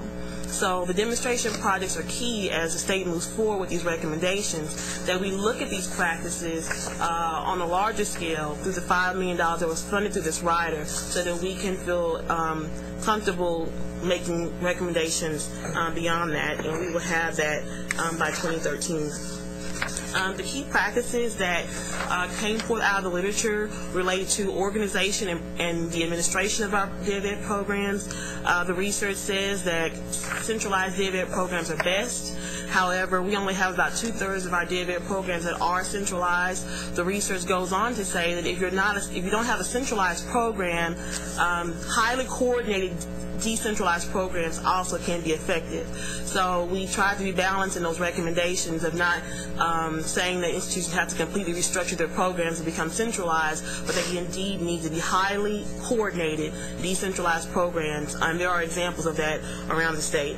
Assessment and placement, our commissioner put forth for the recommendation in the LAR that the state would go back to a single assessment, and that's very, very important that our institutions that are going through innovation and course redesign and restructuring their programs from the bottom up, that their foundation of their change is based upon a rigorously created assessment that's aligned with the college and career readiness standards and working in conjunction with TEA and the end-of-course test. So that's very, very important. Now, the research literature didn't talk about having a single assessment, but it did talk about the importance of this test being rigorous and that it has standards, and it talked about the fact that institutions need to consider more than just a cut score when they are placing students, and they have to have a multitude of options for the student. So in the report, we talk about the need for differentiated placement in addition to having a rigorous test. Academic advising, we have reports. Largely, our institutions rely on a one-on-one model, which is difficult to staff. Institutions are very understaffed when it comes to academic advisors, and we have institutions that report 1,000 to 1 ratio of student to advisor. So looking at a one-to-one only model to address the academic advising needs is a challenge, and I'll talk with you in a moment about how our demonstration projects are going to be helping to try to come up with other models that are sustainable and more cost efficient, but can still give the students that critical support they need when we talk about going to scale. Curriculum and pedagogy. When we traveled around the state, when we looked at the developmental education program survey, the report that is in your materials for your review at a later time, we found that the majority of our institutions offer course-based instruction only, 16-week courses or semester courses, and we didn't see a lot of innovation. Dr. Van Davis's presentation about course redesign is very important when we talk about the recommendations related to curriculum scaling, because of the fact that we found that less than 20% of our institutions offer any type of pairing of DevEd courses with credit-bearing courses. So this is definitely an area where we want to see institutions that support them through professional development and other activities, to see them moving towards providing students with more than one option, and then using the best innovations and research in the classroom when they do offer a traditional-based course. Faculty preparation and engagement. Using the very best faculty in the classroom is critical, and the research bears that out. Also, with the majority of our institutions relying heavily on the adjunct faculty, they need to be engaged in the process in the institution and not just coming into their class and then leaving, but they need to be integrated into the work of the department and fully engaged in that respect, and that is also a key recommendation for scale. And then finally, student support services. The tutoring, the supplemental instruction, those types of activities are very, very important. AVID would fall into that type of student support services that could be scaled. So we definitely want to use these different categories, and the report presents the categories and gives specific examples, and it highlights institutions that are doing a good job in this area that could be a model around the state. In your packet, I don't have the slide here, there's a chart or a matrix that gives you the 9 seminal studies that relate to DeadBed best practice. They're hundreds of pages long. If you just have a lot of free time, I'll be happy to give them to you. But we did review them extensively, and this just gives you a snapshot of the key practices and what the seminal works are saying about scale recommendation. Now, I want to very briefly talk to you about the demonstration projects. It's $5 million state investment, and the Developmental Education Program Survey was our way to determine how research-based practices were being used around the state. We then went in and required and restructured that competition to make sure that institutions had to implement those research-based practices. And we're really excited about the fact, particularly about what the demonstration projects may reveal for us as it relates to academic advising. When we've traveled around, the institutions say often they don't have enough advisors. Well, our demonstration projects are going to be looking at faculty advising models, looking at group and cohort-based advising models that are sustainable. Faculty have more touches and contact with students on a weekly basis, and we want to determine the effectiveness of having the faculty be the first line for information sharing, and then have another tier of advising that would be for students who have really intense needs that would need to go to someone who has training in counseling and so forth. So we're really looking forward to next year, this time, being able to give you some preliminary findings on our faculty research models. Also, the differentiated instruction piece. All of the demonstration projects must have multiple delivery, including course-based and non-course-based models. So we're going to be able to provide that to you. And then systematic program evaluation.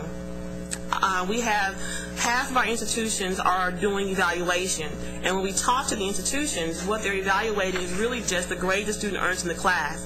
They're not looking at scaling, and then there's also the issue of size. So we're going to be working with the demonstration projects as well to build their capacity that they can be mentor institutions, and working with the faculty development and institutional development in that area. So it was very important for us in this study that you saw how the state's investment is going to go towards building on what we found, rather than waiting. We're being very proactive in that respect. My recommendations that are coming from in the study are encouraging that funding would be continued for these projects. 2 years, their funding is going to end. An additional 2 years will allow us more time to really see these practices in action, and then to evaluate them, and then again, the specific things we're going to be focusing on: assessment, advising, and counseling. And I want to point out in the curriculum piece, each of these demonstration projects will be required to combine reading and writing. And an additional 2 years of funding for these projects will allow us to really go in and look at that particular piece, because the research does bear out that reading and writing as separate disciplines for DeadBed students is not the most effective way to go. And then we've also given recommendations on revising the statute to make the use of these practices more explicit. The depth survey showed that we have institutions that are doing using the practices. However, not all institutions are, and so we need something more explicit in that respect to ensure that all institutions are doing that. And then the last slide you have is just a reminder of the 5 schools that are working really hard, turning their institutions upside down actually, but we are on track with an aggressive timeline, and we're very pleased with the direction that they're going at this time. The last rider, I guess I can stop. Yeah, stop right here. Questions about 50, I'm sorry. Well, plus it is 2 different agenda items, so we can take action on this one first. Are there any questions for Dr. Clunas at this point? I just wanted to add, Madam Chairman, that starting this next month, we will be meeting monthly as a team to stay on track with what Tamara is trying to do and providing her that support, an internal team of the agency, and also to say so that since we are on the air, the Commissioner wants to visit the sites, and we'll be making site visits within his time frame, and because his schedule is probably going to get pretty ridiculous after January, but the Commissioner would like to visit the sites as we're moving forth because of the importance of our developmental efforts in the state.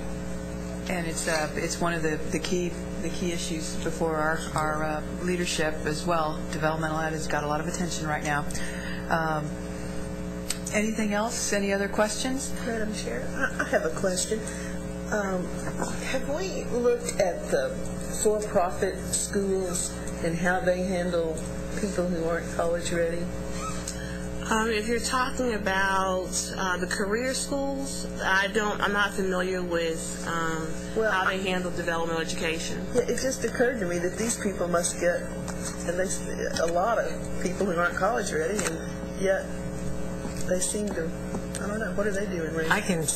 I was just going to say I can speak from real experience at an institution here in Austin, a private institution, who struggled with it because the percentage of students entering in the freshman class was so high in developmental education that we ended up teaming with Austin Community College in order to provide the services because we were woefully understaffed. Plus the cost factor for a private institution. Remember, even though you're charging students, they're not getting credit bearing in terms of courses, and then students tend to drop out. So in the last few years, they made the transition to team up with the institutions that are more skilled, and have the staff plus that curriculum redesign in place to work with it, not at the extent of what we're doing now, but they have the different levels. And so that was the way one of the private institutions handled it, and I'm sure that others across the state probably face the same challenges because they do receive students who are not necessarily college ready. But I'm thinking of you know what I'm talking about. Yeah, well, I actually stay in regular touch with Jorge Alva, who used to be the president of the University of Phoenix, and now he's stepped down and he's the head of the research center. They've established something that's the most well-funded research institute on higher education in the country, called the Nexus Center, I believe. And one of the things they're taking a look at is developmental education, and they're pretty much at the same place that the Center for Community College Research is. They're looking for model programs. They haven't found very many. What they're doing now is trying to identify best practices on their own campuses. And what the University of Phoenix does, once they identify a best practice, they can immediately take it system-wide. Yeah. But they're not. They're looking at exactly the same issues that we are. Yeah, I just wondered if, for students who place at a certain point on the test, close to passing it, whether just immersion with a lot of tutorial support, it'd be interesting to just look at the whole universe of developmental ed students and see how it pairs up. And I'm just pretty disappointed that we haven't gotten any further, aren't you? Well, I'm disappointed, but it's very clear that the main problem is we mix all these students together from all different levels, from people that are 2 years behind, people that are 6 years behind, even more than that. Oh yeah. And unless we figure out a way to handle that, and really at a certain level we can't figure it out until we have a different program or we have a larger program for students who need adult basic education. There is a program at I've forgotten the exact name of the community college in Baltimore that combines the first college course with a tutorial that follows for the developmental ed students that we're looking at. We met with someone from there at the Complete College America meeting last week, and so we don't know the complete data yet, but essentially what they do is that they put the person in the critical, the reading and the writing course, whatever the first course is, and they follow with a developmental ed class, those who require developmental ed, and the professor who's been doing this for years said that in the past he had a problem trying to explain to people the things he was teaching in developmental ed they would need in the next course, and he said what happened when they took the course and followed with the tutorial was evident to them what they needed. And so their preliminary data is good. So staff is looking at some of these models simultaneously, but you always have to be careful that there are always isolated incidents of programs that work well, and to some extent you don't know whether it's the uniqueness of the staff involved or whether it's a system that will really work everywhere. So that's being monitored at the same time. And what Tamara is doing with these demonstration projects is, because they will be meeting together regularly, they're just not going to be given the money and they're out there. I mean, Tamara will be working with them on a regular basis, and they'll be meeting together as well. And so as practices are discovered that are clearly important to employ, they will be instituted rather than waiting till the end of the 2 years. They're going to be instituted immediately. So I think that addresses some of your concern, which we all have. I didn't mean I was disappointed with what you're doing at all. It's just it's so frustrating that it takes so long, and I know you're probably the most frustrated of all. Lynn, that got to the heart of one of the two questions I was going to ask, which is, can we move at a faster pace? And so we're going to move as fast as the identified best practices are implementable and scalable. Let me just also say that Tamara and her team are already meeting on a weekly basis with the demo sites by the conference call, dialogue, and then already on site visits. They've already been out in the field with them. And I think the other issue is, too, we have to keep in mind that we are changing systems, not changing one school, and so that as quickly as we can move with these projects, it will definitely have an impact across what we're doing. That's one of the discussions we had in our staff retreat in terms of also the other institutions, so that they begin to look at what we're doing at the same time. So we're not waiting for this to end and then decide, well, it's time to look at the rest of the 50-something institutions that are out there. And if I could just note that while we have our well-funded demonstration project schools, we're receiving phone calls from other institutions that are self-funding innovation based upon what they're hearing and seeing from our demonstration project schools and our Achieving the Dream colleges that are in the state, and the DEI initiative that we have, the Gates Foundation. So the challenge is trying to figure out how to, those schools that are self-funding, trying to figure out a way to disseminate what we're finding fast enough for those schools that are wanting to, kind of get on the wing of what we're doing.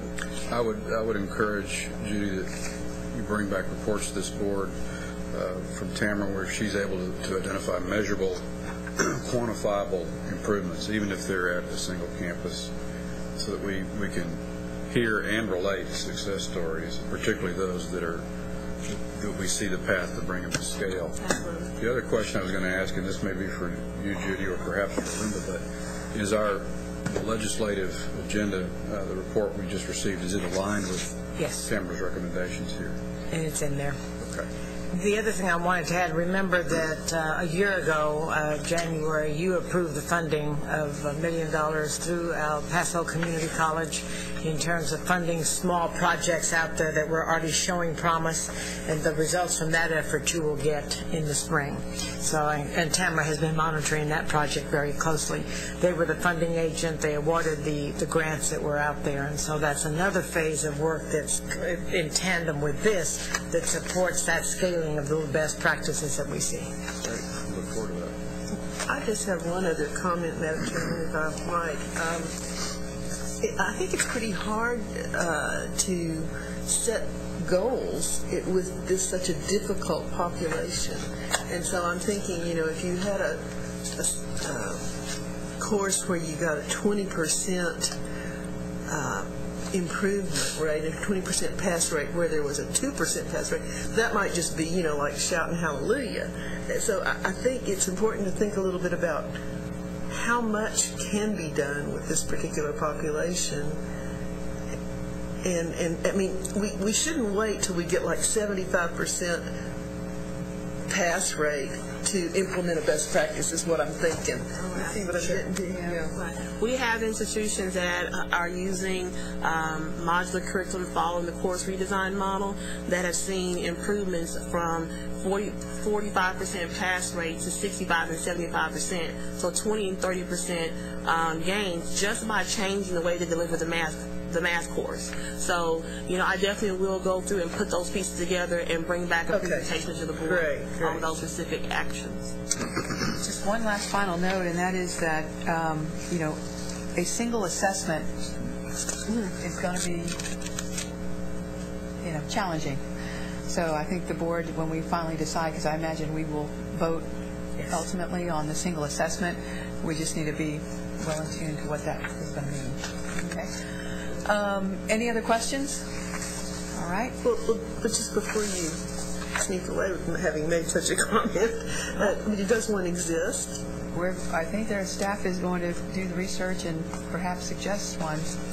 Yes, we will be laying out a process that will allow all of the testing companies, based on specific criteria that would need to be met in terms of that one course or that one exam that is selected, so that when the commissioner ultimately has to make his recommendation to you, we are coming with the data behind it, everything that would address what we're trying to do in terms of assessment, so that we're all on an even playing field and equal in terms of that final decision. Well, that's great.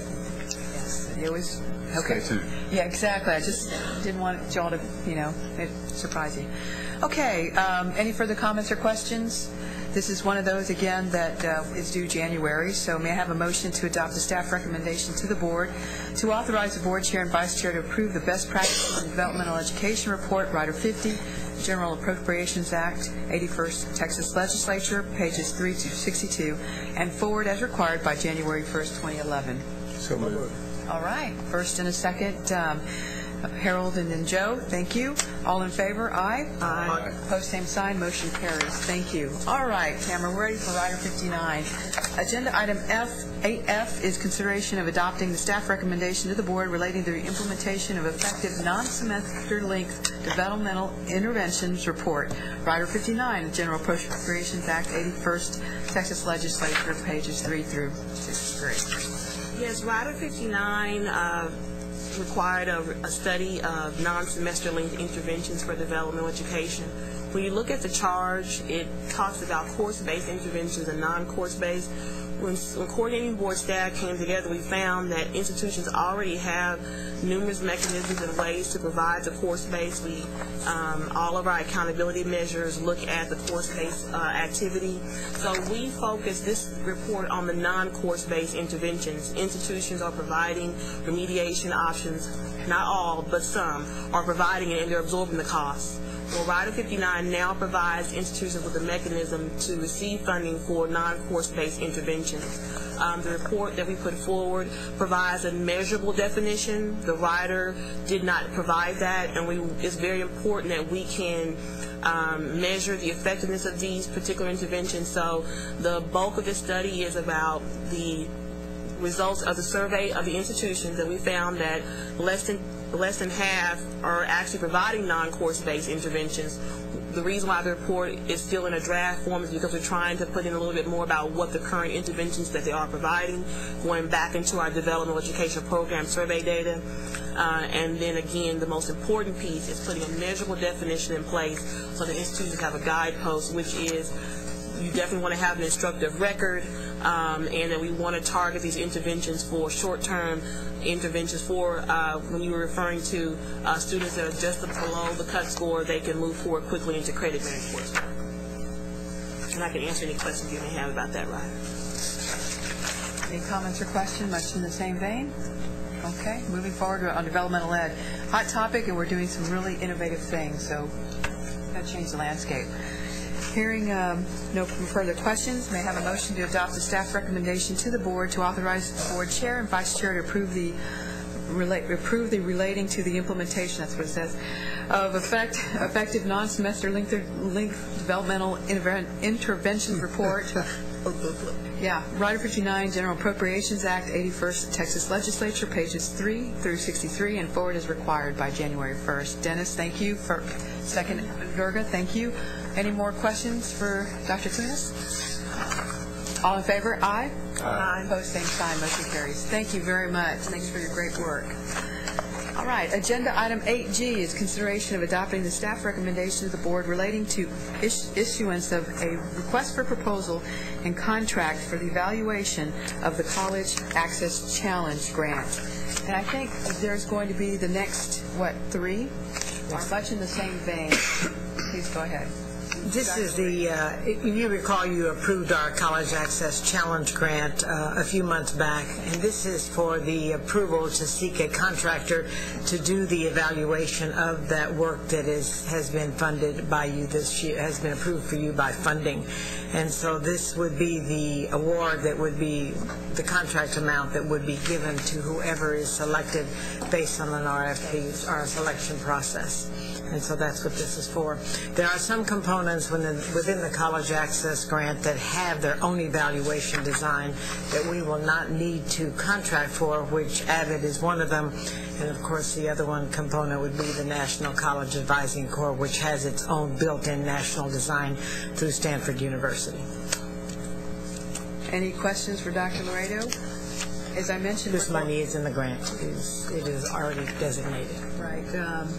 Okay. Hearing no questions, may I have a motion to adopt the staff recommendation to the board relating to issuance of the request for proposal and contract for the evaluation of the Challenge Access Grant? So moved. Thank you, Harold. Second. Thank you, Dr. Phillips. Any further questions or comments? All in favor? I assume we can accept responses that come in less than the estimated project. Oh, of course. Yes. So we can reallocate anything left over. Well noted, Mr. Chairman. Okay. Any further comments or questions? All in favor? Aye. Aye. Opposed, same sign. Motion carried. Agenda item 8H is consideration of adopting the staff recommendation to the board relating to the issuance of a request for proposal and contract evaluation of the Adult Basic Education Community College Grant. Dr. Laredo. Let me just say that this is another component as part of our ABE work that funds have been allocated in order to do evaluation. And you might ask, why are we not doing evaluation through our accountability and planning component? But when you start adding all of these projects and the magnitude and the quickness with which we have to move, it became more cost efficient to contract out to do that the evaluation that needs to be done. And that's why we are coming to you in order to contract. We do work very closely with Susan Brown's staff. She's not excluded from the process because they're the ones that help us in identifying that external component. It's just more effective in terms, because by the time you hire additional people to do all these additional projects, then it doesn't become cost effective, and it's better to do it in this manner. Any questions? Okay. May I have a motion to adopt the staff recommendation to the board relating to issuance of a RFP, or request for proposal, and contract for the evaluation of the Adult Basic Education Community College Grants? So moved. Dr. Phillips, second by Durgert. Thank you all. Any more comments or questions? All in favor, aye. Aye. Opposed, same sign. Motion carried. Thank you. Much in the same vein, agenda item 8I is consideration of adopting the staff recommendation to the board relating to the issuance of a request for proposal and contract for the evaluation of the Developmental Education Demonstration Project. This is also the same explanation for the previous, and let me also add that in addition not only to the data collection, the external evaluators that are selected will be making site visits to each of these locations. So it's not just the paperwork, it's the actual physical work on site with the projects. And the same thing applies. We'd like to contract out. The money is available within our development education grant. That's already taken into account the cuts that we've had to take in the program. Very good. And so they'll be seeing Raymond out there as well. That's right. We schedule them together. Okay. Any comments or questions? May I have a motion to adopt the staff recommendation to the board relating to the issuance of a request for proposal and contract for the evaluation of the Developmental Education Demonstration Project? Thank you, Dr. Golden. Second. Harold, thank you.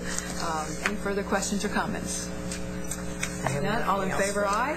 Aye. Opposed, same sign. Motion carries. Mr. Chairman, that concludes the matters relating to the Committee on Closing the Gap. Thank you, Chairman. Since we already took the report from agency operations out of order, our last item on the agenda is a motion for adjournment. So moved. Three motions and probably just as many seconds. Didn't have to prompt those. Whoever's taking minutes, just choose from among these voices over here. All in favor, say aye. Aye. Stand up and head home to your next spot.